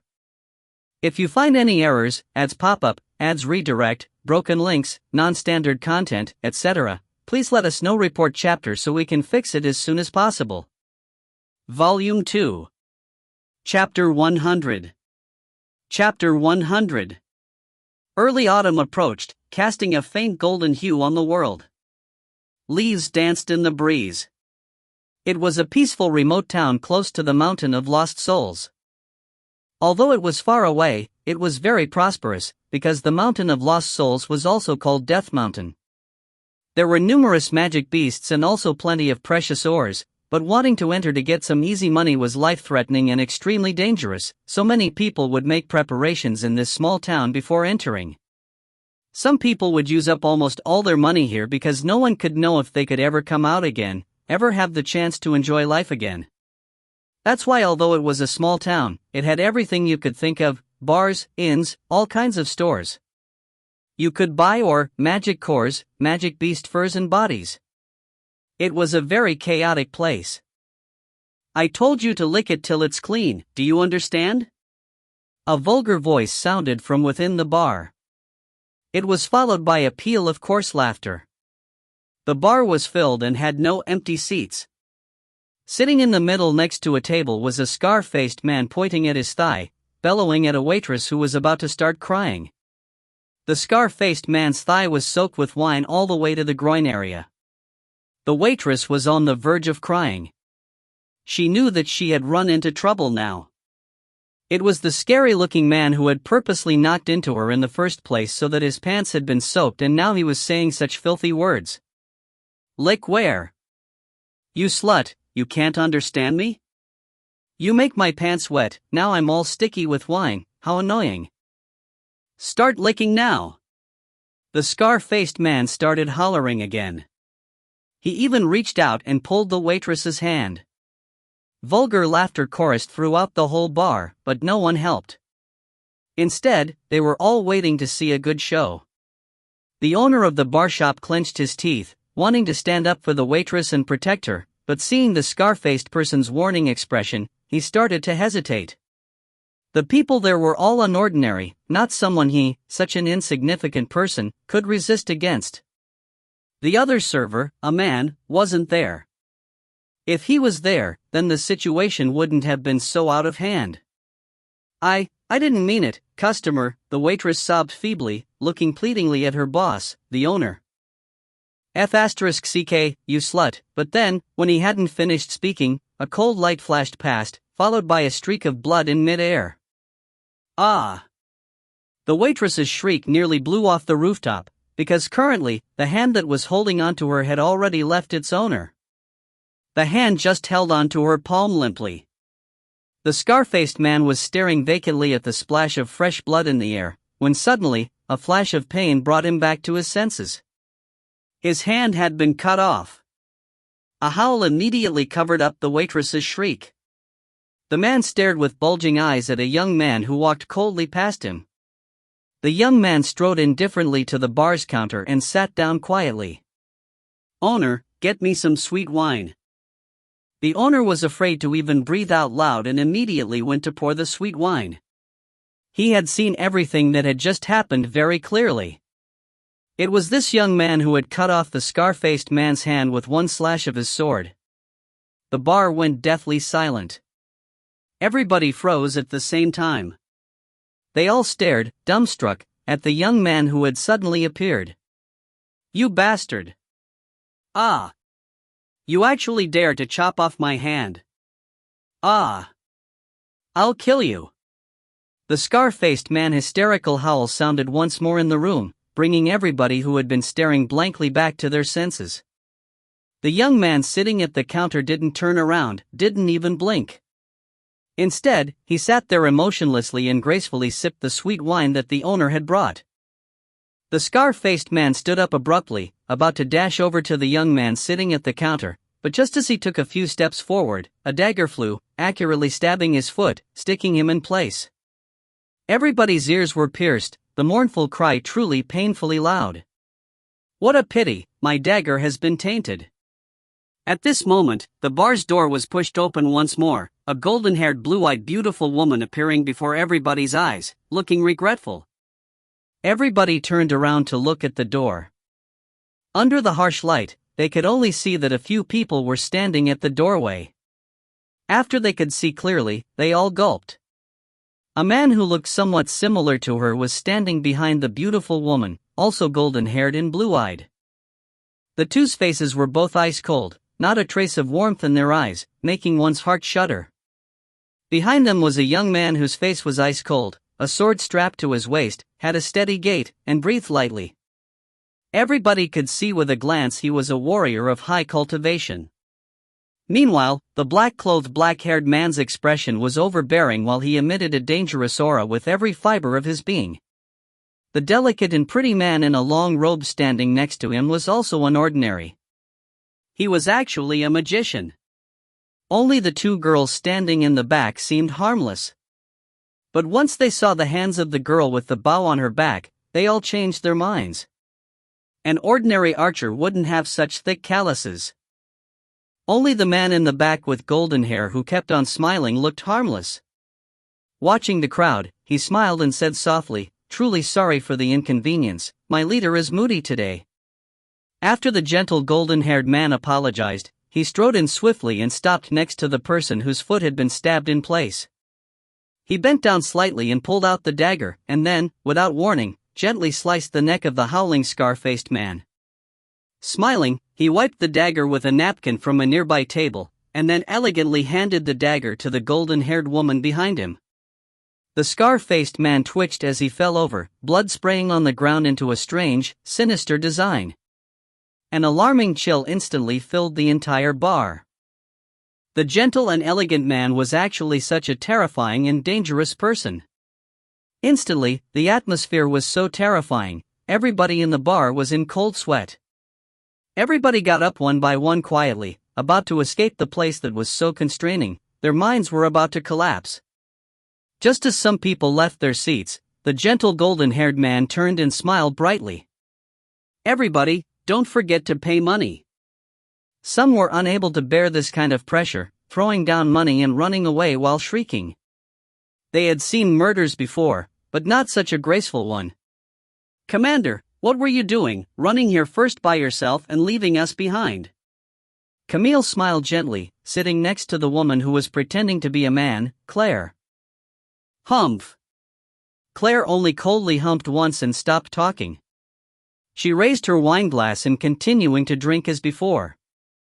"You really are hot-tempered. Didn't you only just carry the wind leopard for a few li dot because you lost a bet?" Li Yuewen sneered as she walked forward. She said righteously, "Not only am I increasing your arm strength, carrying burdens is also another important part of training." "You cheated." Claire clenched and gritted her teeth. When she discovered the trick, it was already too late. "If you didn't discover it, then don't call it a cheat." "You still have much to learn," Li Yuewen scolded. Claire stopped talking, turned around, and sipped her wine. It had always been her riding on Little Leopard, but today, their positions had changed. Thank you for saving me," a soft and gentle voice said from in between the two. Claire turned around, and saw the pale-faced waitress who was struggling to smile. When Claire turned around once more, she saw that the dead man's severed hand was still holding onto the girl's palm. No wonder her expression was so unsightly. "Get it off of her," Claire ordered Jean, who was right behind her, emotionlessly. Jean obeyed. He stepped forward, grabbed the dead man's hand, then pulled it off. Thank you very much," the waitress thanked them hurriedly. "You don't have to thank us, it was nothing." Claire indifferently waved for the waitress to leave, then looked at the owner and said, "Owner, do you have any rugosa rose tea?" "Ah, truly sorry, customer. We only have wine and water here," the owner replied shakily. He had just seen the young man's terrifying way of doing things and his companion's gruesome actions, so he spoke more cautiously than usual. "Commander, such a small place can't have any flowers." Camille softly sighed. Everybody behind Camille rolled their eyes. It was all because of this guy that Claire had become so evil. Claire simply had to drink rugosa rose tea after venting out her anger, but after searching the entire town, they couldn't find any. I grow roses in my garden. If you don't mind, you can come to my house." "I have stored some dried flowers too," the waitress said cautiously. "Oh, is that so? Then let's go." Claire immediately stood up, about leave. Li Yuewen rolled her eyes, wanting to scold her, but thinking of Claire's dark mood today, she let it go. "Owner, my little brother will be back soon, tell him I will first bring my saviors home." The waitress called to the bar owner. Okay. The owner hurriedly nodded his head, seeing off the scary group to the distance. The waitress took off her apron then led them out the door. This brat only knows how to live it up. Li Yuewen followed behind, muttering all the while, unsatisfied. "You have trained her harsh enough recently, let her take a break today," Li Mingyu said, feeling a slight headache. On their journey, Li Yuen's methods of training has reached a severe level. Claire had to be on guard even when sleeping, or else her throat would have been slit open. Li Yuan often planned surprise attacks at night to develop Claire's alertness. As a result, Claire fought with dark circles under her eyes and resisted her sleepiness as she was constantly awakened by Li Yuan's sneak attacks. Her alertness improved, but the dark circles under her eyes became more severe too. The young girl walked in front, but continuously looked back at the young man behind her. He had golden hair and lovely green eyes. Although his dark circles were a bit severe, they couldn't conceal his peerless aura. It was this young man who had just saved herself from the clutches of the evil person, otherwise, who knows how it would have ended. Her little brother was out too. If it wasn't for this young man, then the result would be unthinkable. The young girl's heart began to beat faster. Meanwhile, Claire was looking completely unhappy. The wind leopard followed them from behind at the very back. When it was carried by Claire, it had been terrified out of its wits. Now, it didn't even dare to get close to her. My family is only I and my little brother. Today, he went to the Mountain of Lost Souls. That crazy little, he said that recently there's some kind of strange beast was about to come into being and that he wants to capture it and sell it for money. The girl started to talk to Claire. She didn't know what to say, so she only brought up the topic of her annoying little brother. Strange beast? Camille became interested. He asked, "Did your little brother say what kind of strange beast it was?" "He did, that lying brat, he said it was a deity beast," the girl replied helplessly, feeling a slight headache. How could a deity beast appear here? And how could he capture it? Deity beast? Li Yuewan and Li Mingyu exchanged glances and both saw doubt within each other's eyes. In any case, my little brother brags about how he can use a little do chi. He always thinks he's some kind of expert. The girl said exasperatedly as she led everybody to the edge of the small town. There was a very small garden, ivy crawling on the wooden fence, the small table and a few chairs under the grape rack in the garden seeming exceptionally comfortable. "Benefactors, please sit down, I will go make tea." The girl seemed a little embarrassed. "Just sit outside, the rooms are very messy." Claire lightly nodded her head, and sat down immediately without care for manners. Walter sat down silently immediately after her, because he had noticed there weren't enough chairs. He didn't want to stand, so he sat down first. Camille was smiling as he followed the girl inside to make the Rugosa rose tea. If you find any errors, ads pop up, ads redirect, broken links, non-standard content, etc., please let us know. Report chapter so we can fix it as soon as possible. Chapter 101. Chapter 101. In the end, Jean didn't have a seat while Li Ningyu and Ben also stood. Walter squinted as he looked up at the grape rack, satisfied. He pretended he didn't notice that a few people were standing. Indoors, the girl watched Camille make tea skillfully, and after hesitating for a while, finally said weakly, "Benefactor, I still don't know your names. Are you all planning on entering the Mountain of Lost Souls to adventure?" "Yes, we are planning on entering the Mountain of Lost Souls. Names are just a formality.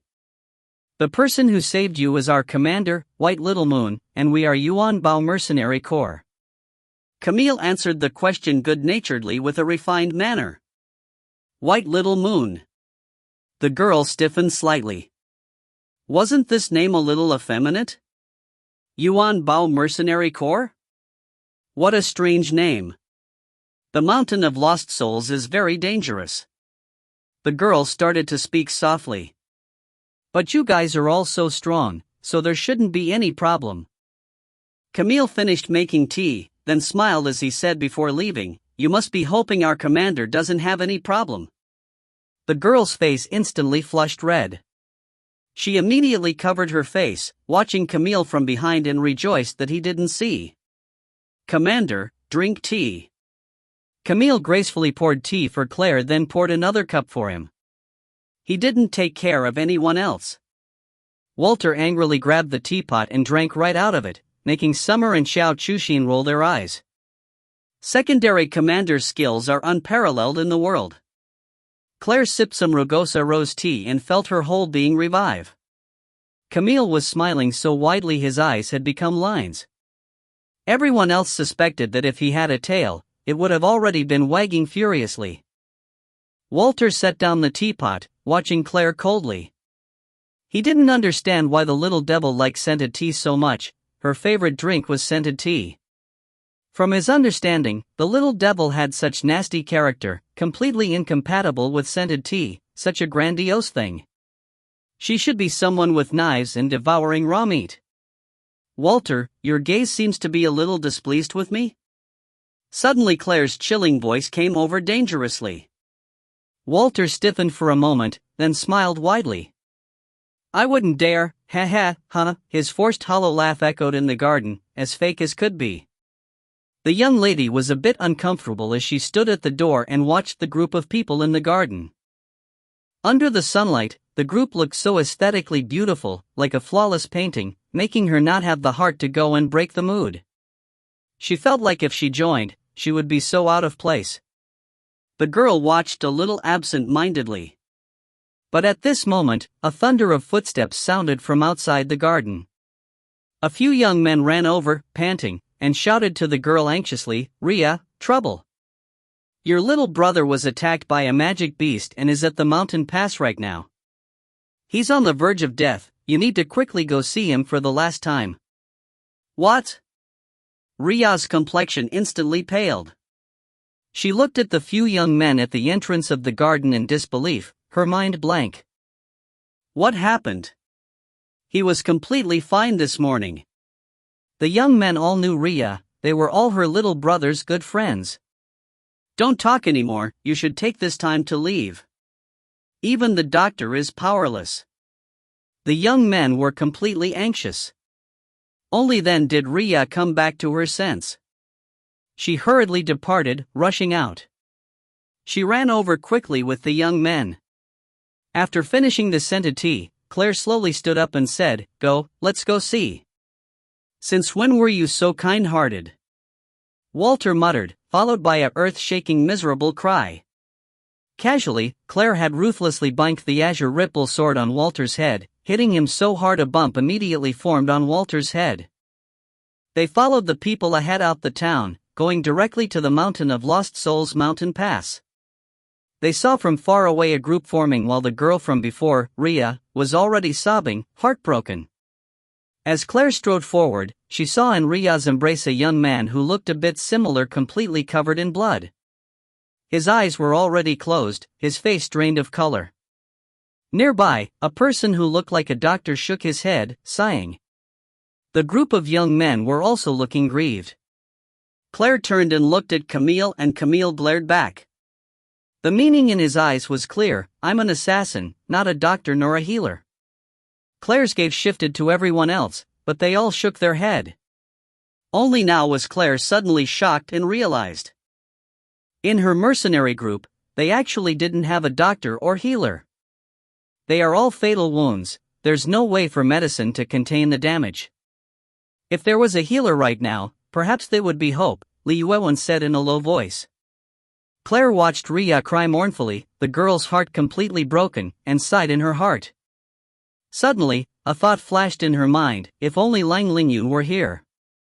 The next moment, silver hair flashed before Claire's eyes. Claire's lips quivered slightly as she laughed at herself, laughing internally that she wanted it so much that she had actually hallucinated. But the holy light that appeared right after told Claire it wasn't a hallucination. The silver-haired violet-eyed Lang Lingyun really was there.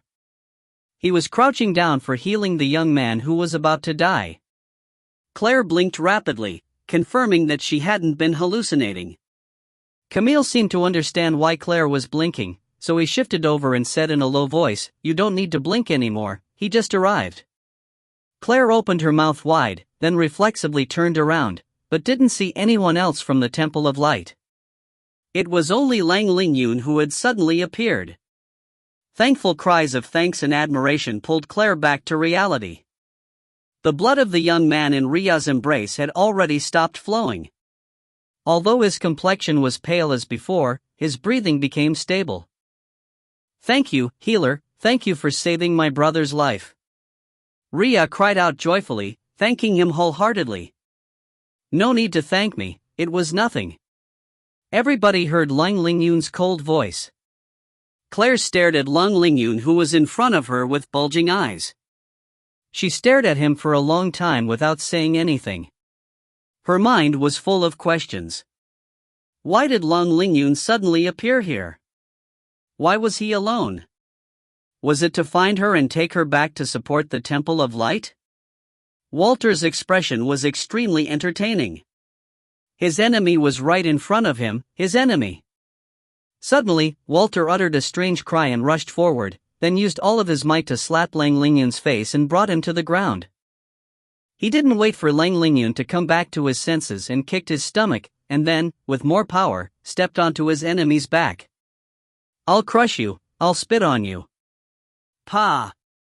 Walter hacked up a large glob of phlegm and spit it on Lang Lingyun's head. Then he started to kick and stomp crazily, and then he laughed heartily towards the sky, extremely proud. He finally stomped that damn pretty boy underfoot. Die, you pretty boy. I want you to have a taste of death too. Ah ha ha, ha ha. Walter's mad laughter echoed into the horizon. There would a day you be crushed underfoot by me. The incomparably honorable divine prince has that day. Be me for forgiveness, perhaps I'm in a good enough mood to let you go. Walter howled with laughter, about to buckle over. Walter, what are you doing? Why are you laughing to yourself? Suddenly, he heard a low voice filled with confusion. Walter came back to his senses, stared at Summer whose face was full of puzzlement, and then coldly humphed. You don't need to care.